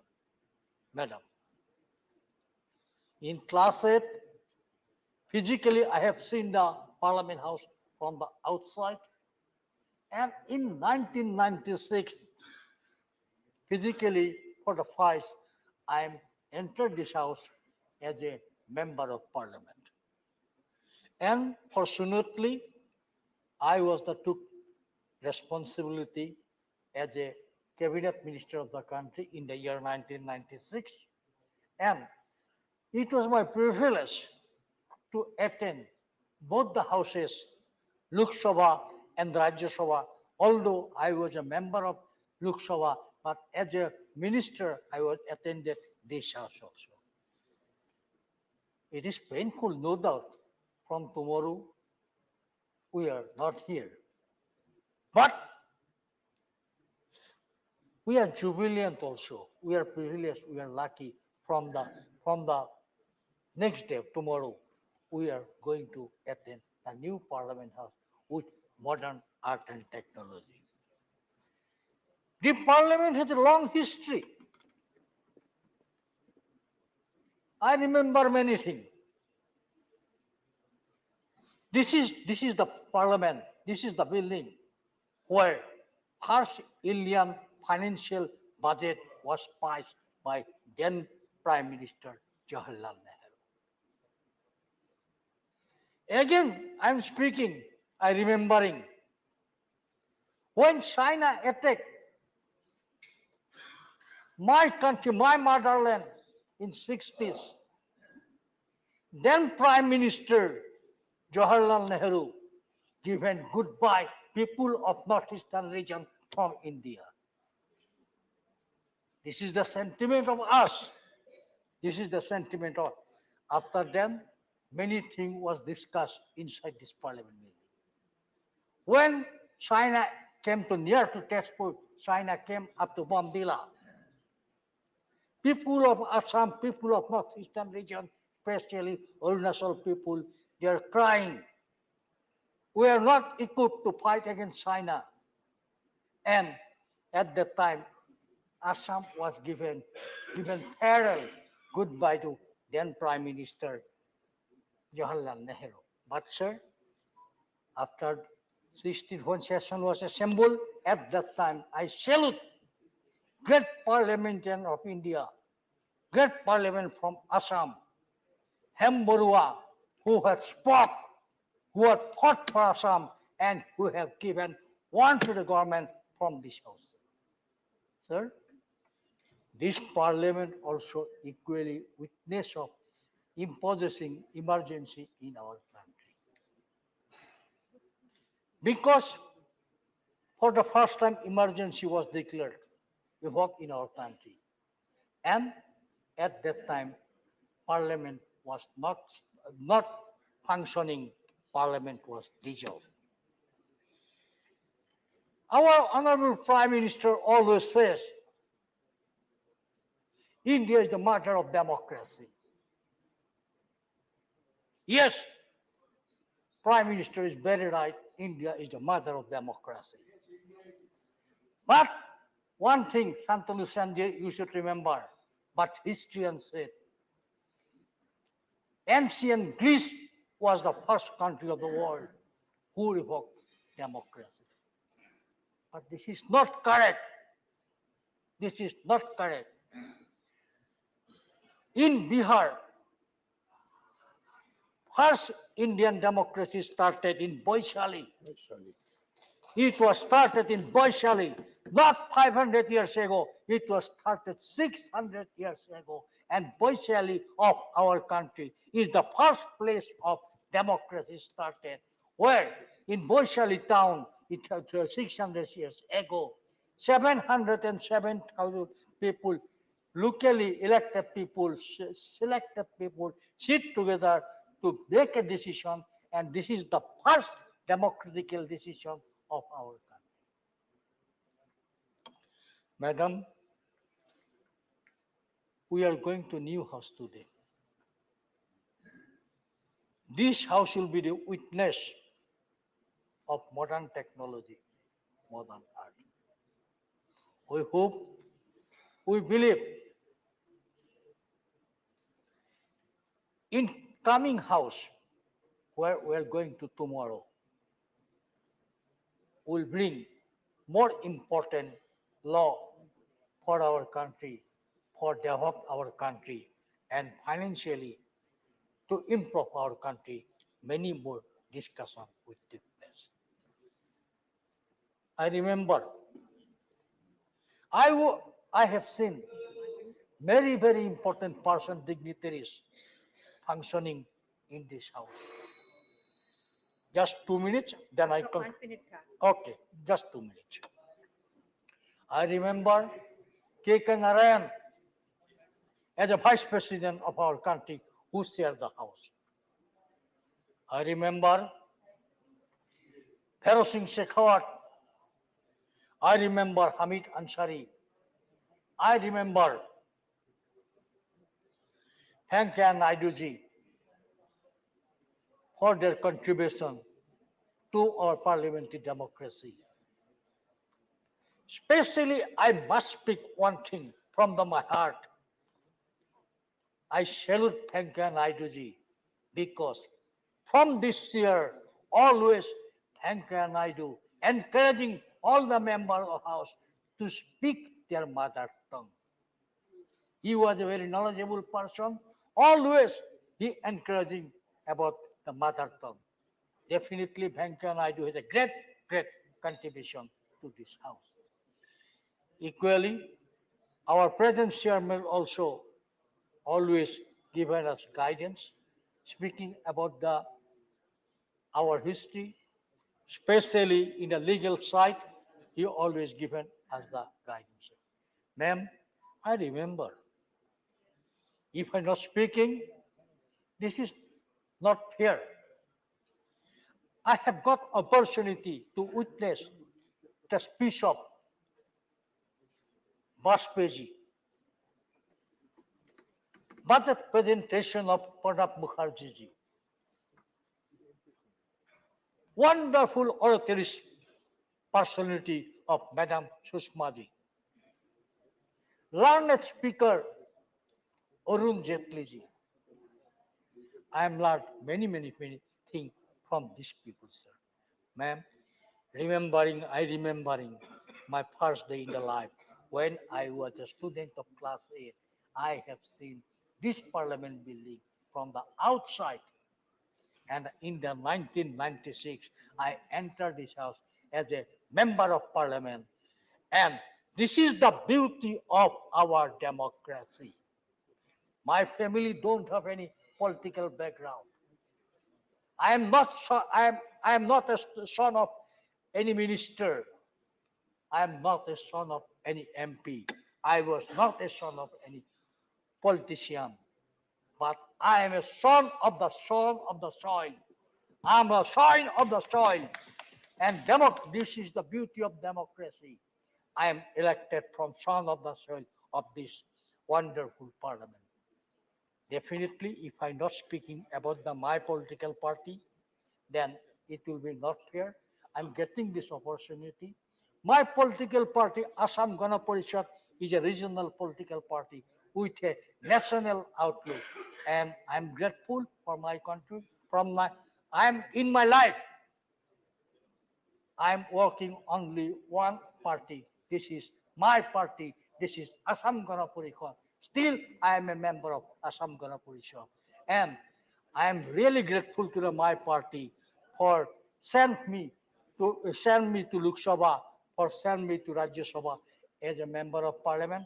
With this, I believe we all members gathering here in our last day of this building, we always remembering our memory in this building, and from tomorrow in new building we start our new parliamentary life, our new democratic life. With this word, I conclude. Thank you very much. Thank you. Sri Jose K. Boni.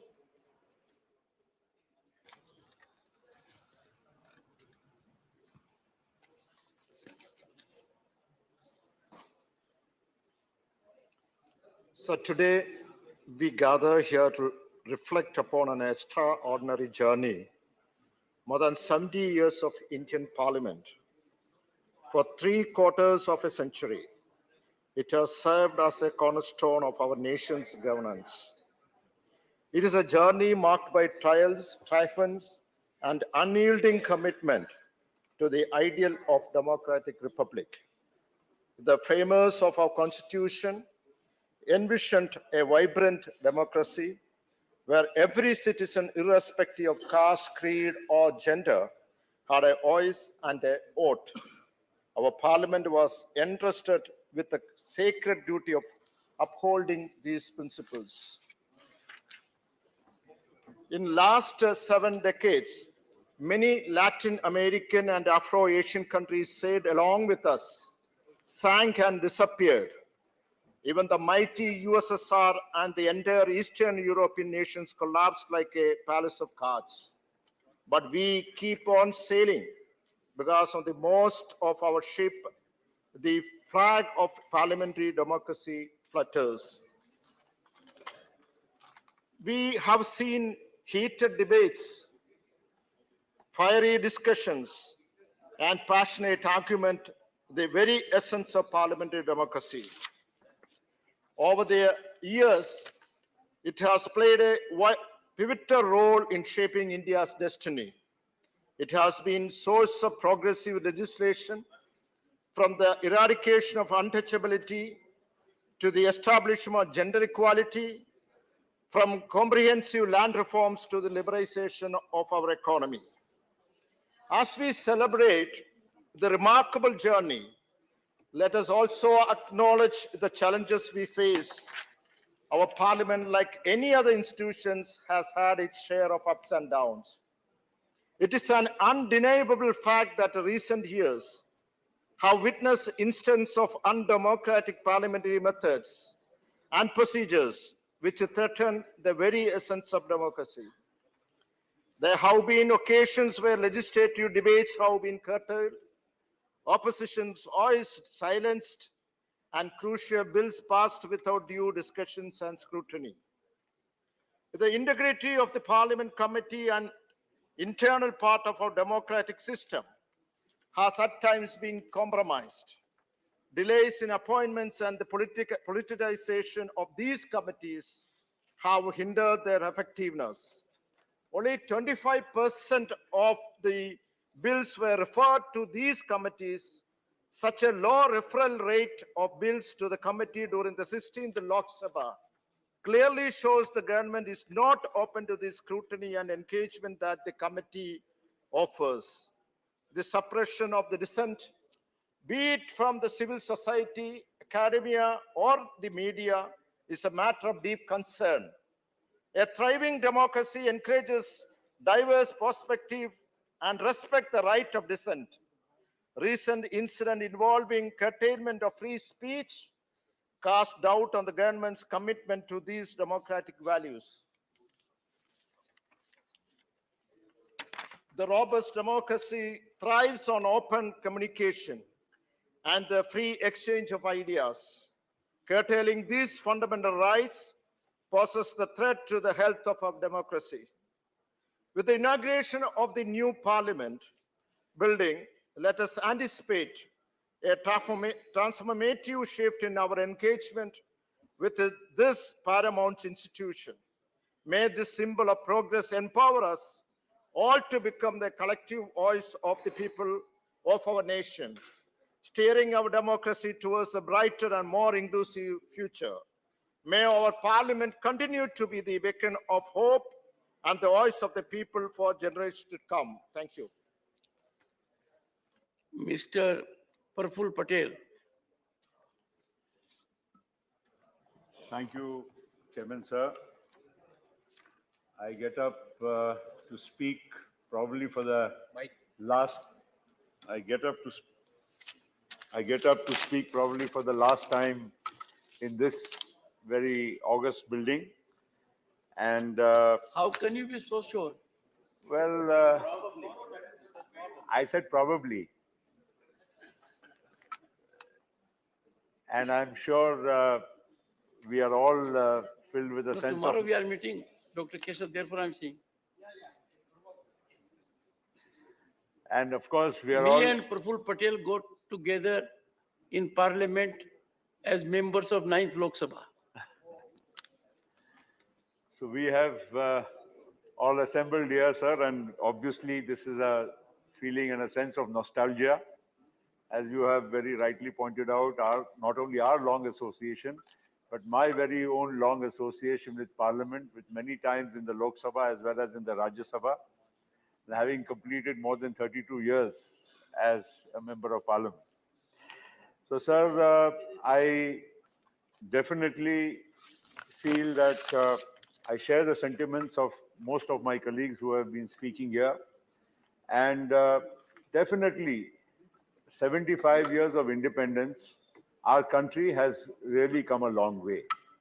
And our democracy, no matter what the assaults have been from within and outside, has withstood the test of time and has got stronger by the passing day.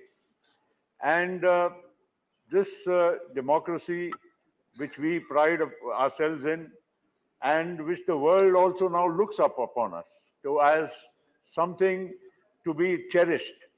Dr. Ambedkar gave us a wonderful constitution. Along with him, many other stalwarts joined him and presented the constitution to the Constituent Assembly.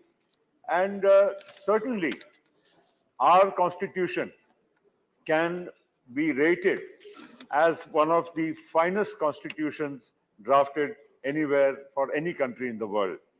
And I think that is something we should be very proud of.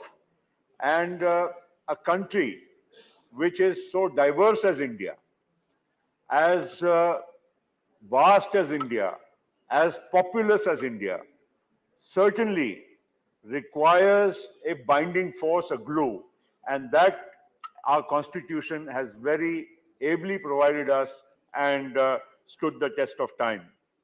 A country, I think when we go abroad and we see many countries and we look at their democracies, of course, there are very many shining examples.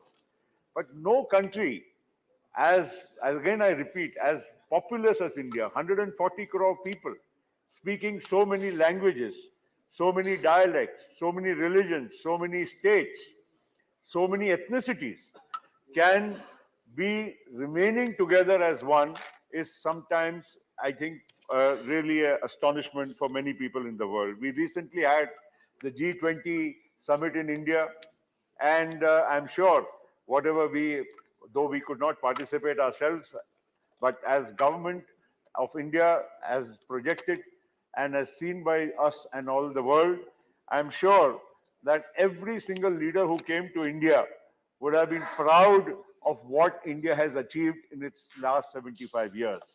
It is not a mean feat, sir.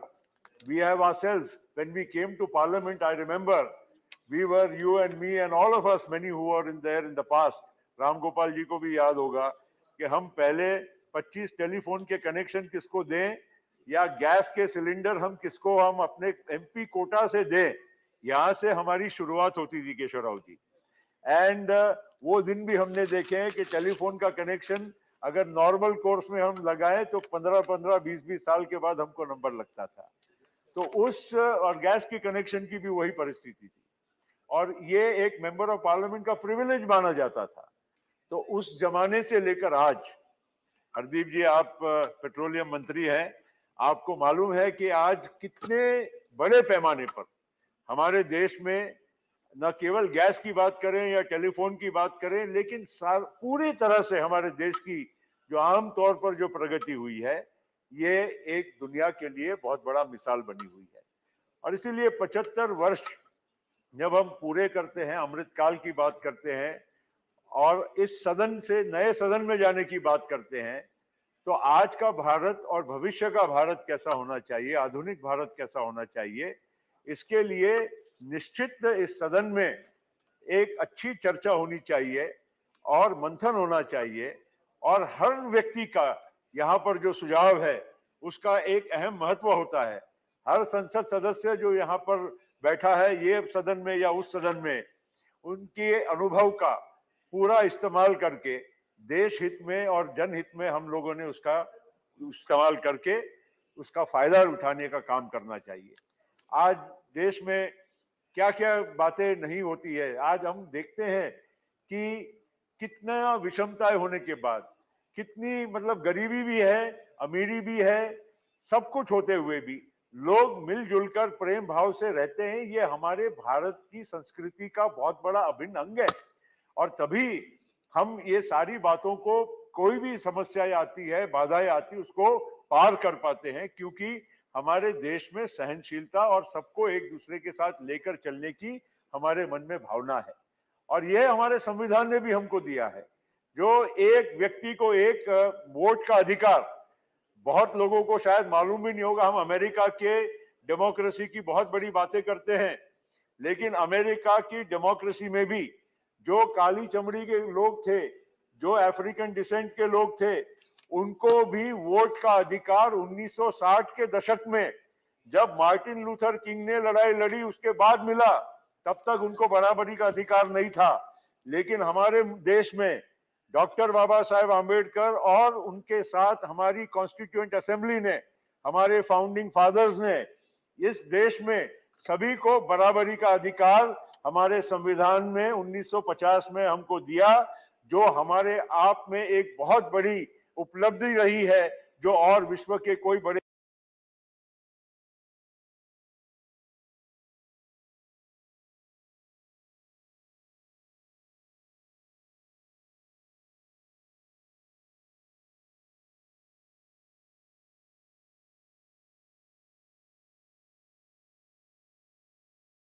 देशों में नहीं रही है।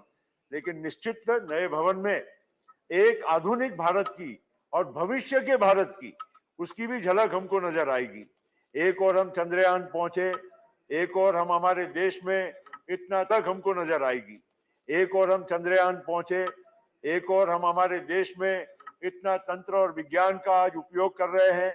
आज हमारा देश technology में विश्व में एक अग्रणी स्थान प्राप्त कर चुका है। अमेरिका की और विश्व की बड़ी बड़ी जो कंपनी है, टेक्नोलॉजी कंपनी है, उन सारे कंपनीज के जो प्रमुख लोग हैं, वहाँ के प्रमुख इनोवेटर्स हैं, साइंटिस्ट हैं, वो हमारे भारतीय हैं। ये हमारे लिए बहुत बड़े गर्व की बात है। और ऐसे एक आधुनिक युग में जब हम जा रहे हैं और भविष्य के भारत का और नए भारत का सपना जब हम देख रहे हैं, नौजवान भारत का सपना देख रहे हैं, तो निश्चित नए सदन का भी एक अहम उसका एक महत्व रहेगा। और मुझे विश्वास है कि आपके नेतृत्व में हमारे सदन का सुचारू रूप से नए सदन में भी कामकाज जारी रहेगा और नए सदन के माध्यम से हमारी जो देश की जो युवाओं की और भविष्य की पीढ़ी की जो आकांक्षा है, अपेक्षा है, उसकी जरूर पूर्ति होगी। इसी विश्वास के साथ हमारे देश के 75 वर्ष पूरे हुए हमारे देश के लोगों को और हमारे देश के प्रधानमंत्री जी को बहुत बहुत बधाई देते हुए मैं अपने 2 शब्दों को विराम देता हूं।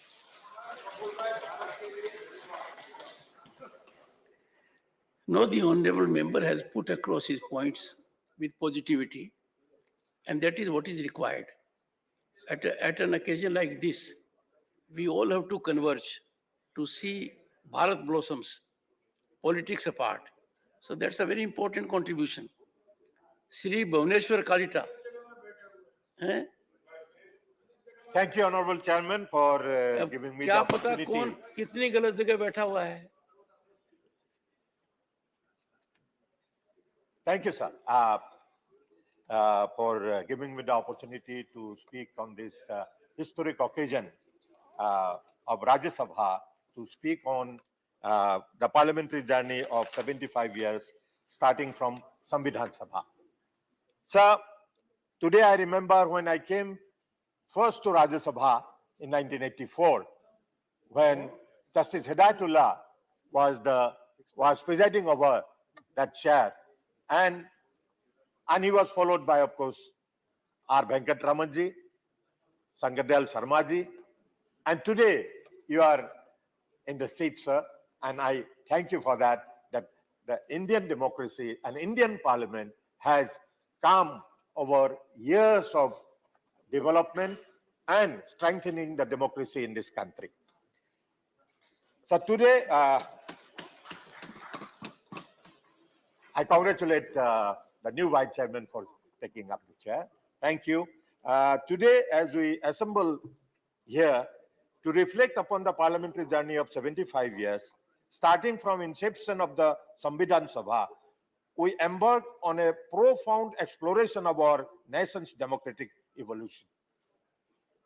This remarkable journey has been marked by achievements, experiences, memories, and invaluable lessons that have not only shaped our parliamentary institutions, but have also left an indelible imprint on the course of our nation's history.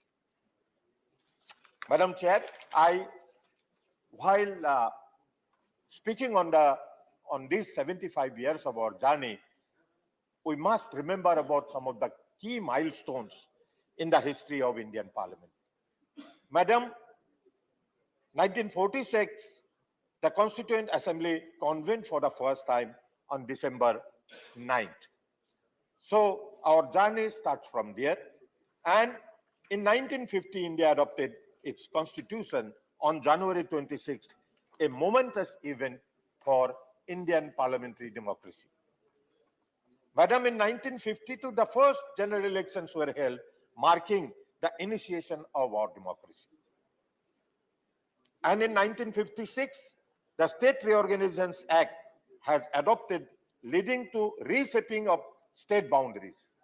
There was a struggle, and the then members of the Constituent Assembly had given shape to this country, and particularly by reorganizing the states for the convenience of the people and the administration.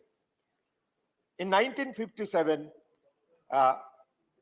with the second general election, the things have started moving, and in 1961, Goa, Daman, and Diu were new states where the new states got liberation. They were liberated and they were recognized as state. Madam, one historic occasion we must remember in this regard is that for the first time, the preamble of the Constitution was amended. We all remember the 42nd Amendment. And in 75, 77, of course, that was the period that the Indian democracy will remember, and the parliamentarians particularly, and the people of this country will remember because of its effects on the people. Madam, in 1986, a historic bill was passed, the Muslim Women Protection of Rights on Divorce Act was enacted. This is one historic legislation where the women of all religion, all communities were given equal power, and that equal power and equal opportunity and equal right. So this one we must remember during the discussion of this in this debate. And the economic liberalization came in 1991 during the Prime Ministership of P.V. Narasimha Rao ji. And today we are step by step we are ahead to liberalize the economy and the benefits of the economy reaching to the poor and vulnerable sections because of that. And today, the country is progressing. The country has got remarkable progress in the economic field, where today India is considered as the 5th largest economy in the world. And very soon, our Honorable Prime Minister has publicly announced that within next few years, India will be one of the 3 top economies of the world. Madam, another remarkable event during the progress of this democracy, during the progress of Parliament, was the GST. The GST was Goods and Services Tax was implemented and streamlining the taxation system. One nation, one tax was the motto. And today we have seen that the national exchequer is enriched by GST, and remarkable tax collection has been made, and which is helping the development of this country. So I remember, and the country will remember this GST taxation for the benefit and for the progress of this country. Madam, one nation, one tax. But till 2019, till 2019, this country had two constitutions, two flags, and this was possible to make one nation, one flag, and one constitution by the amendment brought by and the abrogation act of Article 370, which was brought in 2019, which has, we can be proud of being one nation, one flag, and one constitution. And I congratulate the government for that. Madam, I did not disturb you, although you said certain objectionable thing, including balkanization of the country. So please don't do that. And Madam, the great thing, the great war that India fought was the COVID-19 pandemic. The India not only come out of this pandemic successfully, but also helped other nations, neighboring countries, to fight with this.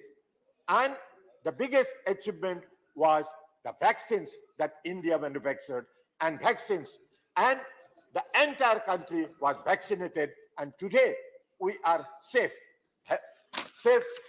in terms of healthcare. Madam, while talking about the achievements, what during the 75 years of our journey, what achievements this country has made. Madam, the main achievement which we can today discuss is the inclusivity.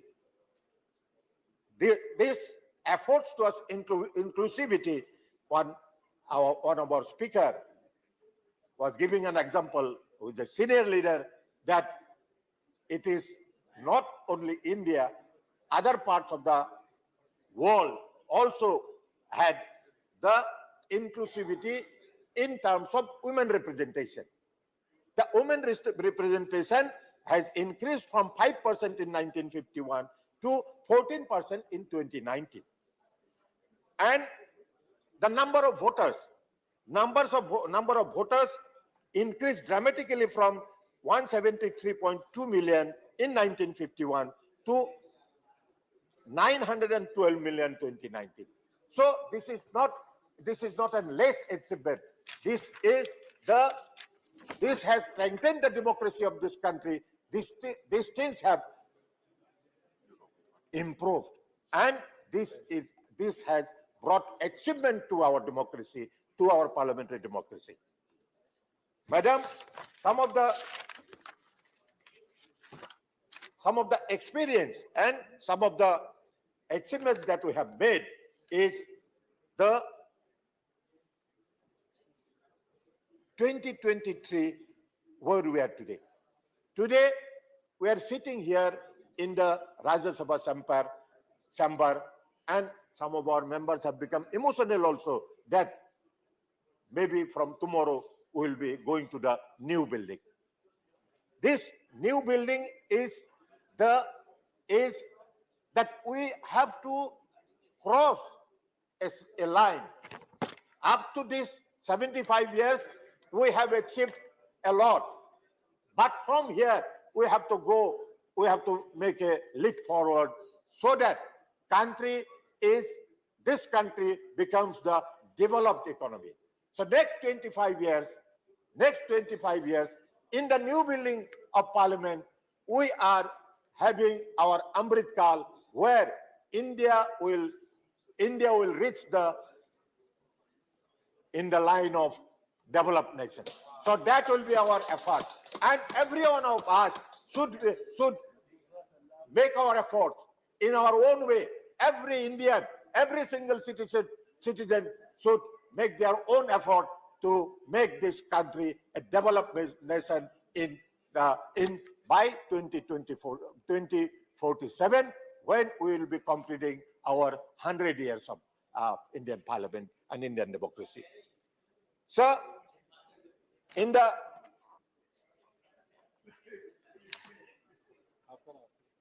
now I'm going to conclude, because there are some more speakers. They are also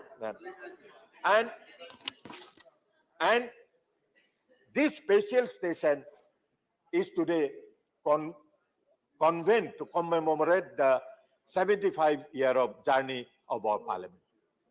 What is our experience during this period?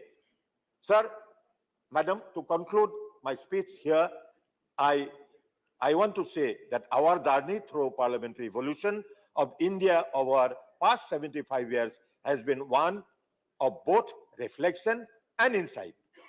While we have witnessed certain challenges and shifts in the parliamentary dynamics, it is essential to recognize the significant efforts made to foster inclusivity within our democratic institutions.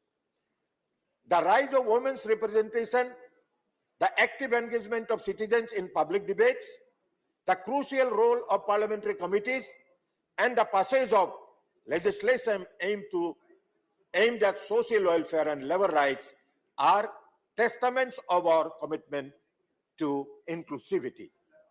Madam, as we commemorate the key milestones in the history of the Indian Parliament, we are reminded of the enduring spirit of our democracy. From the adoption of Constitution in 1950 to the recent inauguration of a new Parliament building in 2023, these events signify our nation's growth, resilience, and adaptability in the face of challenges.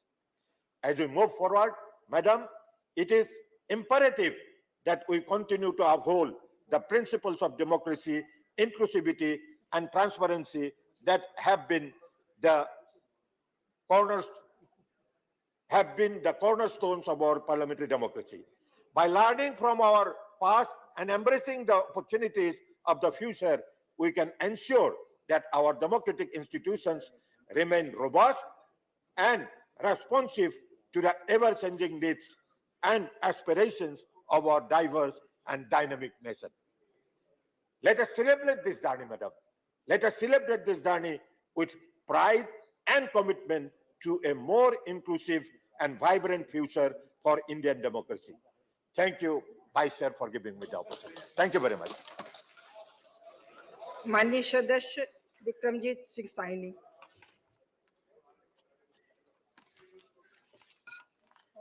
Honorable Chairman, sir, and my fellow parliamentarians, today when I stand here to speak on this historic occasion of the transition from historic Parliament House to the iconic new Parliament building representing the new India, as India approaches a major milestone in the 75th year of the Parliament.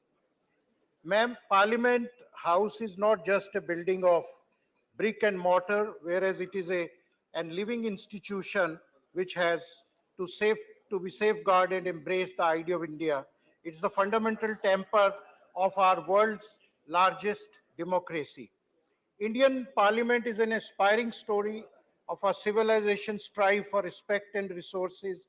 With our values intact as the largest democracy in the world, we embody the unique fiber of our being: unity in diversity, secularism, pluralism, social justice, and equal fundamental rights for each citizen. On this historic occasion, Chairman, I would like to remember and pay a homage to our ancestors, and as my father used to narrate the horrors of partition, still haunt us.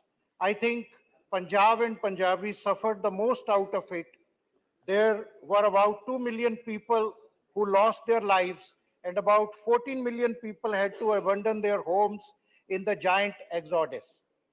लाखों लोग बेघर हो गए और उन्होंने भारत को, India को, भारत अपनी मातृभूमि को अपनी जन्मभूमि माना और अपना सब कुछ, अपना कारोबार, अपने बर्तन, अपना जायदादें, अपना सब कुछ छोड़ के लाखों पंजाबी सफर करते हुए भारत को चुना, भारत को माना और फिर as a refugee they started their career और फिर रेफ्यूजी से बिल्डअप किया।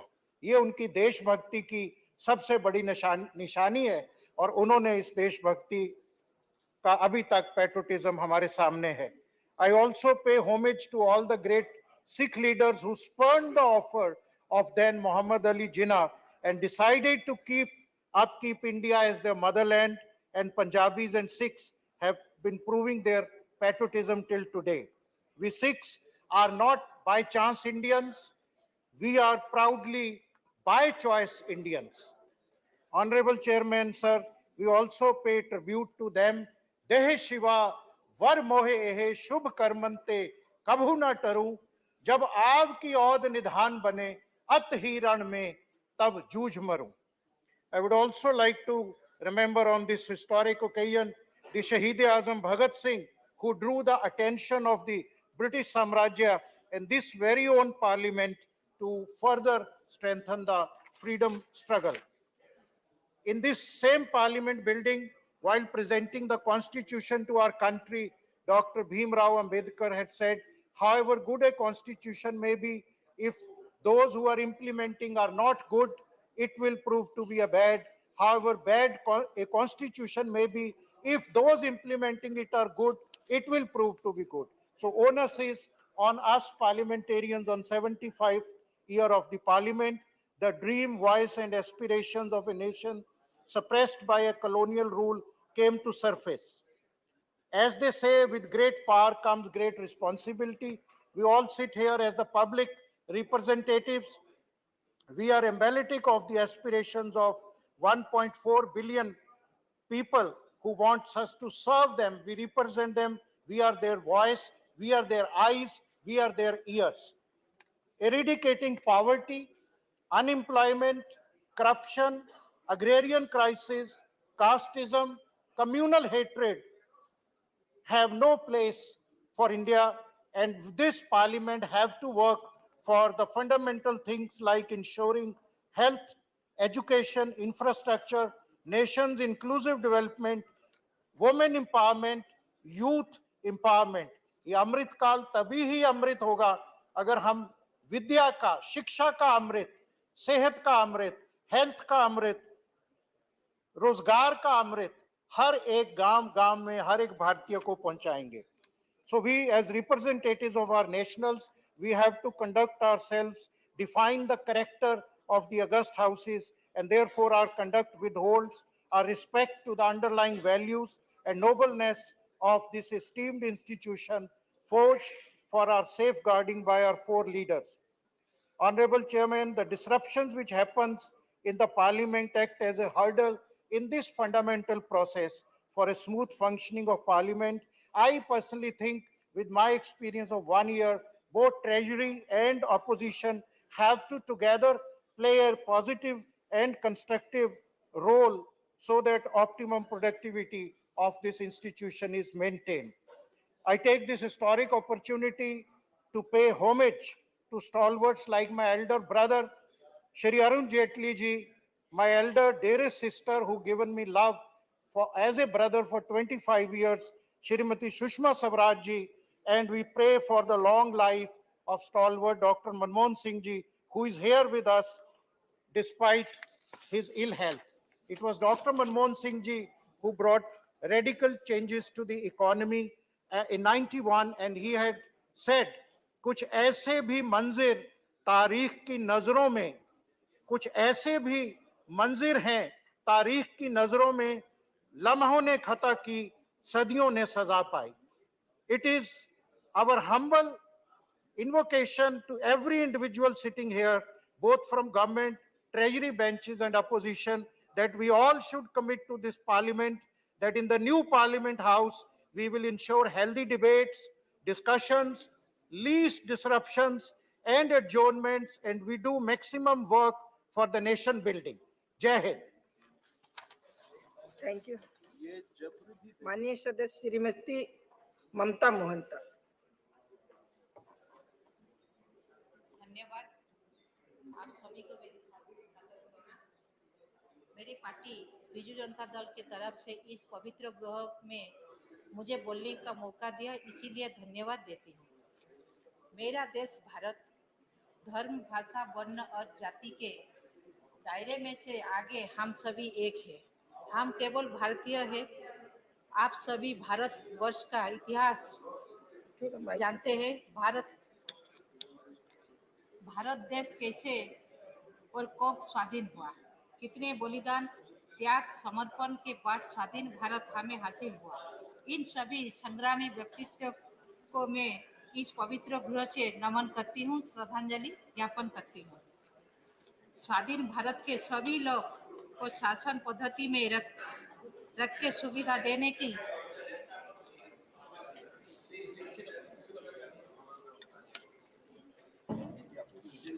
स्वाधीन भारत के सभी लोग को शासन पद्धति में रखकर सुविधा देने की समय में देश को संविधान की आवश्यकता पड़ी, जो सभी भारतीयों को समानता प्रदान करे। स्वाधीन प्रणेता बाबा साहेब भीमराव रामजी अंबेडकर को भी इस गृह से नमन करती हूँ, जिसके कलम की ताकत से इस पुरुष प्रधान समाज में महिलाएं भी समानता प्राप्त कर रहे हैं। 1950 जनवरी 26 को इस संविधान लागू होने के बाद गणतंत्र भारत का शुरुआत हुआ। तभी से जाति, वर्ण, धर्म, शिक्षा आदि सभी क्षेत्रों में सभी को समान सुविधा मिला। इस संविधान के चलते हुए देश में शासन पद्धति लागू हुआ। इस प्रजातंत्र अर्थात गणतंत्र में विधायिका, कार्यपालिका और न्यायपालिका को समान गुरुत्व दिया गया।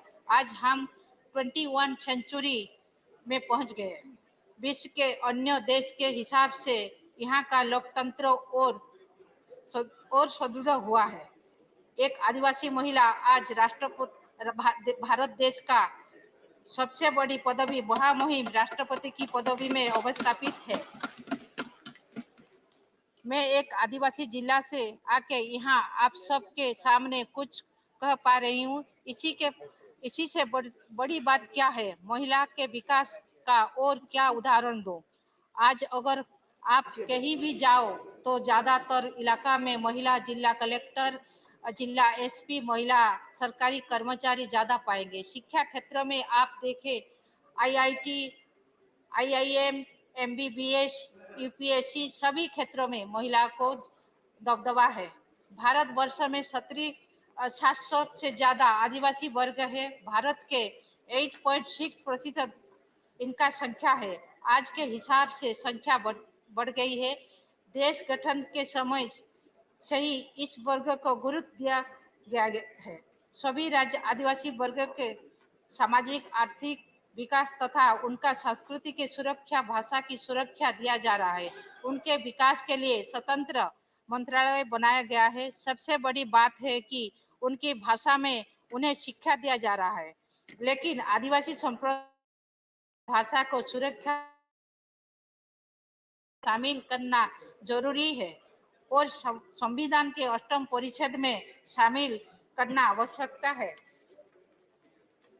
शिक्षा क्षेत्र में भारत के पावन भूमि से चांद तक का यात्रा ही सबसे बड़ी उदाहरण है। यहाँ कितने विश्वविद्यालय, वैश्विक विश्वविद्यालय, भेषज विश्वविद्यालय समेत कितने अनुष्ठान हैं। यहाँ से लाखों संख्या में विद्यार्थी निकलते हैं जो देश विदेश में भारत का नाम रोशन करते हैं। इस देश में 77% से ज्यादा शिक्षित है, 84% से ज्यादा महिला और 71% से ज्यादा पुरुष शिक्षित है।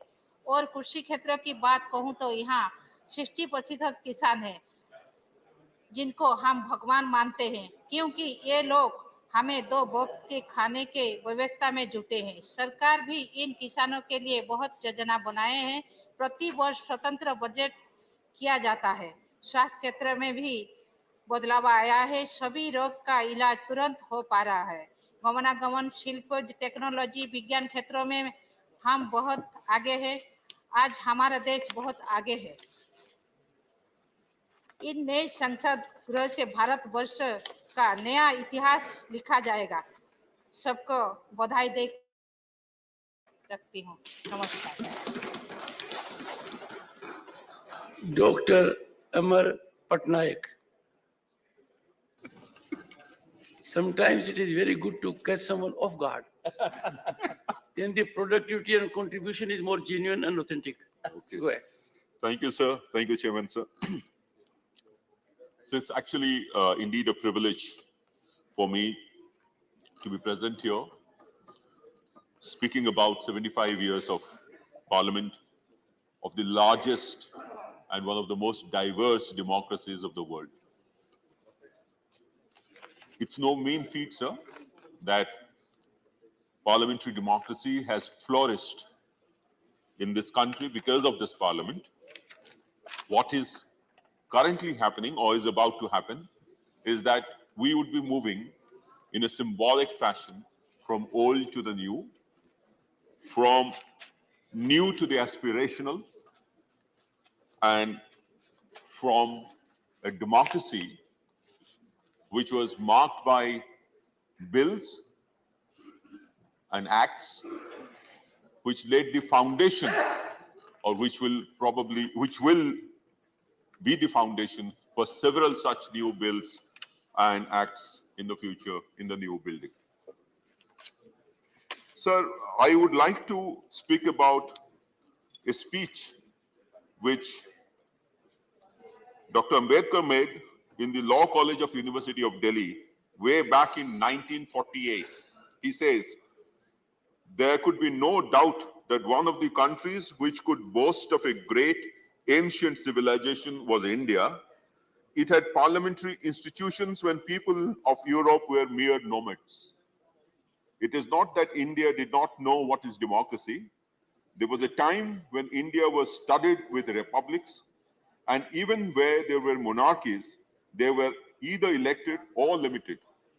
It is not that India did not know parliaments or parliamentary procedure. A study of the Vinaya Pitaka and the Buddhist Bhikshu Sanghas discloses that not only there were parliaments, for the Sanghas were nothing but parliaments, but the Sanghas knew and observed all the rules of parliamentary procedure known to modern times. So I would concur with what other members were referring to say that democracy did not really originate in Greece, but it originated many years before in this particular land. So if we are talking about parliament, I would like to think that since we knew about the parliamentary functioning for a long time, and since we are talking about the Constituent Assembly gave us the Constitution. But it is the Parliament that helps to make the Constitution a living document by the process of amendments. And that is how each one has enabled and strengthened the other. And these amendments have actually made the Parliament, made the functioning of the Parliament closer to the socio-economic and political reality of each of the times, the entire history of this particular 75 years. So the role of Parliament, in a sense, anywhere in the world would be fourfold. So one, to make laws, which will be evolving with the times. Second, to pass the budget. Third, to raise national, state, and local issues. And number four, to hold the executive to account by various procedures of question and answer and committees and PAC and COPO and other such matters. Now, if we talk about the first and the foremost duty of Parliament, that is to make laws, I know that the Parliament has made several laws. There are more than 100 amendments which have been passed, but I would like to concentrate on a few. And those are, the first one, on the center-state relations. So the Parliament, right from the time the Constituent Assembly debates have taken place, has been cognizant of the fact that the states have a very important role to play in this in democracy. In fact, Renuka Ray, she was a member of the Constituent Assembly, while agreeing with Pandit Punjru, she says it is necessary that the center should be in a position to see that provinces do not fall behind in regard to the minimum standards of development. But agreeing with Pandit Kunjru, it is also not possible for a province to administer its responsibilities in an adequate manner if its financial position is unstable or uncertain. Therefore, the Parliament's job is threefold. One, legislative relations, administrative relations, and financial relations. While on the first two front, I think there has not been much divergence except occasional allegations of center legislating on the state list, the problem has been the financial relations, the devolution of funds. And I think this is where our Chief Minister, my leader, Honorable Naveen Patnaik, has always been saying that the cess and surcharge which comes to the central kitty should be made a part of the divisible pool. I think this is what we have to look forward in the next 25 years to be happening, to make the states actually financially independent and financially sustainable to take the entire goal of the nation forward. The second aspect that I would like to talk about is on the issue of women, sir. So on the issue of women, the Parliament has passed several landmark legislations, and many of them have already been spoken about here. One is the Hindu Marriage Act. It removed polygamy, marriage of a maiden and that of a widow, the registration of Hindu marriage, the divorce, the Hindu Succession Act, which is very significant because it gave property rights to women, the Hindu Succession Amendment Act, Child Marriage Act, and several such acts relating to women. But I think it stopped short of one particular last legislation, and that is reservation for women in the parliaments and the assemblies. And that, you know, sir, our leader, Honorable Naveen Patnaik, has been taking it forward for a long period of time, sent emissaries to all political parties. We have spoken here all the time to bring this legislation so that women, the gender parity and the gender equity, the theme reaches its final conclusion by this parliament, whether here or in the new bill. And the last point, sir, that I would like to talk about is environmental constitutionalism. Sir, this is the parliament which has passed most of the environmental laws, starting with Air Pollution Act, Prevention of Air Pollution, Prevention of Water Pollution, Environmental Protection Act. Several such laws have been passed, and that is how the parliament has responded to the existential crisis that is facing this world at large, which is happening because of climate change. I think the Parliament has responded very well, but there are two gaps which probably could be brought in, and that is how the Parliament of India would have responded to the world, and that is to bring in a legislation to ensure that net zero is reached in a fixed period of time, and incentives are given for proper environmental response. So last point, our Parliament, while we transition from here to that building, would also mark a transition in the way the Parliament of India is responding to technology, sir. So we are moving from a physical, more of a physical parliament to a parliament which is both physical and digital, Sansad, sir. It will be it is not yet hybrid, but that will be the way forward, sir. So I think with this, I would end my speech. Thank you so much for giving me these opportunities. Well, you are very well audited. That's your background. Sri Tiruchi Shiva. Thank you, Chairman, sir. Sir. Thank you, Chairman, sir. Oh, here and there. Sir, called as a special session, sir. We are still not aware of the business to be transacted in the remaining 4 days. A shock or surprise may be awaited. We'll have a business advisory committee. Sir? And we'll have a business advisory committee, sir, tomorrow, and you'll be enlightened. As of now, and for tomorrow, you know everything. Okay, sir. Go ahead. As of now, I am telling. So a shock or surprise or nothing is awaiting, and we are also awaiting. Sir, we have completed 75 glorious years of independence and 72 successful years of journey of the Parliament. Sir, this milestone makes it important to recall the hopes, the ideals we have cherished, we have accomplished in this Parliament, fulfilling those visions of the people who fought for freedom and those who drafted the Constitution. Sir, at the outset, I would like to pay my tributes to those who laid down their lives for our freedom, the independence which we are enjoying. Starting from Pulitevan, Veerabandya Kattabomman, Marudu Brothers, Velu Nachiyar, Kuyili, and Tilakar, Gokhale, Mahatma Gandhi, Nehru, Sardar Patel, VOC, and unsung heroes and unsung heroines, which is very, very important, sir. Sir, I think this is the right time to tell that. In a freedom struggle in Tamil Nadu, many women participated with involvement. One lady participated with a 1-year child in her hand. And when the police attempted to disperse the crowd, they opened fire. And when the crowd dispersed, she fell in a place. The flag which she was holding was in another place. The child fell in another place. And the bullet that was fired hit the infant and the child died, sir. A child who knows nothing sacrificed his life.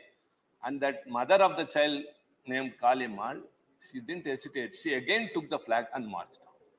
So many unsung heroines or unsung heroes who have to be recollected at this very proud moment. So democracy is a popular sovereignty. The concept of this popular sovereignty is attaining its completion by way of the functioning of the parliament.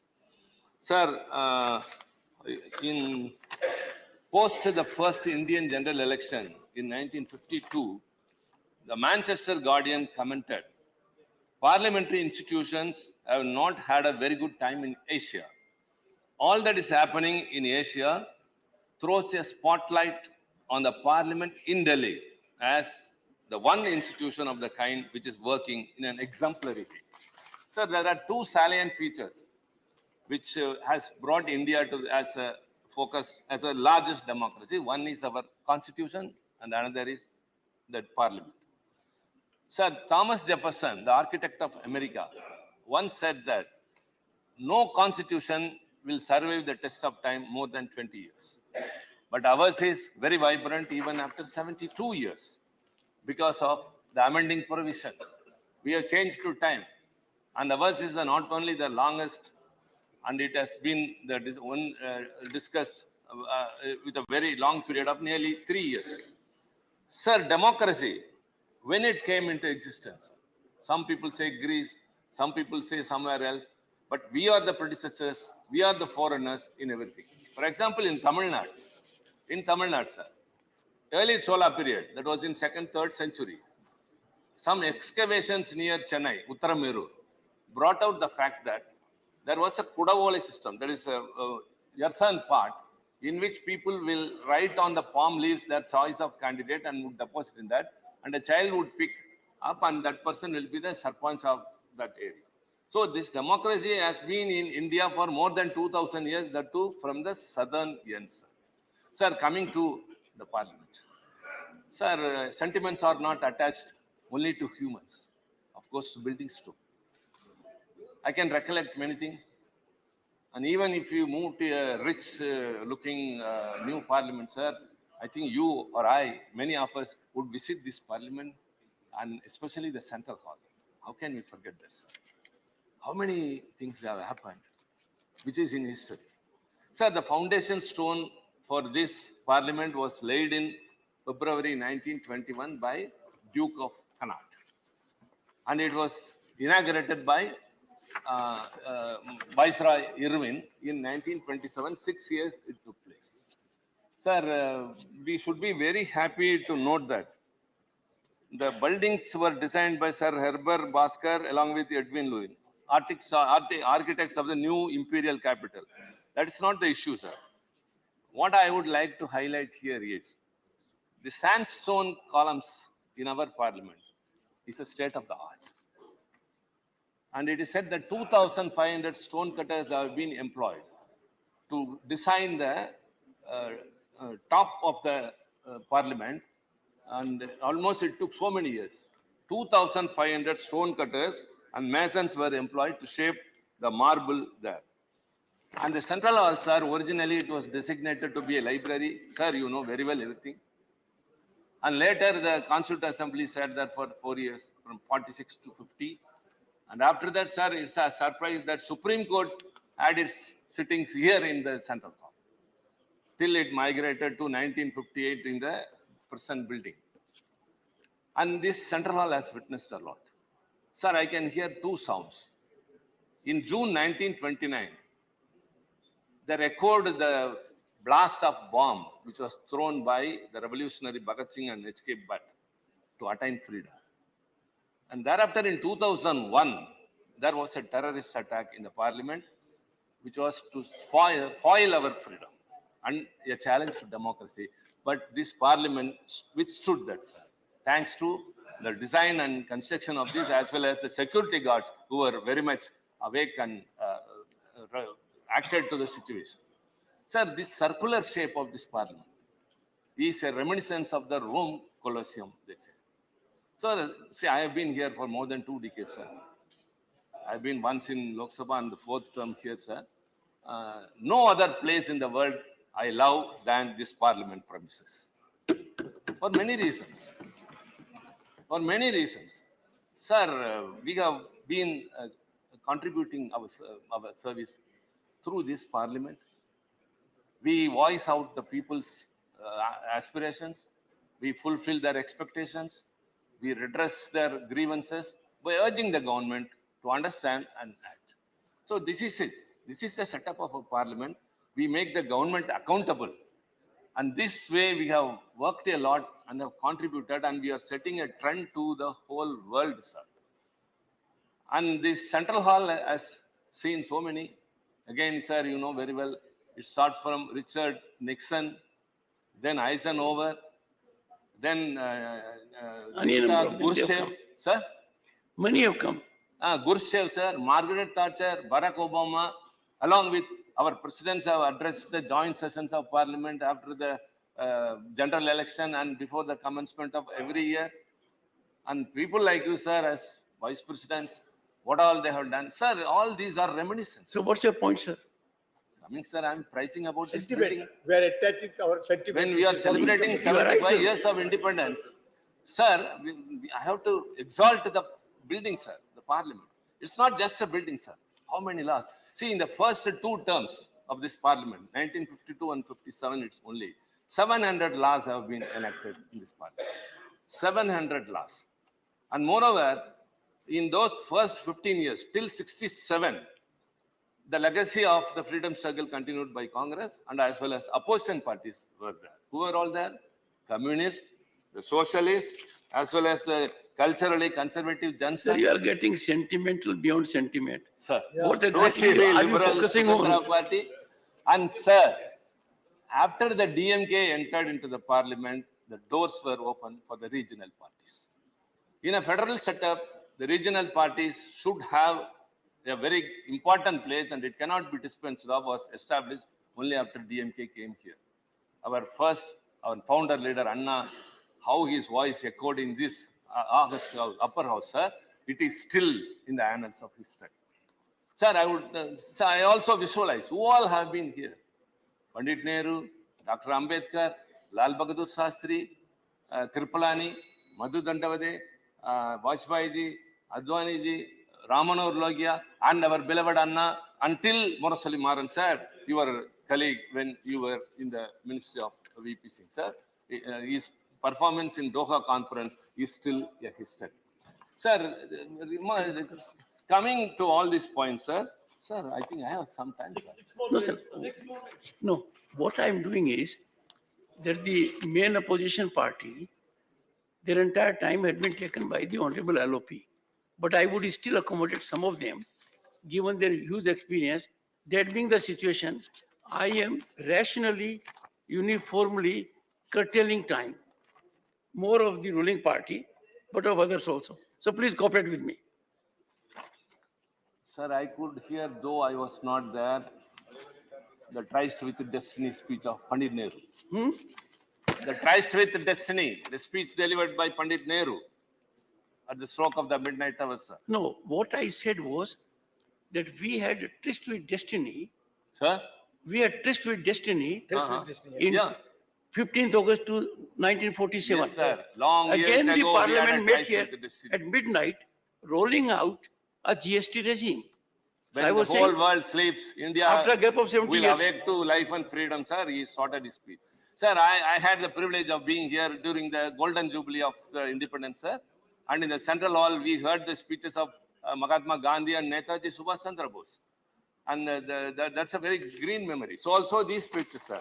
And after the speech of Pandit Nehru, very important here is we have to recollect this mentioning of Dr. Ambedkar, the architect of our constitution, because this is the right time when we are speaking about constitution, we have to preserve also. So I have to quote only two things, one of Ambedkar's and another of Anna. However, a constitution may be, quote Dr. Ambedkar, however good a constitution may be, if those who are implementing it are not good, it will prove to be bad. Okay, sir. However bad a constitution may be, if those implementing it are good, it will prove to be good. If those who are called to work it happen to be a good lot. The constitution can provide only the organs of state such as legislature, executive and judiciary. The factors on which the working of those organs of the state depends are the people and the political parties they will set up as their instruments to carry out their wishes and their politics. That is the fact of the matter. Climax is, sir, if I find the constitution misused, I shall be the first to burn it. I'll be the first to burn it. Sir, it was said by none other than Dr. Ambedkar, sir. So also, during his last speech in the Constituent Assembly, he congratulated everyone, those who supported and those who dissented. The proceedings of this Constituent Assembly would have been very dull if all members had yielded to the rule of party discipline. Party discipline in all its rigidity would have converted this assembly into a gathering of yes men. So he says that, he goes on to thank all those who dissented also. It has a relevance, sir. Huh? It has a relevance. All I can say, Everything has a one relevance, second. sir. All I can say, Dr. Ambedkar had been very prophetic. Very? Very, very Yes, sir. prophetic. Yes. Yes. I wish That's why the I quote, people sir. sitting in this house would be in a position to take a call while being here. That's something which has eluded us. Two things I quoted very much, sir, here. However, a constitution may be good. If those who are implementing it are not good, it won't prove to be bad, number one. And second, he has said if it is misused, he will be number one to blame. Thank you. Sir, and our late leader, Anna, very important, sir. He entered into this parliament and said, I am from the Dravidian stock. I have something distinct and different to offer to the nation at large. He started, and very important, he spoke during the Official Languages Amendment Act, sir.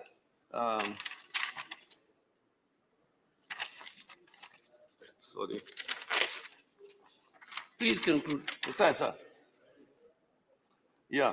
If it is uniformity, quote, Anna spoke. If it is uniformity that you are going to aim at, you are not going to achieve it, come what may. This country consists of different ethnic elements, different cultural elements, and different linguistics groups. It is only unity within this diversity that we should arrive at, and not by destroying the fine niceties of this diversity, mistaking uniformity for unity. May I ask members of this House and the Prime Minister whether language alone is the cementing force needed for the unity of this country.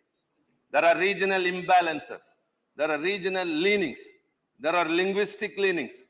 All these things have got to be bridged if you want to have a sort of unity without uniformity for this country. Unquote. Thank you. Unquote, sir. Sir, this parliament has experienced very well. It has flourished all the diversities, sir. Our social, regional, linguistic, ethnic, religion, everything. But that has to be maintained. That is our foremost wish, sir. Sir, many things have to be observed. I don't know, sir, why you are hurrying up when you have been liberal with everyone, Yes. sir. See, even your time is over. Yeah, sir. Sir. Yes. Give me 2 more minutes. Let me conclude, sir. Let me conclude, sir. Sir, everyone is optimistic that when we move to the new parliament, it's a new building, but our convention will be the same. Our functioning will be the same. We will be upholding democracy as the constitution, whichever is our guiding light and guardian. And it is the responsibility and duty of everyone. Sir, the parliament understands and establishes whoever is in the opposition will be the ruling party next time. So this is, of course, democracy. The parliament understands, it has been repeated. Sir, I would like to say only one thing, sir. In the recent days, the space for the opposition is shrinking. There has been a decline in the ability of the parliament to hold the government accountable with fewer days of working. Scrutiny of legislative proposals is weakening. Expansive executive control over the legislative process persists. They got frequent government resorts to ordinances than legislation. Sir, this is only our concern, sir. At least we have to be free. Because, sir, sir, you know very well. You are right. Yes, sir. But when I look within, yes, sir, I find lost opportunities. Enough opportunity was available. Why that was not availed? We have to be very rational, committed. It is good to speak these things. Yes, sir. Good to talk of sublimity. But I keep a diary. And mind you, I am in pain.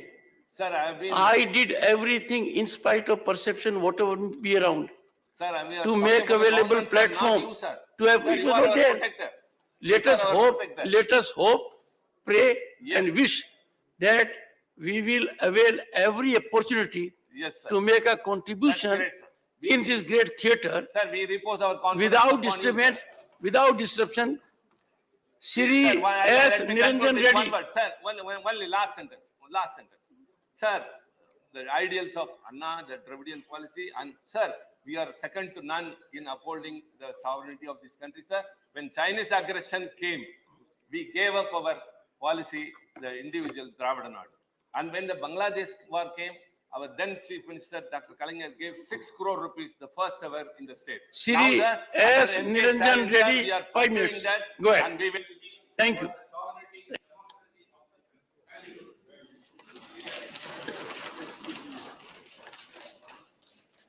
Thank you, Chairperson. Sir, I think it is my fortune that I finally got to address the House with you being in the chair, maybe on the last day of the House being in session. In this House. Sir, parliamentary journey of 75 years is quite a historic occasion for someone like me to have an opportunity to speak. Sir, I regard myself as someone who is relatively inexperienced and young parliamentarian because I have only completed 1 year. Maybe I bring the advantage of fresh eyes to see the ongoings of the parliament, to maybe give some inputs of mine, sir. And sir, but I have been old student of the Constitution. I was going to actually speak little more about it, sir, until I realized you have much more experience than me about understanding the Constitution. Sir, I think the single biggest achievement of our Constitution has been that it has managed to survive. It has managed to survive, sir, despite some challenges it faced during some emergencies. It has managed to survive despite it being tested during a long coalition period when the country came out democratically rich. Sir, it has continued to serve the country most positively. Sir, while we speak of the new Parliament House and where the functioning may shift, sir, I remind myself that we belong to the Rajya Sabha, which is a continuous house, and we are serving under a constitution which is a continuous document. So both of these are going to be permanent features, sir, that would possibly guide the functioning of our house, even in the new parliament. Sir, my passion with this constitution subject started with my reading of the Constituent Assembly debates. Sir. Today's topic is Samvidhan Sabha and the Constitution working for 75 years. Sir, every time I read the Constituent Assembly debates, they are an education in itself because the quality of debates, the kind of divergent views that were expressed in a very productive manner and the symbiotic manner in which the Constitution came to be forged. sir, resulted in the most prolix constitution and the most living and breathing constitution, sir. So in my view, when someone says that the Indian constitution is possibly one of the most amended constitution with more than 100 amendments, it is a salute to the constitution that the constitution permits such changes to be made having regard to the diversity and the advances of the society. Sir, we have remained up to date with our constitution. It is possibly the most brilliant legal document that the world has seen, sir. Sir, in terms of the learnings and challenges, sir, I think we have completed 72 years of being a republic.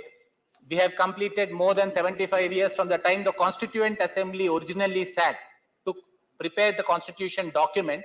Sir, I think when we now move into the new house with possibly new infrastructure and digital infrastructure, so we may have to be mindful of a few challenges we may have having regard to the learnings of the past.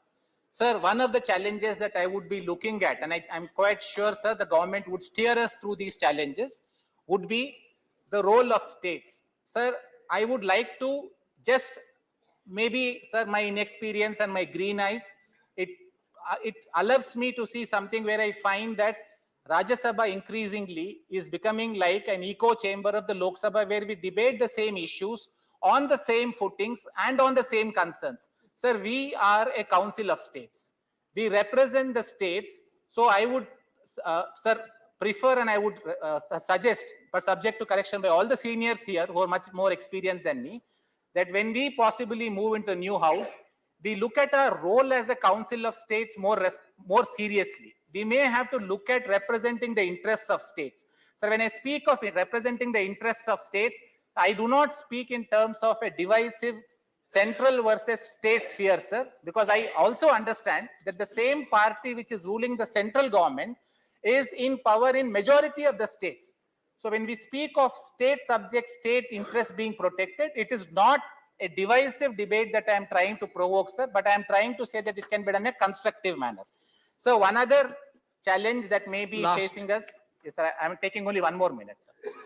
One other challenge that we may have to encounter, sir, with the enlarged space in the new Lok Sabha, there are a few concerns about the South Indian states and the more developed states feeling that will they be, in that sense, outnumbered, because Article 82 gives a protection up till 2026. Would that be balanced in some manner? Sir, I'm sure we'll have an opportunity to debate it, but I think it's a matter of concern which I just wanted to place for the House to consider in due course. Sir, then the last point I want to make, sir, is we are now moving towards a developed nation, sir. We have that 25-year goal. We would want to commend the government and support it fully. As Indians, everyone wants India to be a developed country. But development, sir, in many respects, apart from the material development that we are gaining, sir, I would think that the very fact that we are preserving the constitutional ethos in its fullest form is possibly the greatest tribute to India as a democracy. And sir, the most satisfying thing for me about G20 was India calling itself as a mother of democracy, because that clearly shows the path India wants to take going forward as a democratic country. Sir, I thank you for granting me an opportunity for speaking on such an important occasion. Sri Rajiv Shukla, very brief. सबसे पहले तो ये debate कराने के लिए कि जिसमें संसद भवन से आज हम सबकी विदाई हो रही, कल से नए संसद भवन में जाएंगे, तो इसकी ऐतिहासिक यादें सब उनका यहाँ पे उल्लेख कर रहे हैं। इस छत के नीचे एक से एक महान लोग आए, एक से एक लोग यहाँ से रह के गए, उनके भाषणों की प्रतिध्वनियां आज तक यहाँ गूंज रही हैं। और जब कोई आता है सर तो बड़ा उत्साह होता है, और जब जाता है तो विछोह का दुख होता है। यहाँ से जिस तरह की स्थितियां होती, हमने वो झेला है, दोनों स्थितियों और दोनों बार भाषण की है।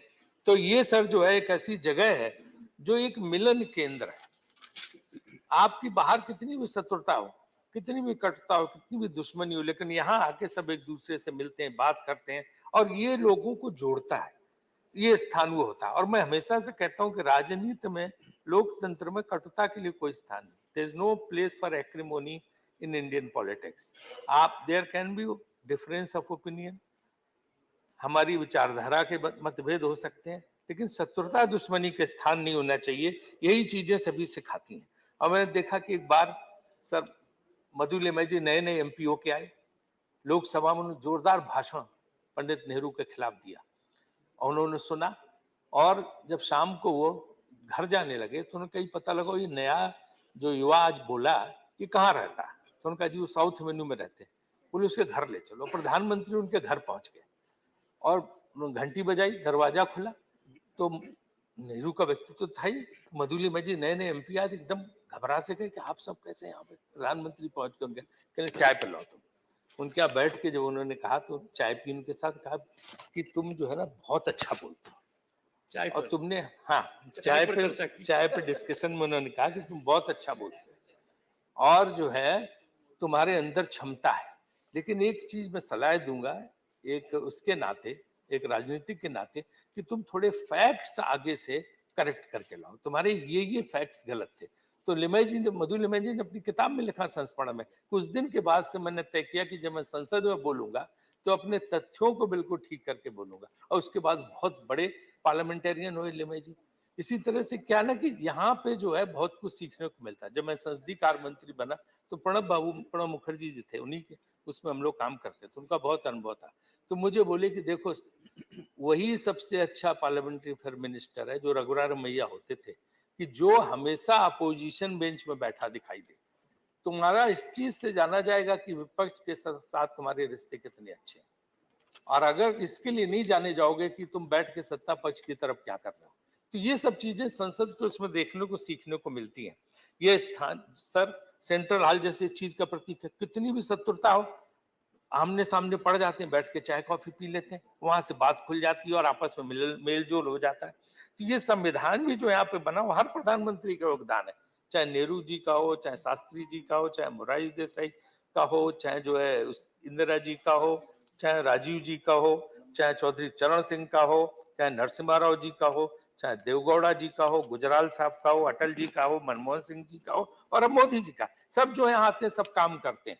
तो ये सब जो है हमें आपस के यही संकल्प लेना चाहिए। आज के नए भवन में जा रहे हैं तो हम ये मन बदलें, दिल बदलें। जैसे अटल जी ने कहा था कि जो है ये ऐसी सत्ता आती हो जाती है, पार्टियां बनती बिगड़ती हैं, लेकिन जो है मन मुटाव नहीं होता, दिल जो है हम लोगों के उसी तरह रहने चाहिए, आपस में मिलजुल करके। और विपक्ष के पास है क्या सर, डिप्टी चेयरमैन सर, विपक्ष के पास क्या है? सिर्फ संसद में बोलने के लिए। उसके पास ना ऑफिस है, ना दफ्तर है, ना ऑर्डर करने के लिए फाइल है, कुछ तो नहीं है, सिर्फ अपनी बात कह सकता। अगर वो बात कहने का भी अवसर विपक्ष को ना मिले तो फिर विपक्ष के पास रह क्या गया?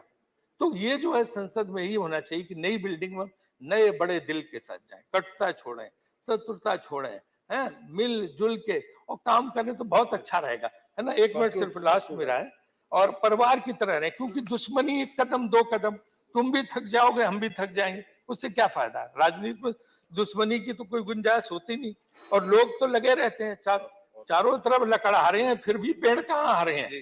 तो यहाँ लोग जुटे रहते हैं, यहाँ पे कहाँ वो ये करके, और जो भी आता है चाहे हम इधर रहे चाहे उधर रहे, सबको एहसास होना चाहिए कि जो है ना कि शोहरत की बुलंदी भी एक पल का तमाशा है, जिस साख पे बैठे हो टूट भी सकती, ये सब एहसास हमें रहने चाहिए। तो बस जो संकल्प है नई संसद में जब हम जा रहे हैं तो उसका ही होना चाहिए। मैं उसको स्वागत करते हुए यही कहूंगा कि वहां जाके हम अपने मन बदलें, दिल बदल के बैठें, और दूसरी चीज वहां पे आके हम गरीब कल्याण के लिए काम करें, महंगाई पर काबू करें, युवाओं को रोजगार दें, सबको न्याय दें।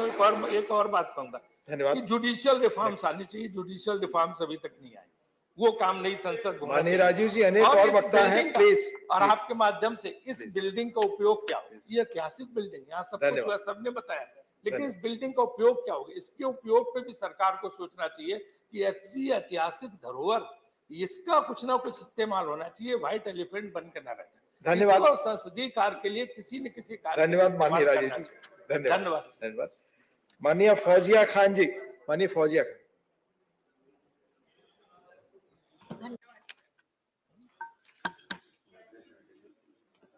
सर, ये लोग हैं।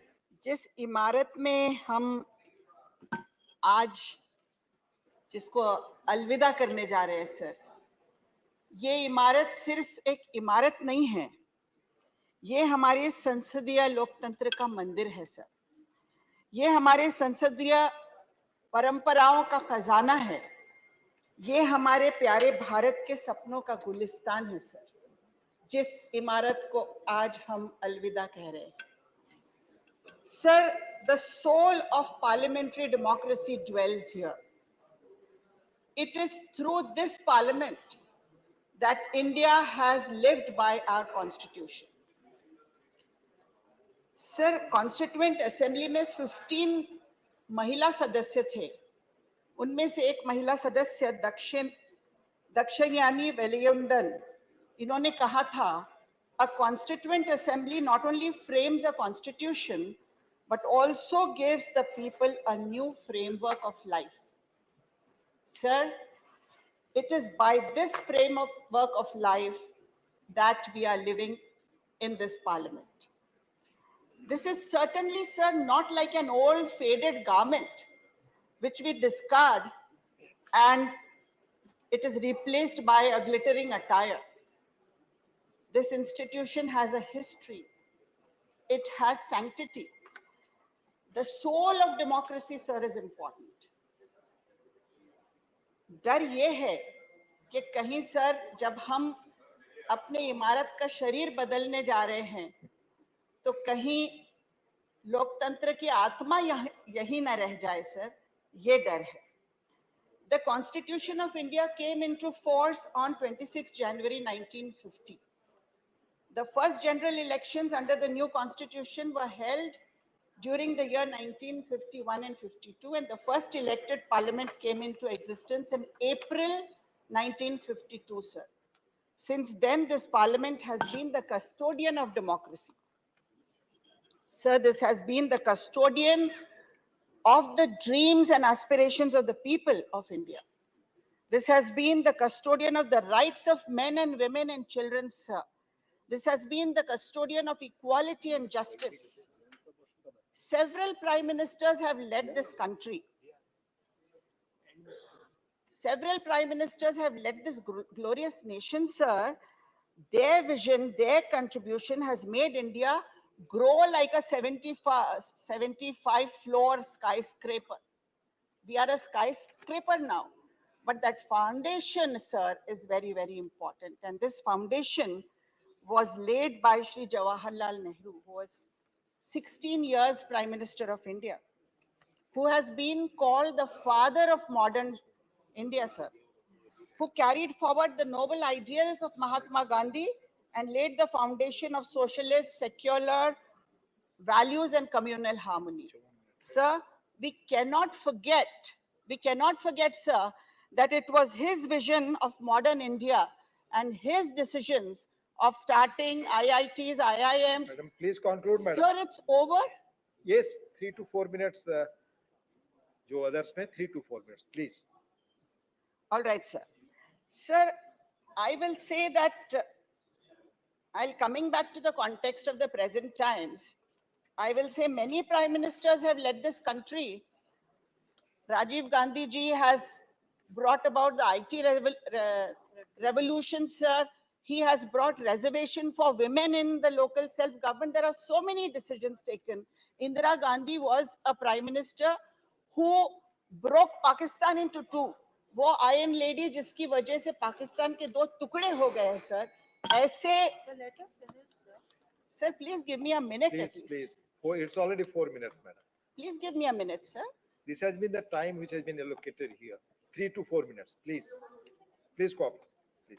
Should I conclude or should I Please stop? conclude. Please conclude. Okay, sir.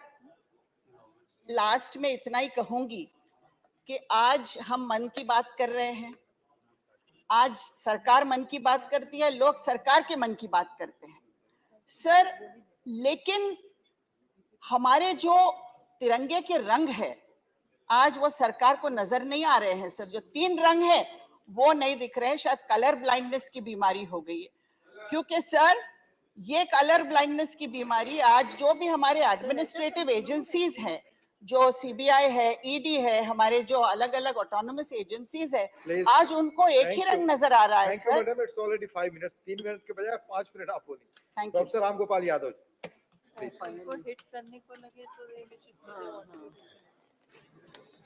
श्रीमान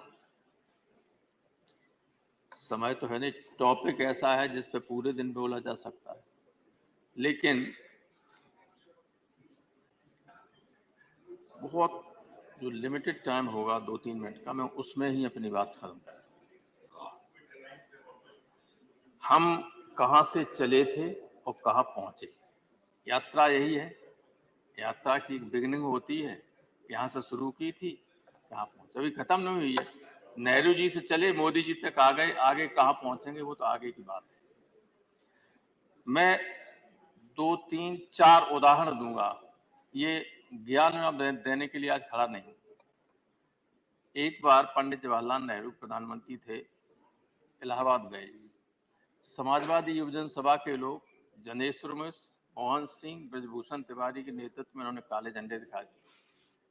नेहरू जी ने अपनी गाड़ी रुकवाई, उतर के आए, बोले इन लड़कों को बुलाओ, और पूछा कि भाई क्यों काले झंडे दिखा रहे। लड़कों ने कहा कि हमारे यूनिवर्सिटी की फीस बढ़ा दी और हॉस्टल की फीस बढ़ा दी, हम गरीब लड़के आसपास के गांव के जहाँ रहते हैं हॉस्टल में कोई पढ़ने की स्थिति में नहीं। नेहरू जी ने तब सेंट्रल यूनिवर्सिटी नहीं थी, लेकिन पंडित जी तो वहां के लिए कह ही सकते, तो कोई बात नहीं। नेहरू जी ने कहा कि भाई वाइस चांसलर को बुलाओ, वीसी से कहा कि आपने फीस क्यों बढ़ा दी, कल तक ये आदेश वापस हो जाना चाहिए। आदेश वापस हो। एक बार जनेश्वर जी को इलाहाबाद यूनिवर्सिटी के वाइस चांसलर ने बाहर निकाल दिया, एडमिशन दोबारा ले नहीं रहे। पंडित कमलापत त्रिपाठी उत्तर प्रदेश से शिक्षा मंत्री थे, पंडित जी के पास लड़के गए तो उन्होंने वीसी से कहा कि इसे दाखिला दीजिए, कि नहीं ये लड़का आंदोलन बहुत करता है। तो पंडित कमलापत त्रिपाठी ने कहा कि आंदोलन नहीं करेंगे तो नेता कैसे निकलेंगे इस यूनिवर्सिटी से, और दाखिला किया। फिर जनेश्वर जी इस देश के कई मंत्रालयों के मंत्री भी रहे। मैं कहना ये चाहता हूं कि उस अब 300 दिन से ज्यादा से लड़के इलाहाबाद यूनिवर्सिटी में अनशन किए हुए हैं कि स्टूडेंट यूनियन का गठन होना चाहिए, चुनाव होना चाहिए। 300 दिन से ज्यादा हो गए, बैठे हुए हैं, कोई सुनने वाला नहीं। अभी दिल्ली यूनिवर्सिटी में होने जा रहे हैं स्टूडेंट यूनियन के चुनाव, लेकिन सेंट्रल यूनिवर्सिटी है प्रयागराज यूनिवर्सिटी, उसमें नहीं करने जा रहे। और 2 उदाहरण और देंगे, रूपाला साहब नाराज मत होना। पूर्वांचल उसका एक्सप्रेस का उद्घाटन करने प्रधानमंत्री जी गए, हमारे मुख्यमंत्री उनको रिसीव करने के लिए खड़े हुए थे। तो स्वागत गाड़ी आगे चली गई, हमारा मुख्यमंत्री पैदल पीछे पीछे चला, तो कब तक चलता रहा। कोई केयर करता है? नेहरू जी लड़कों के लिए खड़े हो जाते, लेकिन प्रधानमंत्री गाड़ी मुख्यमंत्री के लिए नहीं खड़ी हो। तो आपके यहाँ क्या हुआ गुजरात में? उत्तर प्रदेश के चुनाव के बाद अगले दिन ही या दूसरे दिन गुजरात में प्रधानमंत्री का रोड शो था। सारे देश ने देखा कि नहीं आपके मुख्यमंत्री खड़े हुए, तो एसपी ने साइड करके चला गया, हटा दिया और सीधे गाड़ी चली गई कारवां, मुख्यमंत्री खड़े रह गए। तो एक हम चले वहां से थे और पहुंच गए यहाँ। इसलिए आप विचार कीजिए कि डेमोक्रेटिक सिस्टम को कायम रखना है कि नहीं रखना है। नए सदन में जा रहे हैं, इसमें तो बहुत बड़े बड़े लोग रहे, बहुत बड़े मन के लोग रहे, बहुत उच्च कोट की यहाँ बहसें हमेशा हुई हैं। इसने देश को बहुत कुछ दिया। संविधान सभा में तो हमारा लोगों ने कहा ही, आप सब जानते हैं कि दुनिया का जब बना तो ये सर्वश्रेष्ठ संविधान था। क्या हम उस संविधान को ठीक तरीके से रख सके, उसमें कुछ जोड़ सके? सिर्फ रोजाना घटाने का काम कर रहे हैं। अगर हम सत्ता में बैठे हुए लोग देश के हर व्यक्ति को संदेह की दृष्टि से देखेंगे तो काम नहीं चल सकता है। कानून बनता है कुछ चीजों को रोकने के लिए। कानून सारे देश की जनता को आतंकित करने के लिए नहीं बनाया जाता है। ऐसे ऐसे कानून बने, अपराधियों पर लगना चाहिए, आर्थिक अपराधियों पर लगना चाहिए, लेकिन कहीं व्याख्या नहीं है जिस पे चाहें, जिसको चाहें उस पर पुलिस जाके पकड़ लेगी, ईडी पहुंच जाएगी। ईडी पहुंच जाएगी। क्या ये संविधान की मंशा संविधान निर्माताओं की इस तरह के कानून बनाने की रही थी? कभी नहीं रही होगी। बहुत डेमोक्रेट थे और सारे लोग थे, और इस संसद में बैठकर भी इस तरह के कानून नहीं बने। कोटा बना, टाडा बना, सब बने, लेकिन वापस हुए कि नहीं हुए? अटल बिहारी वाजपेयी बड़े आदमी थे, अडवाणी जी थे, यहाँ उस सदन में इंद्रजीत गुप्ता, सोमनाथ चटर्जी से लेके बहुत बड़े बड़े लोग थे विपक्ष में, डॉक्टर लोहिया रहे और पहले रहे। संविधान सभा में तो थे ही सारी इंटेलेक्चुअल क्रीम देश की, लेकिन उसके बाद भी बहुत बड़े लोग रहे, अच्छे कानून बने। कल यहाँ से आपके कम्युनिस्ट पार्टी के हिरेन मुखर्जी, यहाँ भूपेश गुप्ता, तो जाने कौन कौन रहे, हर क्षेत्र के लोग रहे, बहुत बड़े लोग रहे। कभी इस तरह के कानून फ्रेम नहीं हुए, बस मैं खत्म कर रहा हूं, कभी इस तरह के कानून फ्रेम नहीं हुए कि हम जिन कानूनों से आम लोग डरने लगे हैं। आम लोग जब कानून से डरने लगे तो ये देश के लिए बहुत खतरनाक चीज होती है। इस सदन में, इस संसद में मैं 30 साल से ज्यादा रहा, लगाव तो है ही। अब कल दूसरे में चले जाएंगे। हम ईश्वर से यही प्रार्थना करें कि नए संसद भवन में जो भी आगे चल के नए लोग आए, उनमें से कुछ बड़े लोग पैदा हों और देश के संविधान को, देश की व्यवस्था को ठीक रास्ते पर ले चलें। Thank you sir. धन्यवाद। आपका वही लगाव वहां भी रहेगा, मुझे उम्मीद है। डॉक्टर सस्मित पात्रा जी। माननीय अध्यक्ष महोदय, आज एक विशेष दिन है और वो दिन जब ये सदन आखिरी बार बैठ रहा है इस बिल्डिंग में और 24 घंटे बाद इस बिल्डिंग की लाइट्स बंद हो जाएंगी और 75 साल का जो काम हुआ है वो आगे चलता रहेगा नए बिल्डिंग में। मैं अपना वक्तव्य, क्योंकि बहुत कम समय है, 3 मिनट है, अपना वक्तव्य जो है हमारे देश के जितने फ्रीडम फाइटर्स हैं, संविधान सभा के सारे मेंबर्स जो थे जिन्होंने कॉन्स्टिट्यूशन को खड़ा किया, उन सबको मैं नमन करते हुए अपना वक्तव्य शुरू करता हूं। मान्यवर, 75 साल और 3 मिनट वो करना बहुत मुश्किल है, बट मेरे सामने मेरे 2 वक्ता ऑलरेडी मेरी पार्टी के बोल चुके हैं। 75 साल में बहुत कुछ हुआ है और बोलना शुरू किया जाए तो खत्म होने का नाम न लेगा, मगर 75 साल में जो चीज कर सके थे, एक चीज छूट गया मान्यवर।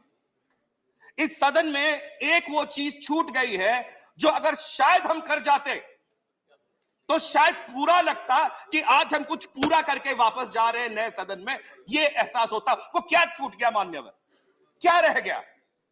1996 में वुमेन्स रिजर्वेशन बिल जब आया था उसको पारित नहीं हो पाया। 1996 में आया, 1998 में आया, 1999 में आया, 3 बार इसी पार्लियामेंट में, बट पारित नहीं हो पाया। फिर मान्यवर ये वो वुमेन्स रिजर्वेशन बिल है जो मैं लेके आया हूं आपके पास, जो कि 9 मार्च 2010 को इस सदन ने पारित किया और लोकसभा में भेजा कि हमारी महिलाओं को इस देश के 33% संरक्षण मिलना चाहिए लोकसभा और विधानसभाओं में।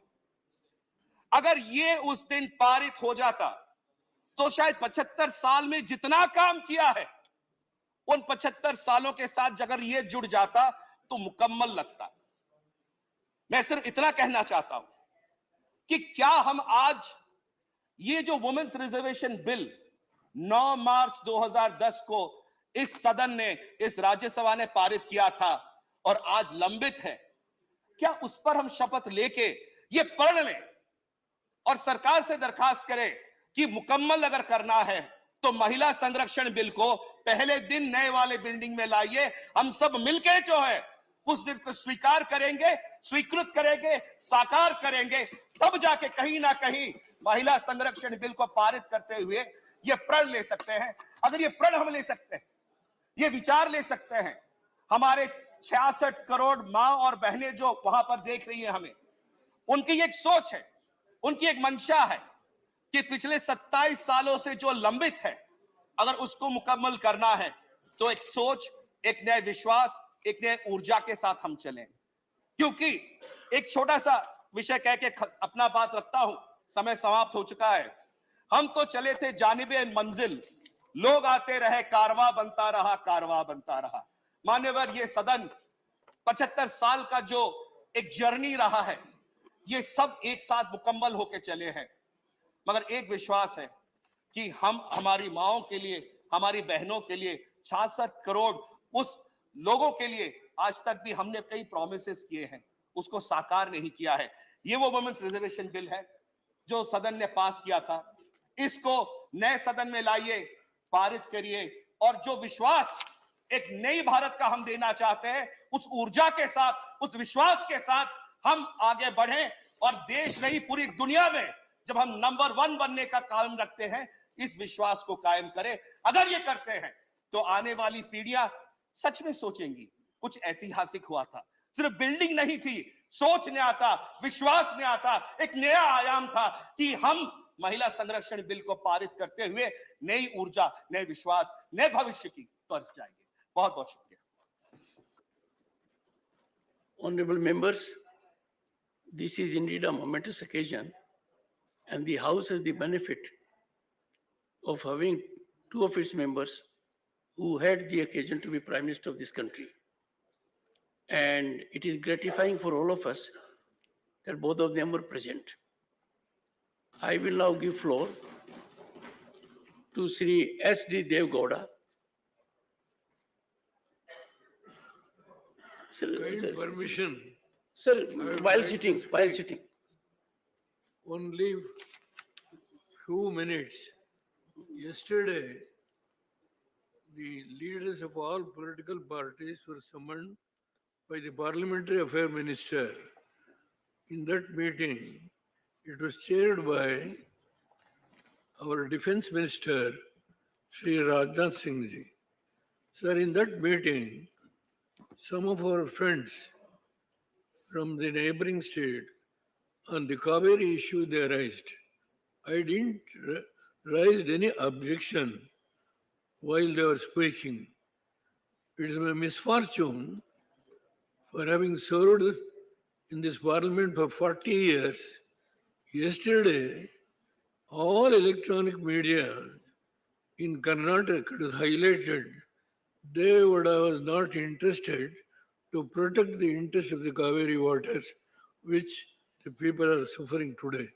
I don't want to go to the merits and demerits of what is going on, what all the people from Tamil Nadu, which was fought from last 60 years, the battle, I don't want to go back to all those things. Sir, I would like to just only one point, whatever the unity that they have been exposed. When Khargeji was speaking, I was watching. Your good self said, I will give opportunity for all the members, few minutes. So lastly, I have come here with your kind permission. I only say, I would like to stand by the problem that has been created by the unity of our friends. Yes, they have the majority, 40 members. We are only 26 or 28 members. There is no unity among ourselves in Karnataka. The people are suffering, but I would like, as a single member whom I have fought the battle from last 60 years. Sir, I don't want to go back to all those old histories. My friends knows this. When Manmohan Singh Ji was the Prime Minister, what has happened? I do not want to take much time. Just only one word I would like to say. This quarrel will not be solved legally. If at all, if our friends wants to have some sort of smooth understanding, let all of us sit together and sort out the problem. Otherwise, things will continue and the struggle from both sides will go on, and this will not going to solve the problem. This type of fight on both sides.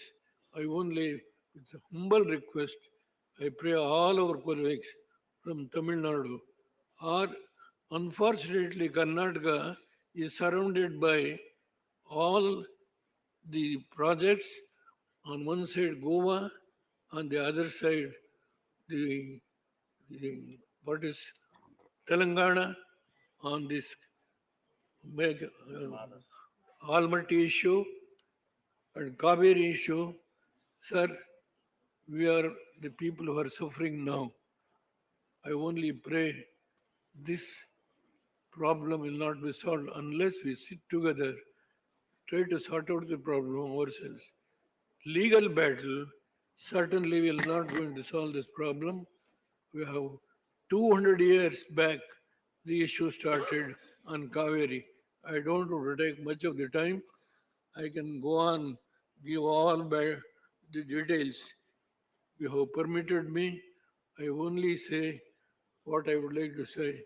I also stand by the people of Karnataka who are suffering, and I will pray all our colleagues, if they are going to sit together and solve the problem among ourselves, it will be one of the most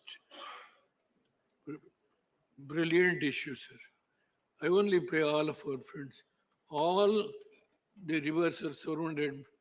Karnataka is the worst sufferer. That's the position, sir. Sir. Only I request. I don't want to make any. It's already settled the issue. The issue has been already settled based on the Supreme Court direction. Tribunal has been ordered. The Karnataka not obeyed. Karnataka not obeyed the Tribunal's order, Supreme Court's order, and we have respect on him. We have respect on the former Prime Minister Devagowda. What do you say? It is a sympathy has been created in this house. I'll come. Lot of suffering. Okay. Please. You see, on this day, when we are trying to reflect, like to, introspect, and sir, chalk out a path for way forward approach. Let 5 I'll give members of opportunity. this house. Sir, I get your point. Sir, Settle down. please, let 5 members of this house, please let them send go. a check to me. And, Sir, sir, sir, the former Prime Minister, but our farmers. One second. Sir, I would like to request, let 5 members of this house on both sides not belongs to either Karnataka or to No, Tamil Mr. Nadu. Vaiko, Mr. Vaiko, Let please. 5 members of Would this you house. please take your seat, all of you? You please Please. delegate Take them. your seat. Let them go and see the condition, please. what the people are suffering, Please. and then let them report to this house. I will accept that. Sir, let us not unnecessarily quarrel. Those people who are not concerned about this problem. Please, sir, I beg of you, the members who are not concerned, let them go and study the situation, what is there, and then report it back to the house. Honorable members, I will accept it. This is not the way. What is it? Because of your strength, you have got 40 members, you are united, and we are divided. No. Would you please? Advantage you want to. Would you please be good enough in taking your seat? Taking your seat. Take your seat. Not going to solve Please, the problem. take your seat. Let me say. Take your seat. This is I'll not come going to solve the problem. If they want to go on like this, let them go Honorable on. members, This is not going to solve the Honorable problem. members, at all. And I will say, I do not wish to. I am 91. I don't know how many years I am going to survive. Only I only made an appeal. 5 members of those people who are not belongs to Karnataka or Tamil Nadu, let them go and study the situation. Report to your good self. Sir, first you finally decide. First, we all the request I make. Thank you very much. We all wish. One second. We all wish Devgowda ji a very long, healthy life. And honorable members, I was carefully listening to every word which the former Prime Minister spoke. The underlying concept was that these issues need to be determined consensually. That being the situation, we must leave it at that. Shri Pramod Tiwari.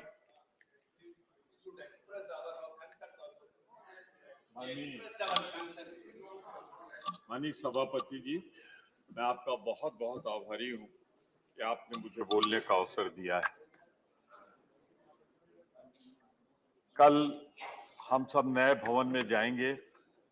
ढेर सारी व्यक्तिगत यादें यहाँ से जुड़ी हैं और देश के इतिहास को देखें तो मैं गर्व के साथ कह सकता हूं कि हम सब उस सदन के सदस्य हैं जिसने इस देश का गौरवशाली इतिहास रचा है राज्यसभा में।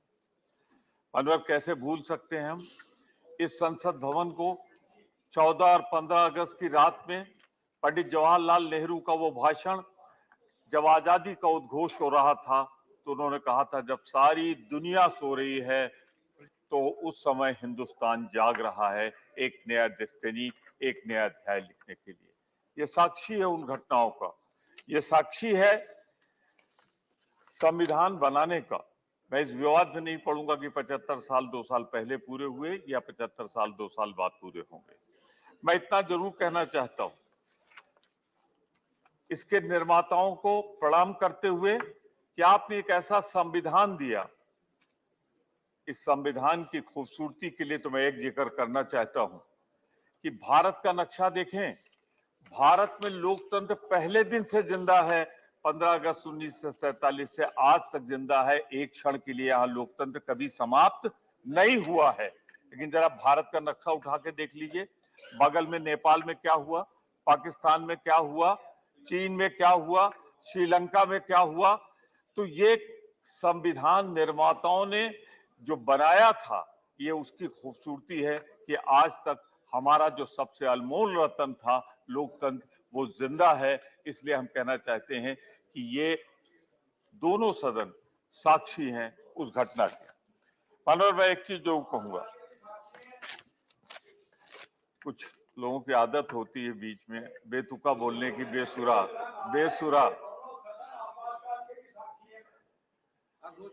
रुक जाओ मानवर, मैं तो बहुत प्यार से बोल रहा था, लेकिन कुछ लोग होते हैं, अब जब ये बोल दिए तो इनको बता दूं, उस आपातकाल को संविधान के दायरे में लगाया गया था। आपने जो लगाया है उस संविधान के दायरे में नहीं, बल्कि संविधान का ताना बाना पहन के लगाया है। और आज आपातकाल जैसी तिवारी जी, कई बार प्यार से बहुत डर लगता है। सही बात है सर, अपना अपना अनुभव, अपना अपना अनुभव। देखिए,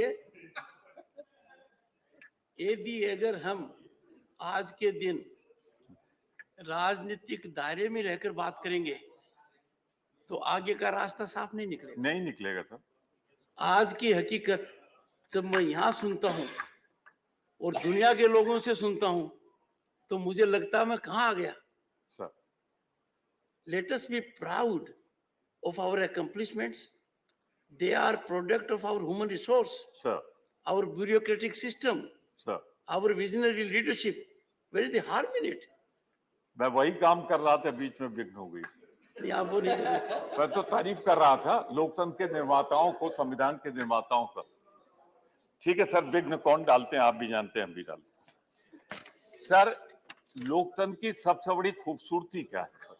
ये एक ऐसा चमन है जिसमें रंग बिरंगे फूल खिलते हैं। हर रंग के फूल को जब खिलने दिया जाता है तो लोकतंत्र मजबूत होता है। मैं फिर किसी की तरफ इशारा नहीं कर रहा हूं, पर सिर्फ ये कहना चाहता हूं कि इस लोकतंत्र की सबसे बड़ी बूटी यही थी कि यहाँ हर धर्म को, हर भाषा को, हर जात को फूलने फलने का अधिकार मिला। और जब धर्म के नाम पर हुकूमतें बांटेंगी लोगों को तो लोकतंत्र पर सवालिया निशान लगेगा और जिन्होंने ये संविधान बनाया है उसके प्रति अनादर का भाव जाहिर होता है। मैं जरूर कहना चाहता हूं इस बात को कि जहां हमारे लोकतंत्र की ताकत है कि आज भी हम लोकतंत्र में जिंदा हैं, आगे भी रहेंगे, चाहे जितने दौर आए आके चले जाएंगे, लेकिन हिंदुस्तान का लोकतंत्र कभी नहीं मिटेगा, ये मैं विश्वास पूर्वक और दावे पूर्वक कहता हूं। अनवर, जब इतिहास पढ़े तो एक लाइन में ये कह के बर्खास्त न कर दें कि 70 सालों में क्या हुआ। अरे 1947 में जब पंडित जवाहरलाल नेहरू ने सत्ता संभाली थी तो हिंदुस्तान के पास क्या था? कितने गांव में बिजली थी, कितनी हम बिजली पैदा करते थे, कै गांव में हमारा टेलीफोन सेवाएं थी, कै गांव में मानवर विकास के लिए सड़कें थी। आज अगर है तो सारे लोगों ने मिलकर काम किया है, इसलिए आज ये दौर आया हुआ है। तो मैं एक बात जरूर कहना चाहता हूं जब गौरवशाली इतिहास पढ़ा जाए तो प्रधानमंत्री नेहरू के किए कार्यों की सराहना के बने हिंदुस्तान का इतिहास अधूरा रहेगा। उन्होंने जो योगदान दिया, शास्त्री जी का संक्षिप्त कार्यकाल था। आपको बधाई, शुभकामनाएं, इस उम्मीद के साथ कि आप याद रखेंगे कि अभी मेरा 10 मिनट बाकी। धन्यवाद। मानवर भूल गए हो तो मैं बता दूं, मानवर शास्त्री जी का, मानिया जी, शास्त्री जी का कार्यकाल बहुत संक्षिप्त था। 18 महीने में उस शख्सियत को हमेशा हिंदुस्तान याद रखे जिसने जय जवान जय किसान का नारा दिया था। तब वो हिंदुस्तान था जब युद्ध रोकने के लिए 65 का हम पर PL 480 की धमकी दी गई थी, उससे भी हम निकले। मानवर, इंदिरा जी के बगैर इंडिया का इतिहास अधूरा रहेगा। अरे ये वो इंदिरा गांधी है जिसने महिला सशक्तिकरण किया, बांग्लादेश का निर्माण किया। अरे लोग तो इतिहास में कुछ पन्ने लिखते हैं, उन्होंने तो जुग्राफिया बदलकर दुनिया के नक्शे में जब तक बांग्लादेश रहेगा इंदिरा गांधी का नाम रहेगा। और इंदिरा गांधी की कोई ताकत तो थी, इंसानियत थी, शराफत थी, संसदीय मर्यादाएं थी कि अटल बिहारी वाजपेयी ने उनकी तुलना दुर्गा मां से की थी। ये है देश का लोकतंत्र। मानवर, आज बड़ी बात होती है डिजिटल इंडिया। इसका जन्मदाता कौन था? राजीव गांधी। क्या हम उनके योगदान को भुला सकते हैं? पिछड़े वर्गों को, दलित वर्ग को, महिलाओं को अगर पंचायत राज में, नगर निकाय में आज वो मेयर के पद पे बैठी हैं, बड़े बड़े पदों पे जिला पंचायत अध्यक्ष बैठी हैं, तो कांग्रेस के प्रधानमंत्री राजीव गांधी का योगदान है उसमें। मैं इतना जरूर कहना चाहता हूं आपसे, आज युवा आभारी है। 18 साल के नौजवान को अगर मिला है तो इन्हीं 70 वर्षों में मिला है मताधिकार। मानो मैं आगे बात बढ़ाऊं अगर तो इतना जरूर कहना चाहता हूं, PV नरसिंह राव जी ने आर्थिक उदारीकरण शुरू किया। उन्होंने, मनमोहन सिंह जी ने उसको परवान चढ़ाया। आज भारत की जो ताकत है ना दुनिया में, वो सपनों से नहीं आई है, इन दोनों के उदारीकरण के कारण आई है। हम इनके योगदान को नहीं भूल सकते। पर एक बात जरूर कहना चाहूंगा आपसे, उदारीकरण का जो आज स्वरूप है वो उधारीकरण और बेचीकरण में तब्दील हो रहा है, उसे रोका जाना चाहिए। हमारा उदारीकरण और बेचीकरण के बीच में बहुत बड़ा फासला है। मानवर, मैं ये जरूर कहूंगा कि इस संविधान की तीसरी सबसे बड़ी मर्यादा है कि फेडरल स्ट्रक्चर, हाँ वही आप शुरू कर दीजिए 10 मिनट। फेडरल स्ट्रक्चर, राज्यों के मिलकर ही ये संघ बना है और इसीलिए हम यहाँ बैठे हुए हैं। मैं सिर्फ इतना कहना चाहता हूँ आपसे, इतना विनम्रता पूर्वक कहना चाहता हूँ आपसे कि फेडरल स्ट्रक्चर को राज्यों के अधिकार के साथ खिलवाड़ न किया जाए। जो हो रहा है, चुनी हुई सरकारों को गिराते हैं आप गोवा में, चुनी हुई सरकारों को मध्य प्रदेश में गिराते हैं आप, जिस तरीके से विभिन्न राज्यों में गिराई जा रही है, यह खतरनाक लक्षण है जिसका जिक्र मेरे भाई कर रहे थे। वही आपातकाल की तानाशाही जो बिना लगाए आई जा रही है। मैं सिर्फ इतना कम करना चाहता हूं, 2 बात कह के मैं समाप्त कर दूंगा, सिर्फ 2 मिनट, कि एक खतरनाक बात की ओर मैं इशारा कर रहा हूं, दिल में सबको अच्छी लगेगी, मेरी 2 ही मिनट की बात थी, सबको अच्छी लगेगी लेकिन बोलेंगे नहीं पार्टी प्रतिबद्धताओं। पहले सांसद के अधिकार होते थे, विधायक के अधिकार होते थे, मंत्री के अधिकार होते थे, इससे लोकतंत्र की ताकत बढ़ती थी। आज इन तीनों ताकतों को, विधायिका को कमजोर किया जा रहा है, ये एक खतरनाक लक्षण है, ये उचित नहीं। हमारी सोनिया जी ने, कृपया खत्म करें, आपका हम जो बात करें आपको अच्छी लगेगी। सोनिया जी ने एक पत्र लिखा है 9 पॉइंट, बहुत अच्छा है, आप भी पढ़ लीजिएगा और इनको भी पढ़ा दीजिए, कह दीजिए उसको मान जाए तो 75 साल का सब कुछ पूरा जाए। बहुत बहुत धन्यवाद, एक बार फिर आपको बधाई। ये कहते हुए, जो लोग लोकतंत्र को कैद करना चाहते हैं वो इंडिया आ रही है और आप जा रहे हैं, ये उद्घोष करते हुए मैं कहना चाहता हूं कि आपकी ताकत दिन ब दिन कमजोर हो रही है, आप समाप्त होंगे, देश अब आपको नहीं चाहता। इंडिया आएगा, इंडिया जीतेगा। माननीय सांसद करोड़ीलाल मीणा जी, माननीय सांसद करोड़ीलाल मीणा जी।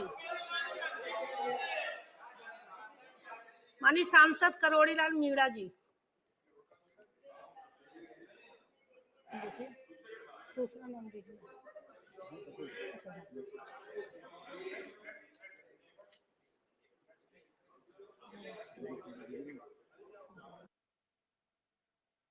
माननीय विजय सिंह रेड्डी जी, विजय शाही Reddy ji.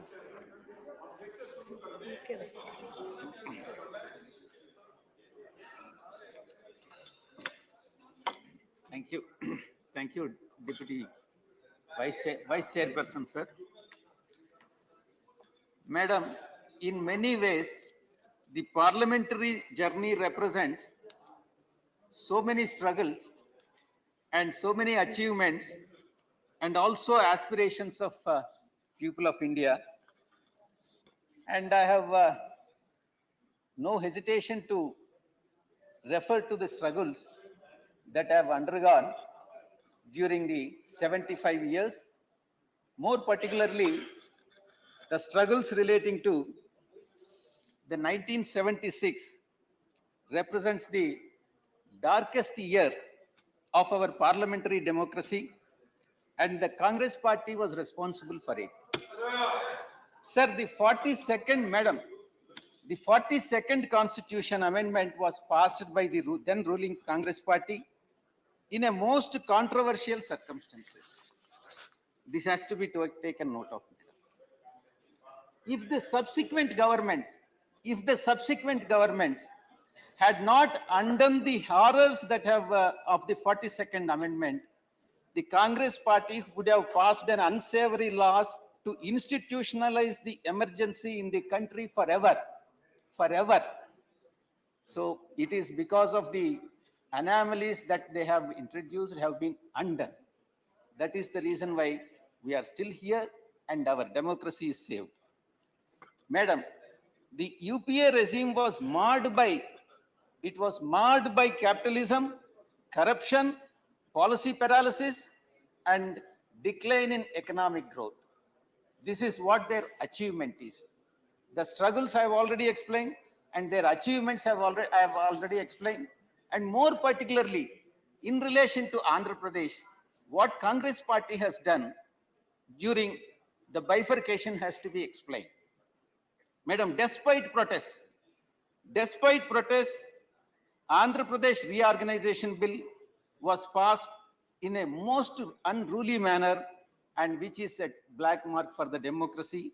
And Andhra Pradesh hence was the biggest victim of the misuse of power by the Congress party. Madam, the live telecast of the parliamentary proceedings were cut off. A demand for the division of voting has been denied. All Andhra member of parliaments were unfairly suspended, and doors of Lok Sabha were closed. The passage of Andhra Pradesh reorganization bill was based on unscientific, irrational considerations, which has been authored by my friend Jairam Ramesh ji. Madam, the next point. You can go ahead with your comments, but I'll continue my observations. Madam, the governments may come and governments may go, but for sitting government, that is BJP government, is under an obligation to fulfill the statutory promises made by the previous government, that is Congress government. Madam, the Congress party, one important point, Madam, the Congress party has held the power for 50 years. 50 years out of the 75 years, and if any other party had been in place other than Congress party, I have no hesitation to say that India would have been a developed country by now, not a developing country. It would have been a developed country. That is the achievement of the Congress party insofar as democracy is concerned. This you can go ahead. The evidence of this is in front of our eyes now. Madam, the non-Congress government in the past 10 years, you have been seeing, we have been watching, and what the performance is. Madam, parliamentary productivity. Average number of sitting days per year has decreased from 120 in 1950s to roughly 70 days at present, which is really alarming, madam. Madam, I'll have to give the comparative figures. In 2022, the Indian Parliament sat for 56 days and US Congress sat for 158 days and British Parliament sat for 137 days and the Canadian Parliament sat for 96 days. I request the BJP government to increase the number of sittings of the Parliament so as to make the justice to the country, people of this country, madam. Madam, there is youth particularly. The youth at present, the significance of youth and importance of youth is coming down slowly, and the participation in youth is also coming down. MPs in 25 to 40 age bracket has fallen from 26% in first Lok Sabha to 1 to 12% in 17th Lok Sabha. Madam, welfare of backward classes. I request the government, Honorable Finance Minister is sitting here. I request the Honorable Finance Minister and also Prime Minister and BJP government to introduce reservation for BCs based on the population of BC population in this country. BCs constitute more than 50% in this country. Therefore, the reservation has to be given to the BCs based on the proportion of population. And no caste census has been conducted, and the last caste census has been done in 1931. Socio-economic population data on BCs has been released, madam. Madam, women reservation bill. The women constitute 50% in the population. YSR Congress Party, under the leadership of Jagannath Reddy Garu, right from day one, since inception of the party, has been demanding reservation for women, and as of today, in the state assemblies, the women percentage of women is only 8%, and in Lok Sabha it is 15%. Women, therefore, the women reservation bill has to be passed. We request the government of India to BJP particularly to pass the women reservation bill. Madam, in fact, many, even in the yesterday's meeting, yesterday all-party meeting has been held, wherein my colleague, my friend from Andhra Pradesh, MP, has vociferously raised the issue of arrest of Chandrababu Naidu. Though it is not relevant here, since he has raised the issue in the all-party meeting, and also he is going to raise the issue again on the floor of this house, I have no other option but to address this issue.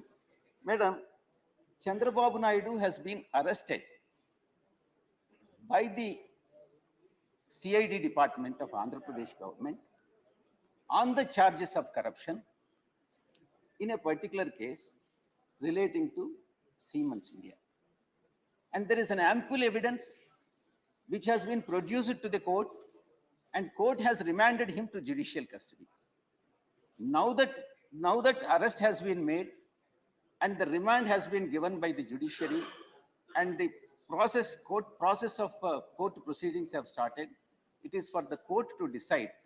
And court has also observed that there is a prima facie case against Chandrababu Naidu, and the court will decide the matter. Madam, it is not only, it is Chandrababu Naidu who, this is the book, madam. This is the book. Chandrababu Naidu has resorted to corruption of 1,44,577 crores. This is an old book, and subsequently, this amount of corruption, the quantum of corruption has gone up to 6 lakh crore, madam. And again, madam, it is not one case or two cases against Chandrababu Naidu. There are number of cases. It is his own affidavit, madam. It is his own affidavit which has been filed before the Election Commission, wherein he has stated that there are 9 cases against him, 9 criminal cases against Chandrababu Naidu. Therefore, when he himself has declared that there are criminal cases against Chandrababu Naidu, I have no hesitation to call Chandrababu Naidu as a criminal, madam. He has been implicated in a criminal conspiracy and resorted to corruption. Therefore, he has been implicated in the corruption case, madam. One more point, madam. One more point, madam. Madam, he has not only that, politically, Chandrababu Naidu has backstabbed everybody. He has backstabbed BJP. He was with BJP, he has backstabbed. He was with Congress party, he has backstabbed Congress party. He was with communists and he has backstabbed communists. So therefore, there is nothing wrong in calling him as backstabber, madam. And he is the king of all scams. I have no hesitation to say that he is king of all the scams. This is the fate of the democracy, and therefore this type of politicians, particularly who has ruled the state of Andhra Pradesh for a period of 14 years as a chief minister, has spoiled the state of Andhra Pradesh, and Andhra Pradesh is looking backward only because of Chandrababu Naidu, madam. Thank you very much. Thank you. Please, Shri Sameer or Rao.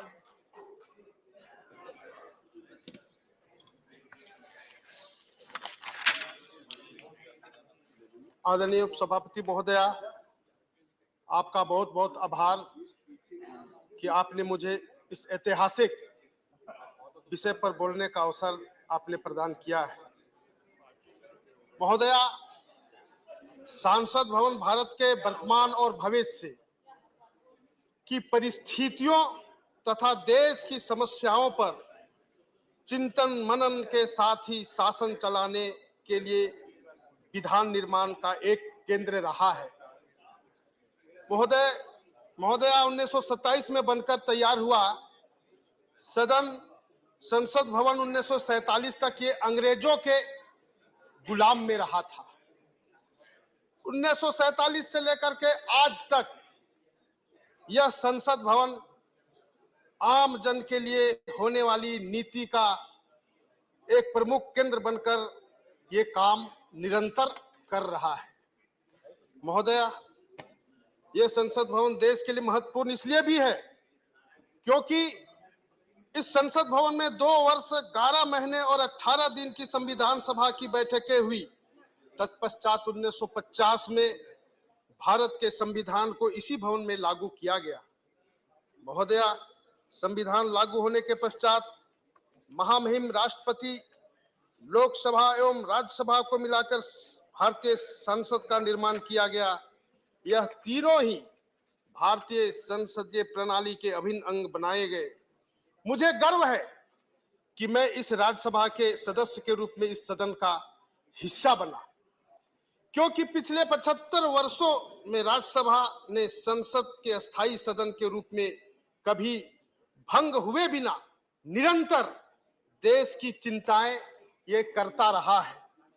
परंतु महोदया, मैं बताना चाहता हूं कि सभी माननीय सदस्यों ने पूर्व में इस सदन का बहुत सारे उपलब्धियां और बहुत सारे जो अनुभव है इन बातों को बताने का काम किया है, लेकिन मुझे लगता है मैं जो अनुभव करता हूं उसमें यह भी है कि बहुत सारे ऐसे उपलब्धियां तो हुए, यहां बहुत ऐसे विद्वान माननीय सदस्यों ने अपनी बातों को यहां पर विचार किया, लेकिन कुछ ऐसे भी चीजें हुए जो कि इस सदन के अंदर में यह सदन जो गवाह,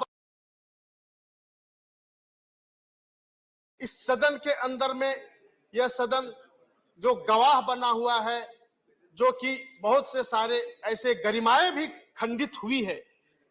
महोदया, मैं बताना चाहता हूं कि इसी प्रकार से यह जो है, अगर हम कहें तो इस सदन भवन के अंदर में जो है आपातकालीन जैसी जो है जो बातें हैं वह भी मतलब यह सदन ने देखा है। इसी प्रकार से हम देखते हैं कि ये जो 370 जैसे जो एक समस्या थी, अगर उन दिनों में ये नहीं रहता तो ये जम्मू कश्मीर जो है ये अलग नहीं होता। इसी प्रकार से ये लगातार ये 75 वर्षों में सदन ने अनेक उदाहरण है जो कि इस प्रकार से चीजें हुई है। मैं जनजाति मामले के विषय में भी मैं जब विचार करता हूं, देखता हूं, तो 1969 में सदन के एक माननीय तत्कालीन सदस्य स्वर्गीय कार्तिक उरांव जी ने जनजाति हित के लिए एक विशेष बिल जो लाया था, वो बिल भी उस समय के कौन से ऐसे राजनीतिक परिस्थितियों के कारण इस सदन के अंदर दफन हो गया। महोदया, इस प्रकार से कई ऐसे उदाहरण हैं, लेकिन मैं कहना चाहता हूं कि बीच के समय में हमारे इस सदन के अंदर में भी एक अच्छे उदाहरण, अच्छे जो है अचीवमेंट जो हुए हैं, जो मैं बताना चाहता हूं कि आजाद भारत में पहली बार ये जनजातियों के विकास के लिए तत्कालीन प्रधानमंत्री श्रद्धेय अटल बिहारी वाजपेयी जी ने जनजाति मामले का मंत्रालय का स्थापना किया और ये जनजातियों के सर्वांगीण विकास के लिए कई प्रकार के योजनाएं हुए। महोदया, उस समय जो है एकलव्य मॉडल रेसिडेंशियल स्कूल, आदिवासी बच्चों का ठीक से पढ़ाई हो, ज्ञान हो और जो है अपने बढ़े, अपने परिवार को बढ़ाए और देश के सेवा में भी वो शामिल हो, आगे बढ़े। इसलिए ऐसे जो है महत्वपूर्ण एकलव्य मॉडल रेसिडेंशियल स्कूल की स्थापना करके आदिवासी बच्चों की पढ़ाई के लिए भी आगे बढ़ा है। निश्चित रूप से महोदया, मैं बताना चाहता हूं कि हमारे जो है यशस्वी प्रधानमंत्री आदरणीय नरेंद्र भाई मोदी जी ने ये जो है देश के आजादी के लड़ाई के लिए लड़ने वाले जो है उन दिनों के जो है जो अनसंग हीरोज थे आदिवासी, उन लोग के नाम से भी जो है संग्रहालय बनाने का काम किया और जो है भगवान बिरसा मुंडा जी के जन्म जयंती के 15 नवंबर के दिन में राष्ट्रीय जनजाति गौरव दिवस मनाने का यह काम प्रारंभ हुआ। देश के जनजातियों को भी सम्मान मिलने का काम इसी संसद में यह गवाह रहा है। महोदया, ये मैं बताना चाहता हूं कि जनजाति लोग जंगल पहाड़ों में रहते हैं। ये जो है FRA, CFR जैसे जो है प्रावधान किया फॉरेस्ट राइट एक्ट के अंतर्गत, सामुदायिक जो है वनाधिकार का यह प्रावधान जो हुआ है, आज जनजाति अपने वन क्षेत्रों के में अंदर में रह करके कैसे जो है जो नन टिम्बर फॉरेस्ट प्रोड्यूस को संकलन करके, संकलित करके अपने जो वैल्यू एडिशन करते हुए अपने आमदनी को बढ़ाने का काम किया जा रहा है। प्रधानमंत्री जी आदि आदर्श ग्राम विकास योजना करके जनजातियों के गांव में किस प्रकार से सभी प्रकार के विकास का काम हो, इसके लिए ऐसे योजनाएं किया है।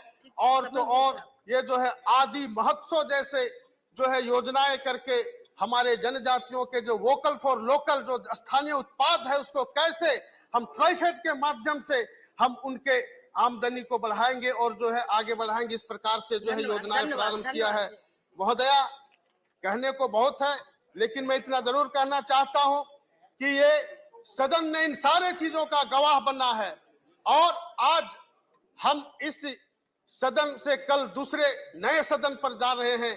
मैं आशा करता हूं कि ये नए सदन में भी बहुत नए नए कीर्तिमान स्थापित हो, ऐसा विश्वास के साथ मैं अपनी वाणी को विराम देता हूं। धन्यवाद। Thank you. Shri Abdul Bahak. All the praises to Almighty God for giving me a wonderful time to be here at this last moment of this last Rajya Sabha in this hall. My leader, two leaders were here in the first day of this building when it started in 1952. There's Qaida Millat Muhammad Ismail Sahib and B. Poker Sahib. They were in the Constituent Assembly also. So now our party also completing 75 years, Amrita Kal. November 16th, we are coming to Delhi to inaugurate our new office, and also to us also this is Amrita Kal. And this building, it is very, very dear to me also because my leaders came here first day itself in Rajya Sabha, and now I am also in Rajya Sabha. So many people predicted 75 years Indian Union Muslim League will be here. Yes, we proved that we are here, we are very much here, and we are looking after the minorities, causes, and the Dalits and what you call SC, STs. We are working heavily in our area in skill development for minorities and for Dalits and for SC, STs. Thank you very much for giving me a time of this one. Before, I think when our chairman is coming, we will get some more time.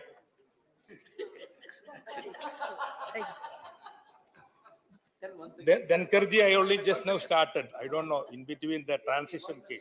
Just now I started only. So I was telling, for your information, this is a wonderful moment for me, especially personally, because my leaders came here first day. Now the last day also I am here. So I will be here till the end of the session, just to say bye-bye Rajya Sabha. Bye-bye Rajya Sabha, I will be here.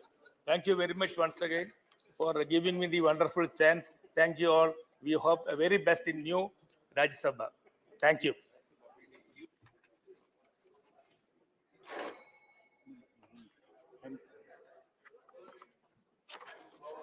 Shri Narayan Das Gupta.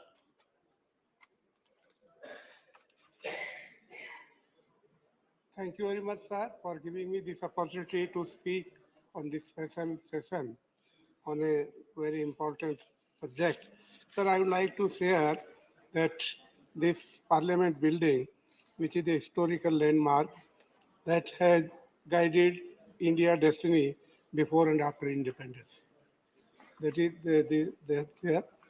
this house, which was constructed in 1927, it was occupied originally by the Imperial Legislative Council from 2027 till 15th August 47, and after that by the Constituent Assembly till January 50, and then thereafter we are occupying this.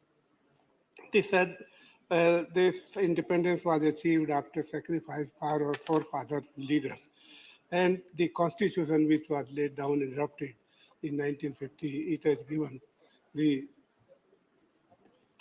rights to the citizen, every citizen of this country, of liberty, of the free speech, justice, and to promote the fraternity among the citizens.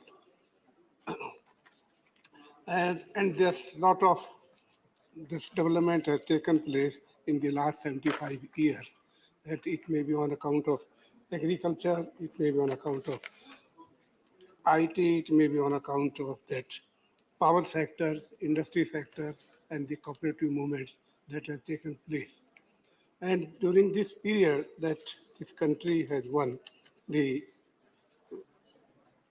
war also, that is a war of 1971, Bangladesh, and this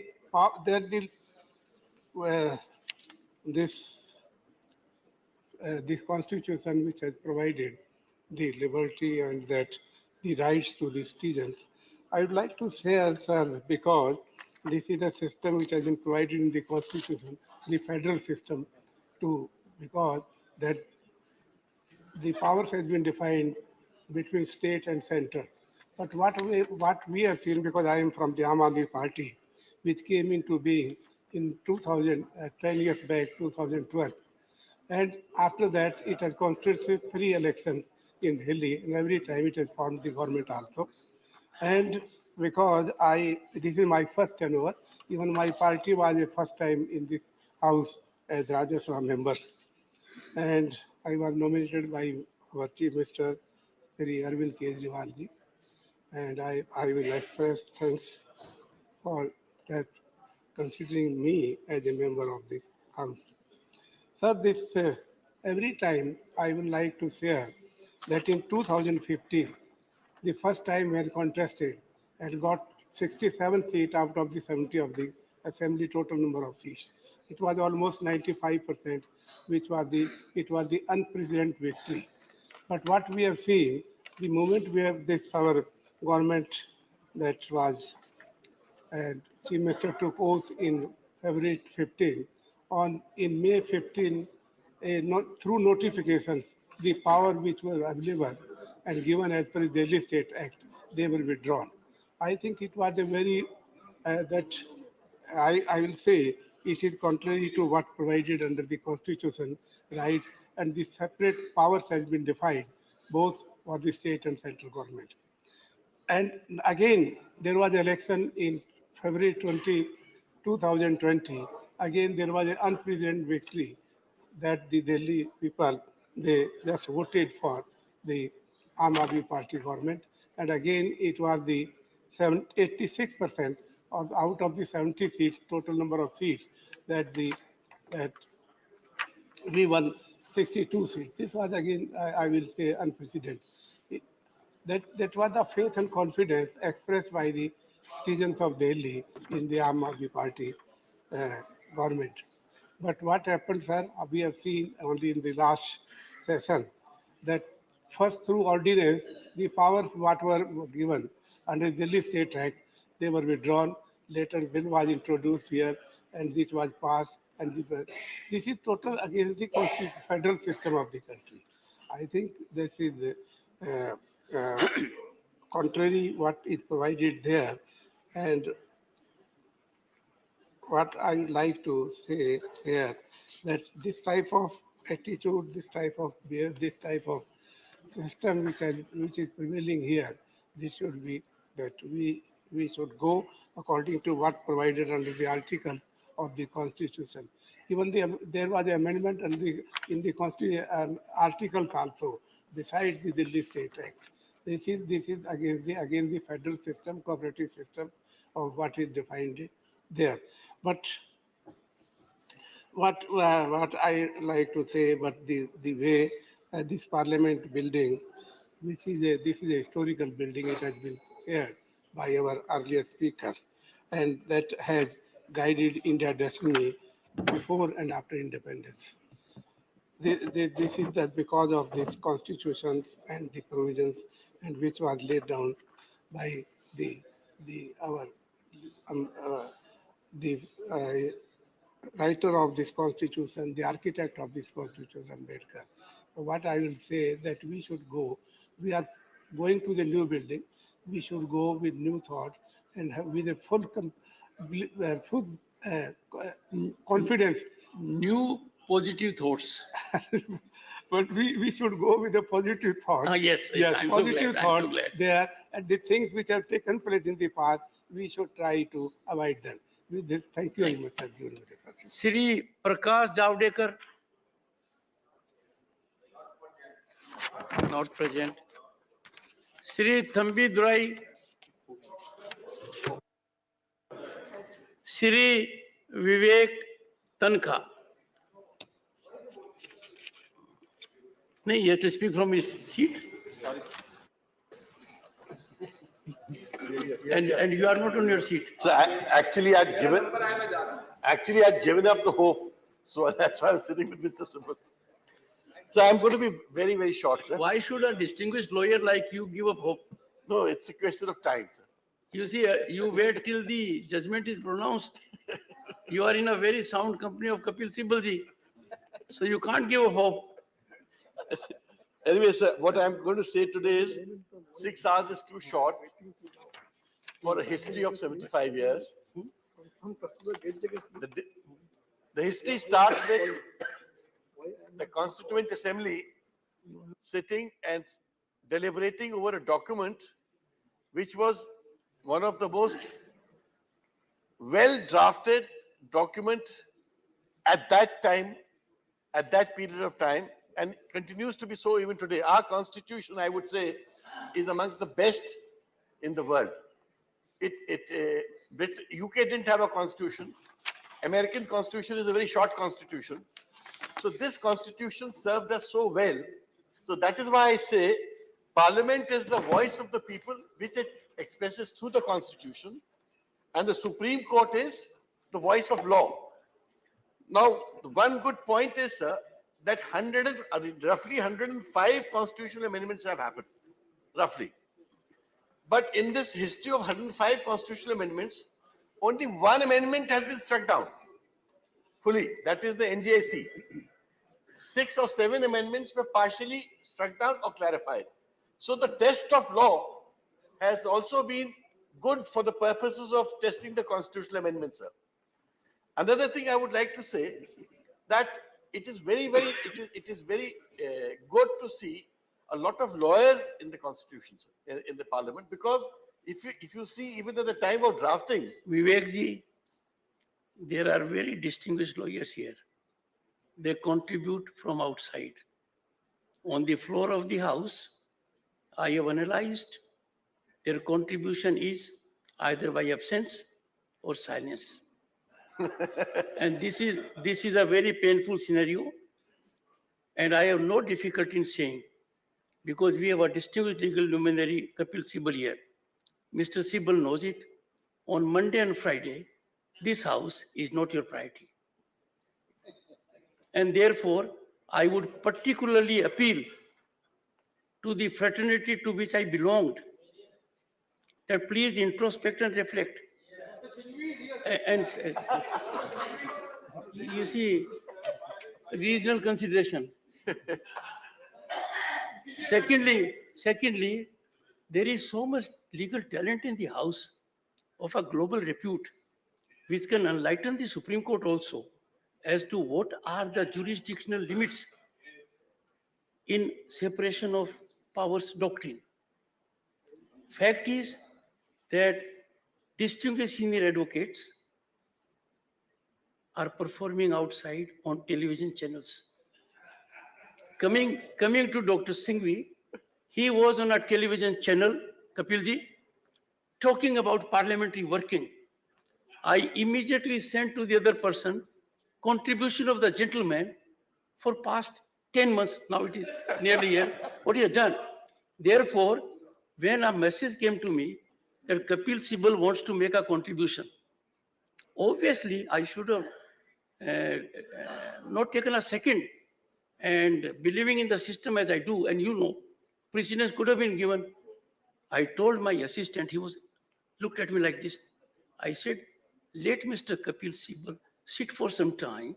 His presence here physically will send a good signal. And that applied to you also. Otherwise, make a speech and walk away. I'm so sorry, but I am spelling out my heart. Let me share that in these 75 years of glorious history, lawyers and non-lawyers, everybody has contributed in a very beautiful way, sir. And see the way all your laws, as I said, have been upheld by the Supreme Court. Out of 105 amendments to the Constitution, only one was struck down fully, that is NJAC. But NJAC, Supreme Court had its own views on it, so I would not call it a truly... But one thing, and let me reveal my mind. You are a member of this house. Sir. Everyone here passed that bill, only with one abstention. Lok Sabha passed it unanimously. What has happened to that? Did this august house ever concern itself with what they have done? How can you countenance a scenario like this? It is prime obligation of everyone in this house that if this house has sanctified, and by that majority, only one abstention, and Lok Sabha, total unanimity, 16 state assemblies endorsing it, and my very distinguished legal luminaries, they have to be on front foot. I await what Kapil Sibal ji would say. Go ahead, Vivek ji. So Your name signifies everything that you have. Sir, let me try and complete my speech, sir. So I'm now taking the chairman and the house to another aspect, sir. I felt that there are three issues which need your kind attention and which need the attention of this house, sir. One is that working days, a good parliament has at least 100 working days. UK has about 100, but it should be 100 plus. Our working days have been abysmally low and getting lower and lower by the year. And out of that also, I'm not a votary who supports Disruption. Disturbance. I'm not voter. I can never be a votary of disruption because I believe in debate. But my point is, sir, that the three suggestions I'm making, that in UK there is a tradition and a law, which has now been given a shape of a rule, that 20 days out of 100 days are allotted to the opposition to make the agenda. That means if I have 20 days in 100 days, I can't blame the ruling party. If I want a certain agenda to be discussed, it has to be discussed. And out of that 20 days, 17 days are given to the largest party, but we have many parties, and 3 days are given to the second largest party. Maybe we could think of this, it may stop or reduce disruption, because if opposition parties have the authority or the right to also set the agenda of the day, they will bring the topics which they want to discuss, which otherwise the ruling party may not find very compatible. Number two, I'm saying, sir, that there should be a rule that if 10 to 20% of MPs want a motion to be discussed, it should be accepted. It is otherwise a very demeaning thing that you give it in writing. 20 people are giving it in writing, and we are not getting a discussion. Ultimately, what are we wanting? Only a discussion. So I feel that it needs a review, whether if a certain percentage of MPs make a request, it should be accepted or not accepted, but I feel it should be accepted, sir. Third is, today a special session of the parliament can only be summoned by the government. That is the law in this country.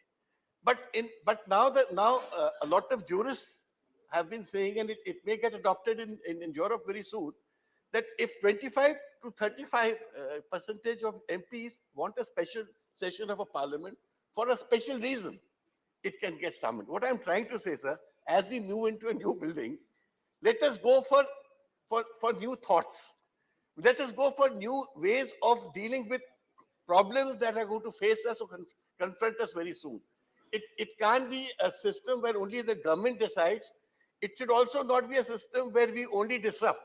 It should be a system where we can also decide, they can also decide, and we can all try and work together, sir. Thank you, sir. Priyanka Chaturvedi.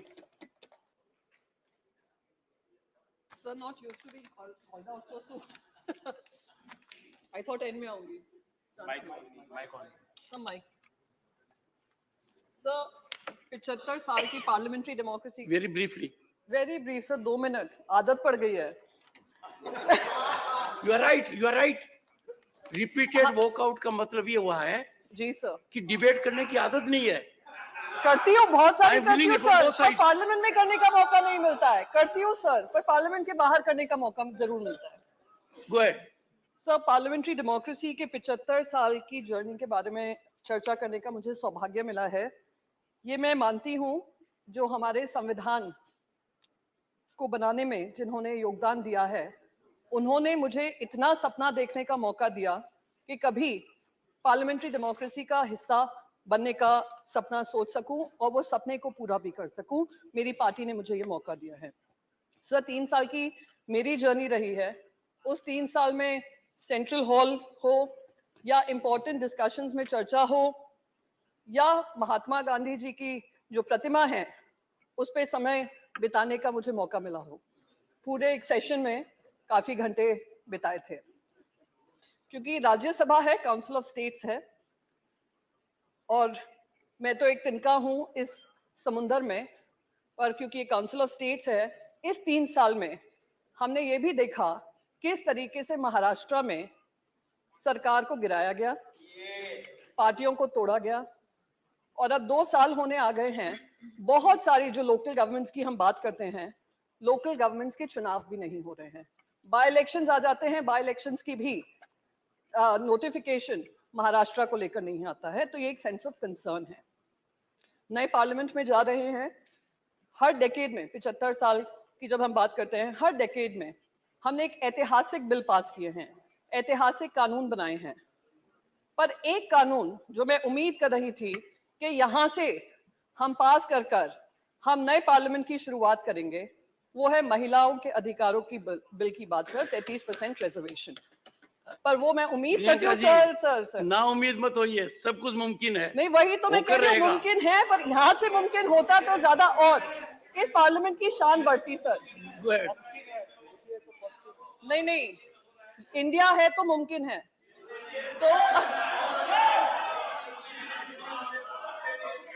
तो sir मैं बस यही कहना चाहूंगी और इसी से I got a letter from a boy of 13 years and he wrote to me that, sir, India, I dot and dot, how can it be India? You'll reflect on that. Sir India बोल लो, भारत बोल लो, हिंदुस्तान बोल लो, उसका जो democracy का essence है उसको मत तोड़ो, बस यही कहना चाह रही हूँ। बस सर वो ये पार्लियामेंट सेशंस में मैं उम्मीद है, क्योंकि एक स्पेशल सेशन है, महिलाओं के अधिकारों का समय पे चर्चा होगी और वो बिल को पास किया जाएगा, क्योंकि ये भारतीय जनता पार्टी के भी मैनिफेस्टो में रहा है। और हम सब विपक्ष में हम बार बार यही कहते रहते हैं कि अगर इस बिल पे चर्चा होगी, समर्थन चाहिए, हम सब मिलकर इसका समर्थन करेंगे और ऐतिहासिक स्पेशल सेशन बनाएंगे जो खुद प्रधानमंत्री नरेंद्र मोदी जी ने कहा है। आपका बहुत बहुत आभार, धन्यवाद।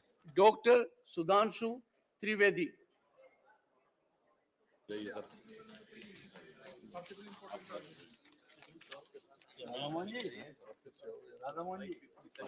माननीय सभापति महोदय, आज हम सब लोग इस संसद में इस देश के 75 वर्ष लोकतंत्र के होने पर चर्चा करने के लिए एकत्र हैं। जब हम 75 वर्ष की इस यात्रा का सिंहावलोकन करते हैं तो स्वतंत्रता से लेकर आज तक के सभी बड़े निर्णय और बड़ी घटनाएं बरबस हमारी आंखों के सामने आ जाती हैं। यदि हम स्वतंत्रता से प्रारंभ करें तो मैं याद दिलाना चाहता हूं कि महर्षि अरविंद ने यह कहा था कि जो स्थान इस शरीर में आत्मा का है वो स्थान भारत का पूरे विश्व में है। अर्थात आज से 75 वर्ष पूर्व सिर्फ भारत स्वतंत्र नहीं हुआ था, पूरे विश्व की मानवता की सोई हुई आत्मा जीवंत हुई थी। और भारत की वह जीवंतता किस रूप में आती थी, यानी हम क्या थे? 2000 वर्ष से अधिक के आक्रमण, 800 वर्ष से अधिक की गुलामी, उसके बाद जब हमने स्वतंत्रता का सवेरा देखा तो हमें समझना चाहिए वो देश था कि श्री अरविंदो ने ऐसे ही नहीं कहा था। इसके लिए कहा गया है, गायन्ति देवः किल गीत कानी धन्या सुते भारत भूमि भागा स्वर्गापवर्गास्पद भाग हेतु भवन्ति भूया पुरुषा सुरत्वात्। अर्थात वह भारत भूमि धन्य है, देवता जिसकी स्तुति में गीत गाते हैं, जो स्वर्ग के समस्त पदों पे रहने के बाद मनुष्य के रूप में जन्म लेने को यहाँ लालायित रहते हैं। तो आप समझिए, क्योंकि मोक्ष भूमि यही है और यहीं से मोक्ष मिलता था, तो उस देश के हम प्रतीक थे जिसने आजादी की वो पहली किरण देखी। मैं मानता हूं कि लोकमान्य तिलक का पूर्ण स्वराज्य का उद्घोष, महात्मा गांधी का हिंद स्वराज, सुभाष चंद्र बोस जी की सैन्य शक्ति और बाबा साहब अंबेडकर की लेखनी की शक्ति, ये सब के सब कहीं ना कहीं इसी विचार से प्रेरित थे। और जब उस समय हम लोगों ने तत्कालीन प्रधानमंत्री पंडित नेहरू जी के नेतृत्व में यह देश ने आधी रात को नियति के साथ अपना पहला मिलन देखा, तो उसकी हमें एक बड़ी कीमत भी चुकानी पड़ी थी। सेकेंड वर्ल्ड वॉर के बाद के दौर में दुनिया के कई देश तबाह भी हुए, डिवाइड भी हुए। कोरिया डिवाइड हुआ, जर्मनी डिवाइड हुआ, जापान तबाह हुआ था, इजराइल ने होलोकॉस्ट सह के एक नया अस्तित्व पाया था, चीन में बड़ा परिवर्तन आया था। परंतु हम कह सकते हैं कि हमने भी उस आजादी की बहुत बड़ी कीमत चुकाई थी, जिसमें लाखों लोगों ने अपने प्राण गंवाए थे और 1.5 से 2 करोड़ लोग बेघर बार होकर इधर से उधर गए थे, which is the biggest exodus in the documented history of Mankind. जब इतनी बड़ी कीमत चुका के हमें आजादी मिली तो हमें उसके मूल्य को समझना चाहिए। हाँ, ये सारे देश जो हमारे साथ आजाद हुए थे, ये एक दौर में बहुत तेजी से आगे हुए थे, पर आज हम कह सकते हैं कि आज मोदी जी के नेतृत्व में हम उस पंक्ति में आकर खड़े हुए हैं जब उन सारे देशों के साथ भारत की गणना अग्रणी देशों में होती है। अभी हमारे प्रतिपक्ष के नेता मनोज झा जी ने उल्लेख किया था कि आज समाज में उतनी कटुता उनको दिखाई पड़ती है जितनी विभाजन के समय भी नहीं थी। मैं कहना चाहता हूं मान्यवर, विभाजन के समय कटुता की बात नहीं, दृढ़ता की कमी थी। जो दृढ़ता आज है, अगर ये होती तो शायद विभाजन का विधान ही पास नहीं होता।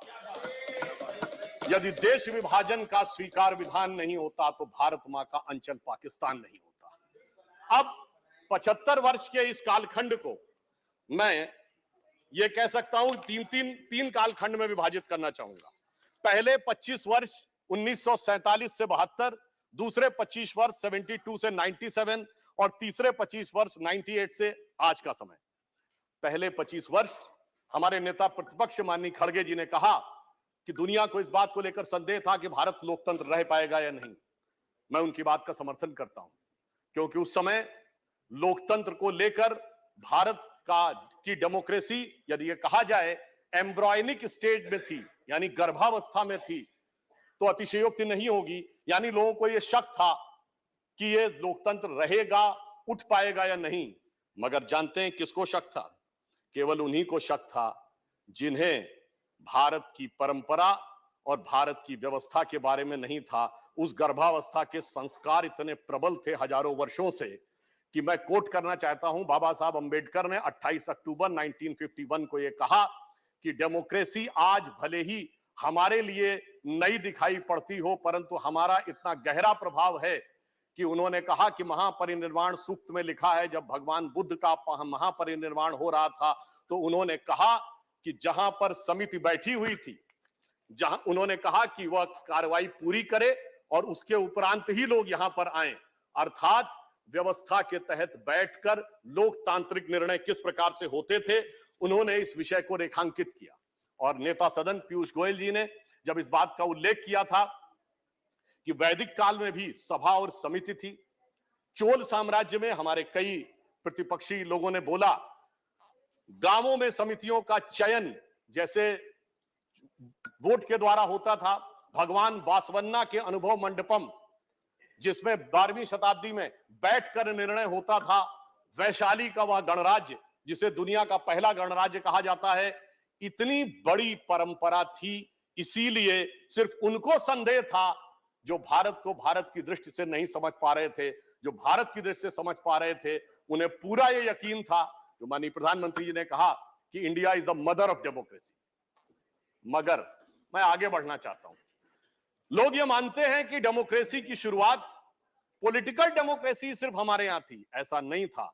मैं उदाहरण देना चाहता हूं, दुनिया में जितनी भी सभ्यताएं और देश थी उनमें कहीं भी धार्मिक विषय पे, रिलीजियस विषय के ऊपर डेमोक्रेसी का कोई उल्लेख नहीं है, कोई डिस्कशन नहीं हो सकता। सिर्फ जो कहा गया उसे सुन लो, इसके अलावा कोई डिस्कशन का उल्लेख नहीं है। परंतु सिर्फ हमारे यहां था।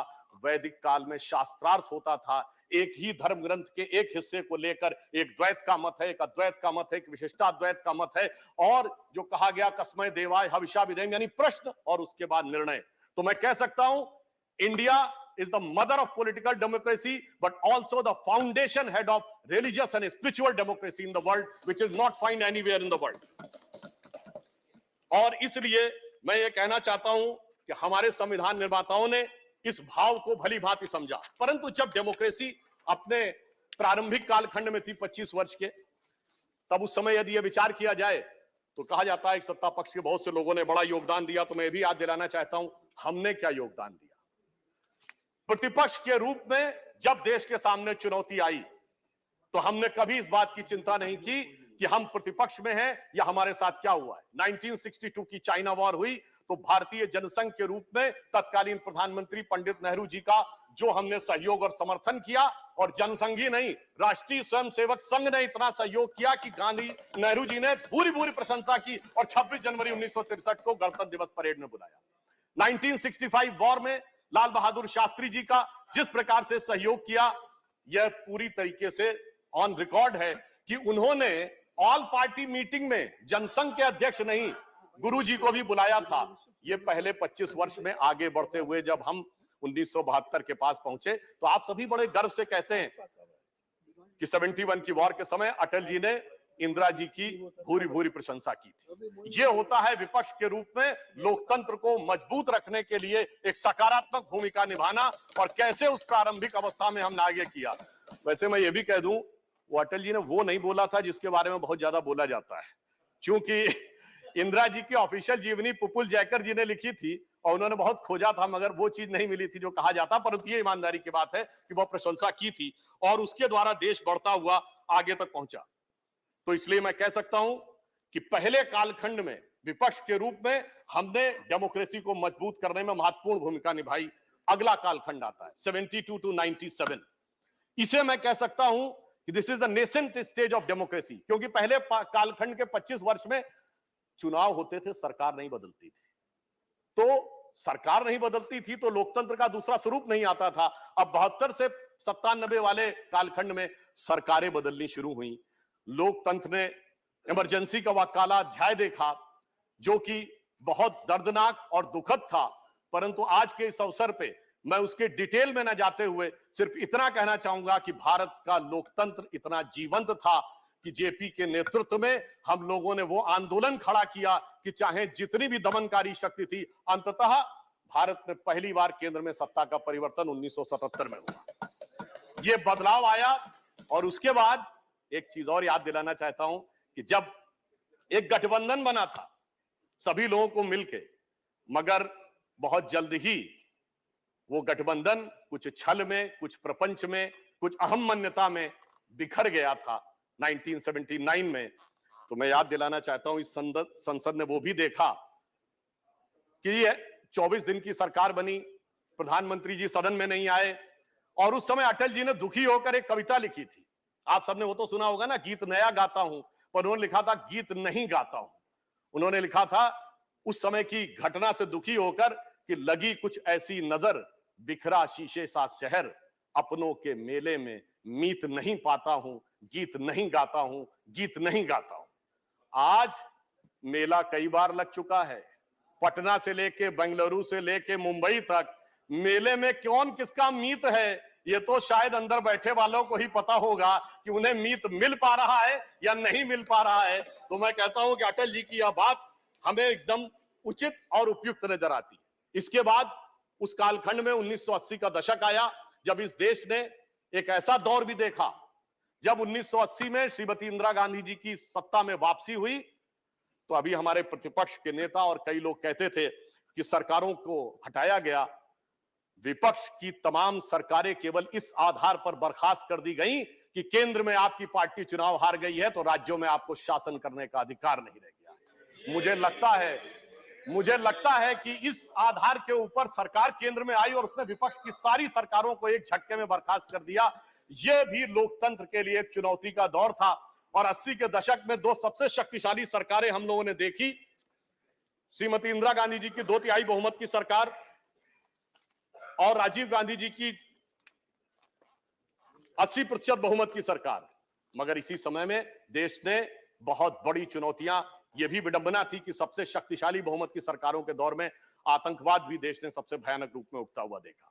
फिर एक दौर आया जब 1980 के दशक का अंत हुआ और उस समय राष्ट्रवाद एक नए स्वरूप में उभरा, भारत के समाज में भी परिवर्तन आया, सामाजिक न्याय एक नए स्वरूप में उभरा, श्री राम जन्मभूमि का आंदोलन उभरा और इस देश की पॉलिटिक्स यूनिपोलर से बाइपोलर हुई जब 1991 में हम लोग मुख्य विपक्षी दल बने 120 सीटों के साथ। और उसी समय अर्थव्यवस्था का भी पुराना ढांचा टूटा, जो नेहरूवियन मॉडल था। वो उस समय doctor Manmohan Singh finance minister थे और श्री पीवी नरसिम्हा राव जी प्रधानमंत्री थे, उन्होंने उसको समाप्त किया।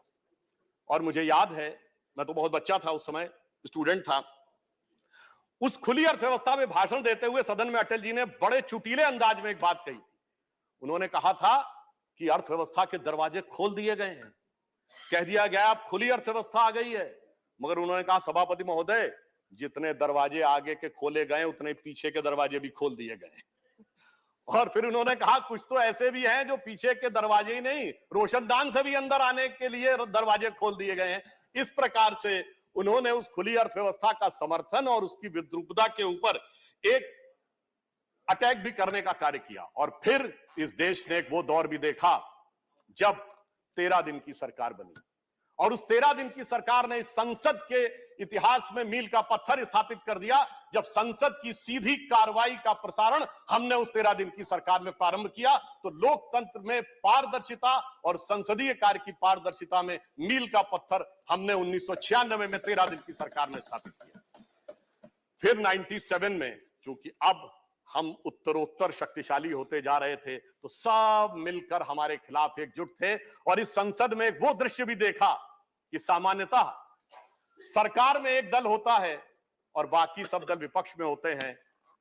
इस 50वें साल में हमने वो दृश्य देखा कि विपक्ष में एक दल था और बाकी सारे दल सरकार में थे, सरकार के साथ थे या सरकार के अंदर थे या सरकार के बाहर थे।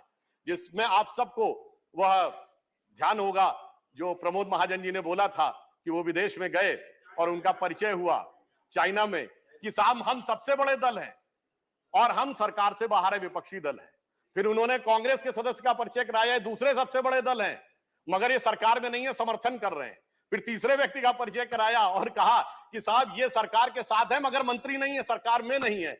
और फिर उन्होंने कहा कि रमाकांत कलब जी थे, उन्होंने कहा जी ये एकमात्र सांसद हैं अपने दल के और ये सरकार है। तो मेरे विचार से संसद का यह स्वरूप भी उस समय हमने देखा। वैसे इस अवसर के ऊपर मैं कोई चुभती बात नहीं करना चाहता, पर यह भी याद है कि 97 में गुजराल जी की सरकार किस मामले पे गई थी। जैन कमीशन की रिपोर्ट, स्वर्गीय राजीव गांधी जी की दुखद हत्या और उसको लेकर कुछ लोगों के, पार्टियों के नेताओं के साथ संबंध को लेकर यूनाइटेड फ्रंट की सरकार गिराई गई थी और कहा गया था कि यह सरकार नहीं चल सकती यदि डीएमके के साथ समर्थन वापस नहीं लेते। परंतु कोई बात नहीं, आज 25 साल के बाद राजीव गांधी जी के प्रति श्रद्धा का ज्वार गठबंधन के खुमार में कहीं दब गया है और इसलिए अब परिस्थिति भिन्न है। अब मैं आता हूं इस कालखंड पे 1998 से 2023, ये तीसरा कालखंड जो हमारा हुआ, इसकी शुरुआत हुई पोखरण के विस्फोट के साथ। भारत की शक्ति का उदय हुआ और भारत में एक अंतर में और स्पष्ट कर दूं, 1974 में भी इंदिरा जी ने परमाणु विस्फोट किया था और 98 दोनों में फंडामेंटल डिफरेंस ये था कि 1974 में हमारे घोषणा करने से पहले सोवियत यूनियन और अमेरिका दोनों ने घोषित कर दिया था कि भारत ने टेस्ट किया है। परंतु जब हमने 98 में किया तो जब अटल जी ने कहा था प्रेस कॉन्फ्रेंस करके, तब तक अमेरिका को भी नहीं पता था कि परमाणु विस्फोट हो गया है। और दूसरा, 98 में हमने 5 एक्सप्लोजन किए थे जिसमें हाइड्रोजन बम से लेके सब किलोटन तक के थे। और अंतर यह था कि 74 में हमने कहा था कि हमने शांतिपूर्ण पर्पस के लिए किया है, 98 में हमने कहा now we are the nuclear state और हमने अपने को न्यूक्लियर स्टेट डिक्लेयर किया था।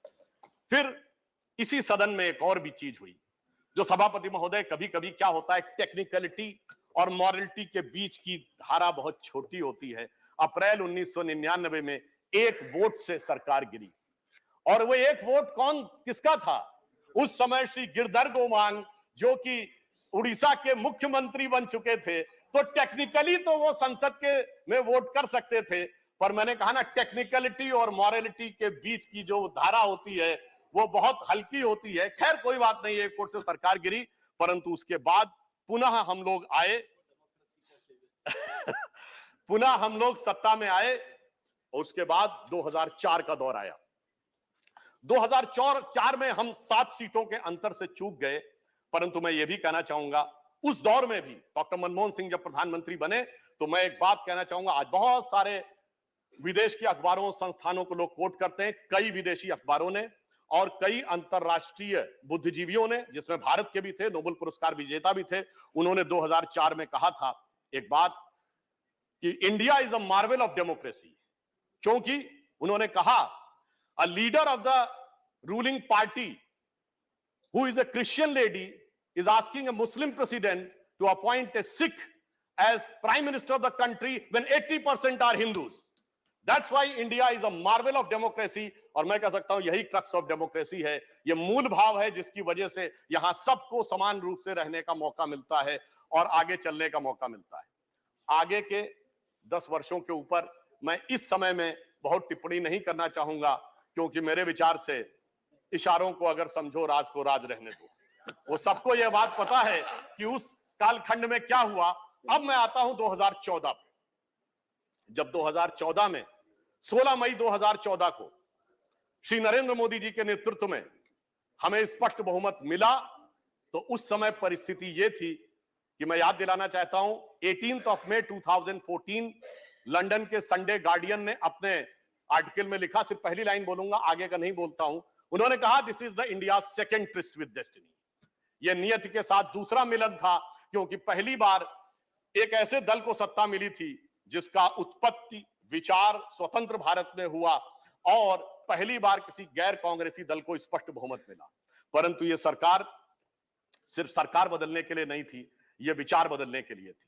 और इसीलिए मोदी जी ने प्रधानमंत्री बनने के बाद वो कुछ ऐसे विषय उठाए जो कहा गया नॉन पॉलिटिकल है। जैसे उन्होंने कहा स्वच्छ भारत अभियान, बेटी बचाओ बेटी पढ़ाओ का विषय कहा, परंतु ये विचार बदलने के लिए था। आज आप देखिए, हमारे आप में से किसी के भी हाथ में कोई पैकेट और रैपर होता, जैसे पहले कोई आसानी से लोग फेंक दिया करते थे, अब ऐसा नहीं होता। और अगर उन्होंने बेटी बचाओ बेटी पढ़ाओ कहा, तो नवजात शिशुओं के लिंग अनुपात में भारी परिवर्तन दर्ज किया गया है, और इस साल पहली बार ऐसा हुआ है नवजात शिशुओं में लड़कियों की संख्या अधिक आई है।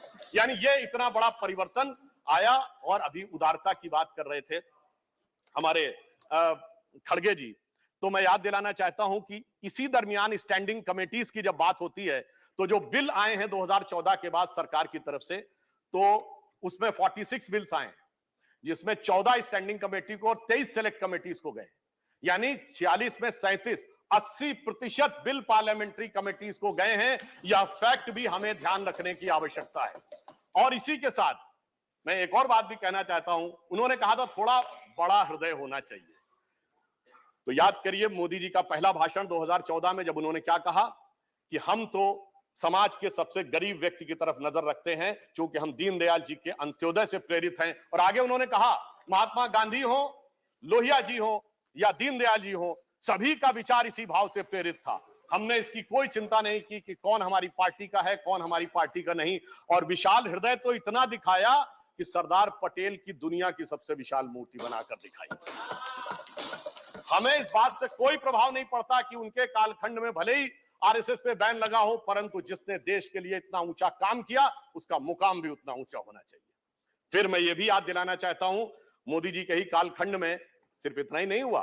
हमने श्री अटल बिहारी वाजपेयी जी को ही भारत रत्न नहीं दिया, प्रणब मुखर्जी जी को भी भारत रत्न दिया। हमने तरुण गोगोई जी को भी पद्म भूषण दिया, एससी जमीर जी को भी पद्म भूषण दिया।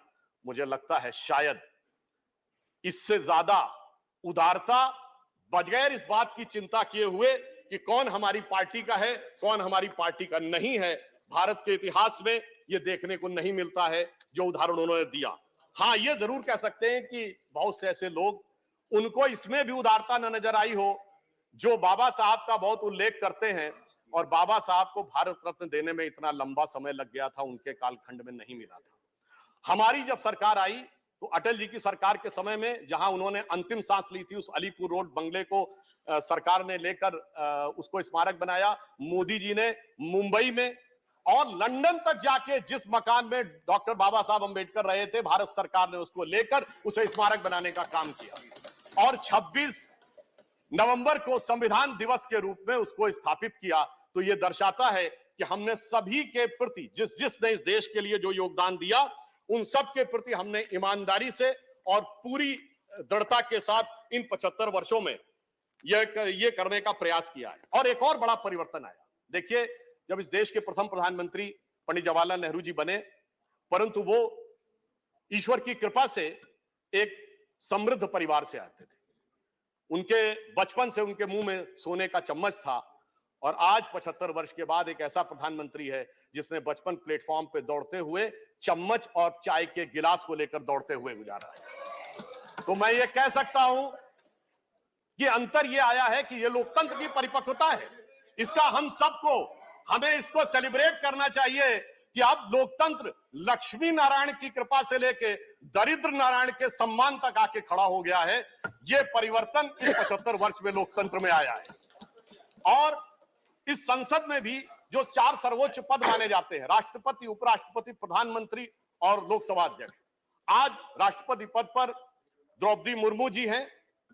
आज हम कह सकते हैं कि जनरल क्लास हो, शेड्यूल कास्ट हो, ओबीसी क्लास हो, शेड्यूल ट्राइब्स हो या माइनॉरिटीज हो, आज अब कोई भी वर्ग ऐसा नहीं कह सकता कि मुझे संसद के चारों सर्वोच्च पदों में से किसी एक पर कभी प्रतिनिधित्व करने का मौका नहीं मिला।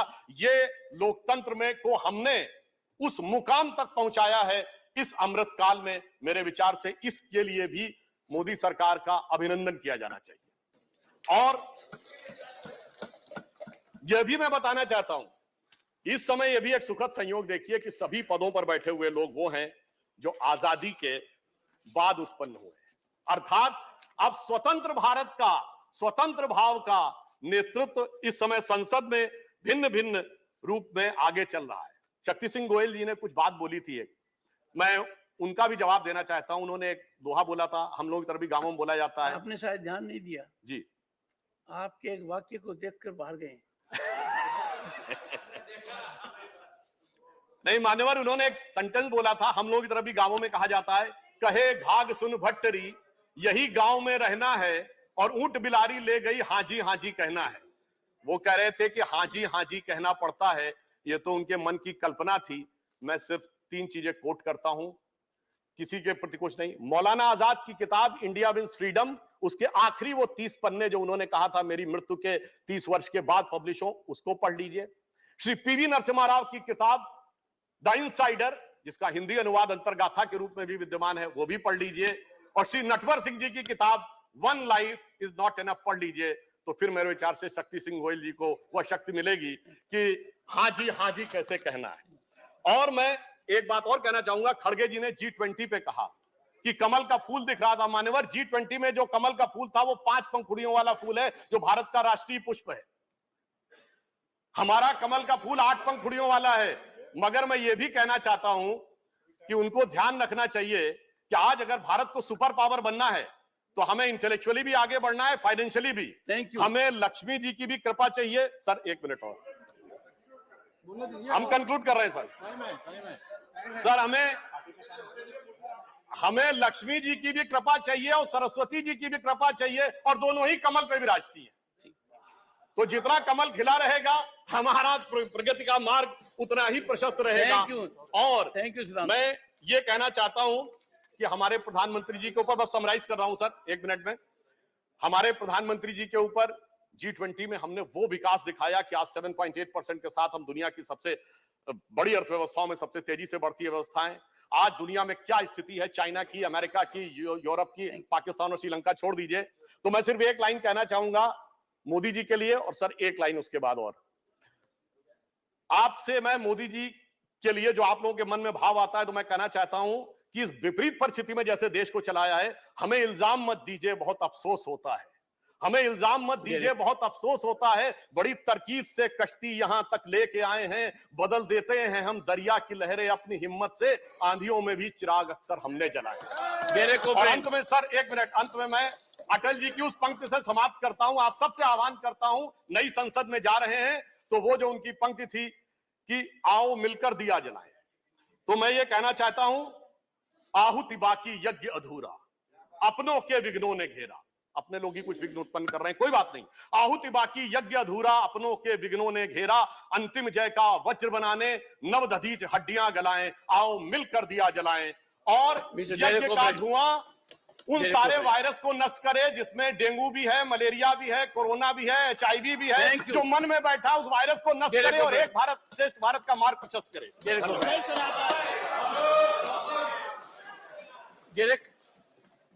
Mr. Derek O'Brien, 10 minutes, please. So how many minutes?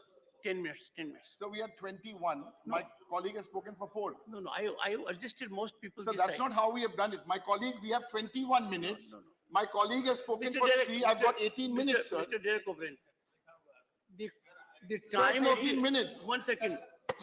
Listen to me now. The board is saying 18 minutes, sir. Look at I have not even started. The board is saying 18 minutes, sir. You are telling me 10 minutes. I am aware of it. The ruling party time is still left for 1 hour because Sir, I have accommodated the opposition. Sir, my board is saying 18 okay, minutes. Please go ahead. If you can't understand this simple thing that I have accommodated opposition out of ruling party time of more than 1 hour. I can only understand Okay, please. I can go ahead. only understand my Trinamool Congress was given 21 minutes. Okay. My colleague has Please, spoken please, for 3. Please, your time is already on. Give me back my parliament. Please. Okay, go ahead. Give me back my parliament, which is not mocked. Give me back my parliament, which is not undermined. Give me back my parliament, where prime ministers come and answer questions on the floor of Lok Sabha and on the floor of Rajya Sabha.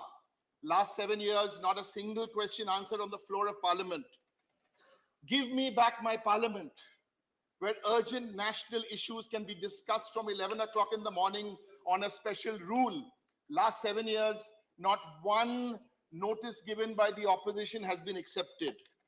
Give me back my parliament, where we get to see the Honorable Prime Minister regularly here with us. In 2021, our Honorable Prime Minister was here in 1 year for 4 hours and 3 minutes between 2 houses. Give me back my parliament, where members are allowed to vote when bills are put to vote and not the sacrilege which happened during the farm bills. Give me back my parliament, where we have a deputy speaker in the Lok Sabha. 5 years, still no deputy speaker. Give me back my parliament, where policy making is collaborative, not dictatorial. On record, I say, not from 2014 to now, 1 out of 10 bills are sent to parliamentary standing committees for scrutiny. Give me back my parliament, where legislation undergoes rigorous stakeholder evaluation. On record, I say, 9 out of 10 bills, 9 out of 10 bills marked by 0 or incomplete pre-legislative consultation. 9 out of 10. Give me back my parliament, where bills are passed, keeping this house in mind the Council of States, the federal structure. On record, I say, about 1 out of 3 bills passed have been anti-federal, hurting the states. And on a personal note, we may be going to the new building. Give me back my parliament. We may be in the new building, sir, but so many bonds, so many friendships, so many crossing of ideological barriers, so many times where we condoled with colleagues from different parties who've lost their loved ones or celebrated the births of grandchildren. We used to do this in Central Hall. Sir, give me back my parliament. Let's go to the new parliament, but keep our Central Hall alive.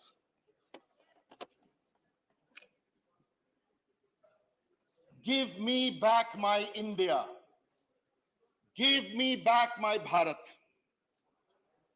Give me back my India, where the state is not consumed by violence for 5 months. Sorry, Manipur, we still haven't managed to send our Honorable Prime Minister to you. From all of us, sorry. Give me back my India, where 1 out of 3 youth are not unemployed. Give me back my India, when double-digit food price inflation does not lead to 3 out of 4 people here who cannot afford a healthy diet. Give me back my India, where crimes against women are met with the harshest punishments, where our champion athletes don't get sexually harassed, where abusive men in power are not shielded. Yes, my party doesn't, All India Trinamool Congress led by Mamata Banerjee needs no lectures on women's reservation bill.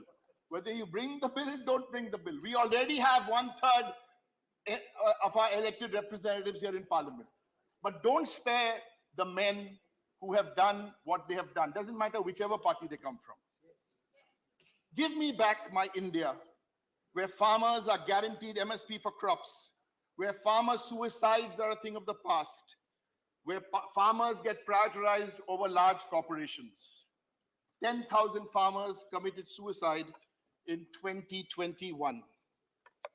Give me back my India, where the where the Prime Minister pays condolences when Jawans are martyred and not attend party functions.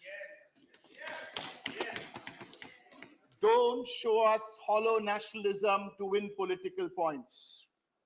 Give me back my India where states, and I say this from the Council of States, are not deprived of funds because a state's political ideology is different from the union's political ideology, and my Bengal, our Bengal, is deprived of 10,000s of crores of funds. Give me back my India, where it's crown profitable PSUs, where it's crown jewels, rail, SAIL, BHEL, BSNL are not privatized. Give me back my India, where people's hard-earned money is not used to cover up frauds and corporate losses amounting to about 13 lakh crores. Give me back my India, where economic offenders loot this country and then flee to another land, while the common people here have to face gas cylinder and price rise.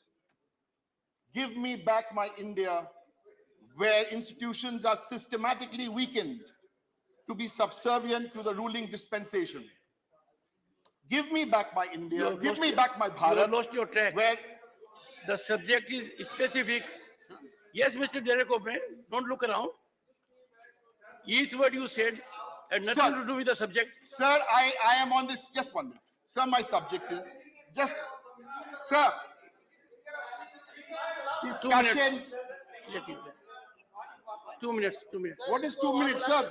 2 minutes. What is 2 minutes? I've got 16. Sir, I'm reading from here, sir. Parliamentary journey of 75 years, achievements, experiences, memories, and learnings. Yes. As a parliamentarian of 13 years, I'm sharing my learnings here in the Council of States. Please allow me, sir, to express myself. I disagreed with a lot of what the BJP spokesperson said. Brilliant speaker. I disagreed with his ideology. We quietly sat. No one disturbed him. He spoke. That was his view. Let me express my view. Give me back my... I'll conclude at 6 o'clock. You can continue to 5:58. Give me back my India, where media owners, let's not blame the journalists, where media owners are enslaved by the party in power. Real journalists will remain real journalists. The real villains are the media owners. You say party in power in Delhi or Give state? me back, sir. I'm making a speech. If it's somebody's right to make a speech, it is your right also to give commentary. I will keep quiet and sit down then, sir. Humbly I say. We don't interrupt, we expect not to be interrupted. I was just getting informed. When you say party in power, we are a federal structure. Right, sir. You're right. Is it center or so state right, also? You're right. So the party in power... And you know why I'm asking. It's a 75... No one knows better than you do why I'm asking. Okay, sir. Mr. Modi's Bharatiya Janata Party. Give me back my India, where the government does not have to revise the methodology of calculating GDP to make its numbers appear artificially higher. This has been changed. Give me back my India, where slums are not covered with green curtains when we are hosting international events. Give me back my India, where dissent does not mean jail. Father Stan, Siddiq Kappan, Barbara Rao, Gautam Navalkha, Anant Teldumbe, and so many. Give me back my India, where religious propaganda does not trump science. Champions we have, sir, the champions of Chandrayaan. Give me back my India, where citizens do not die because of one man's whimsical announcements at demonetization at 8 p.m. And if we are talking about positive, look at the policies by some state governments like in Bengal, where there's a migrant policy in place, there's a migrant board in place. Please, let's learn from states. Sir, give me back my India, where statistics and data were not the enemy of the state. Give me back my India when the environment wasn't sacrificed at the altar of corporate profit. Give me back my India where language was a means of communication and not for Shiva and not for everybody else who are now marked out. Thank you. As Thank you. Sir, I don't believe this. Sir, I do not believe this. I humbly appeal to you. My party has 18 minutes. 1 second. No, sir. How much more members, humility do you want us to show? 1 second. Sir, my party has 1 second. Honorable members, throughout the discussion today, valuable inputs have been provided by members by stating their experience and memories. Some inputs have also been provided. Nothing will go on record. Some inputs have been provided on the future of roadmap. In all, we had a very meaningful and purposeful discussion on parliamentary journey of 75 years, starting from Lok Sabha, achievements, experience, memories, and learning. Honorable members, 1 second. 1 second. Honorable members, I could not have been more fair to the opposition. Sir, you have not given me my time. What are you talking about? Of this. Dear. What do you want me to be? Sit like a pussycat. You've taken my time. The House stands adjourned to meet at 2:15 p.m. tomorrow, Tuesday, the 19th September 2023, in Rajya Sabha chamber of the new building of Parliament. 1 second. 1 second. 1 second. 1 second. If you want to hear me, leader of the 1 second. Leader of the opposition. Would you take your seat? Take your seat. Leader of the opposition took his entire time. I accommodated him. The House stands adjourned to meet on Tuesday at 2:15 p.m. 19 September 2023 in Rajya Sabha chamber of the new building of Parliament.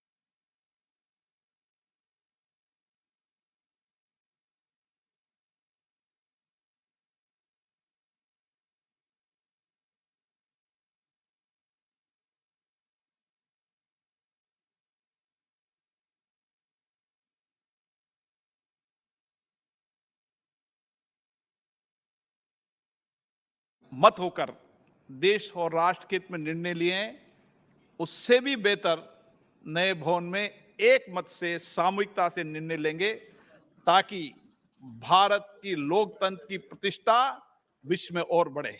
आज भी भारत के लोकतंत्र पूरे विश्व के लिए मार्गदर्शक की भूमिका के रूप में है। मुझे आशा है नया भवन आपके लिए नई ऊर्जा के साथ इन संकल्पों को पूरा करेगा। आप सभी को जो चर्चा की उसके लिए मैं बहुत बहुत पुनः धन्यवाद देता हूं।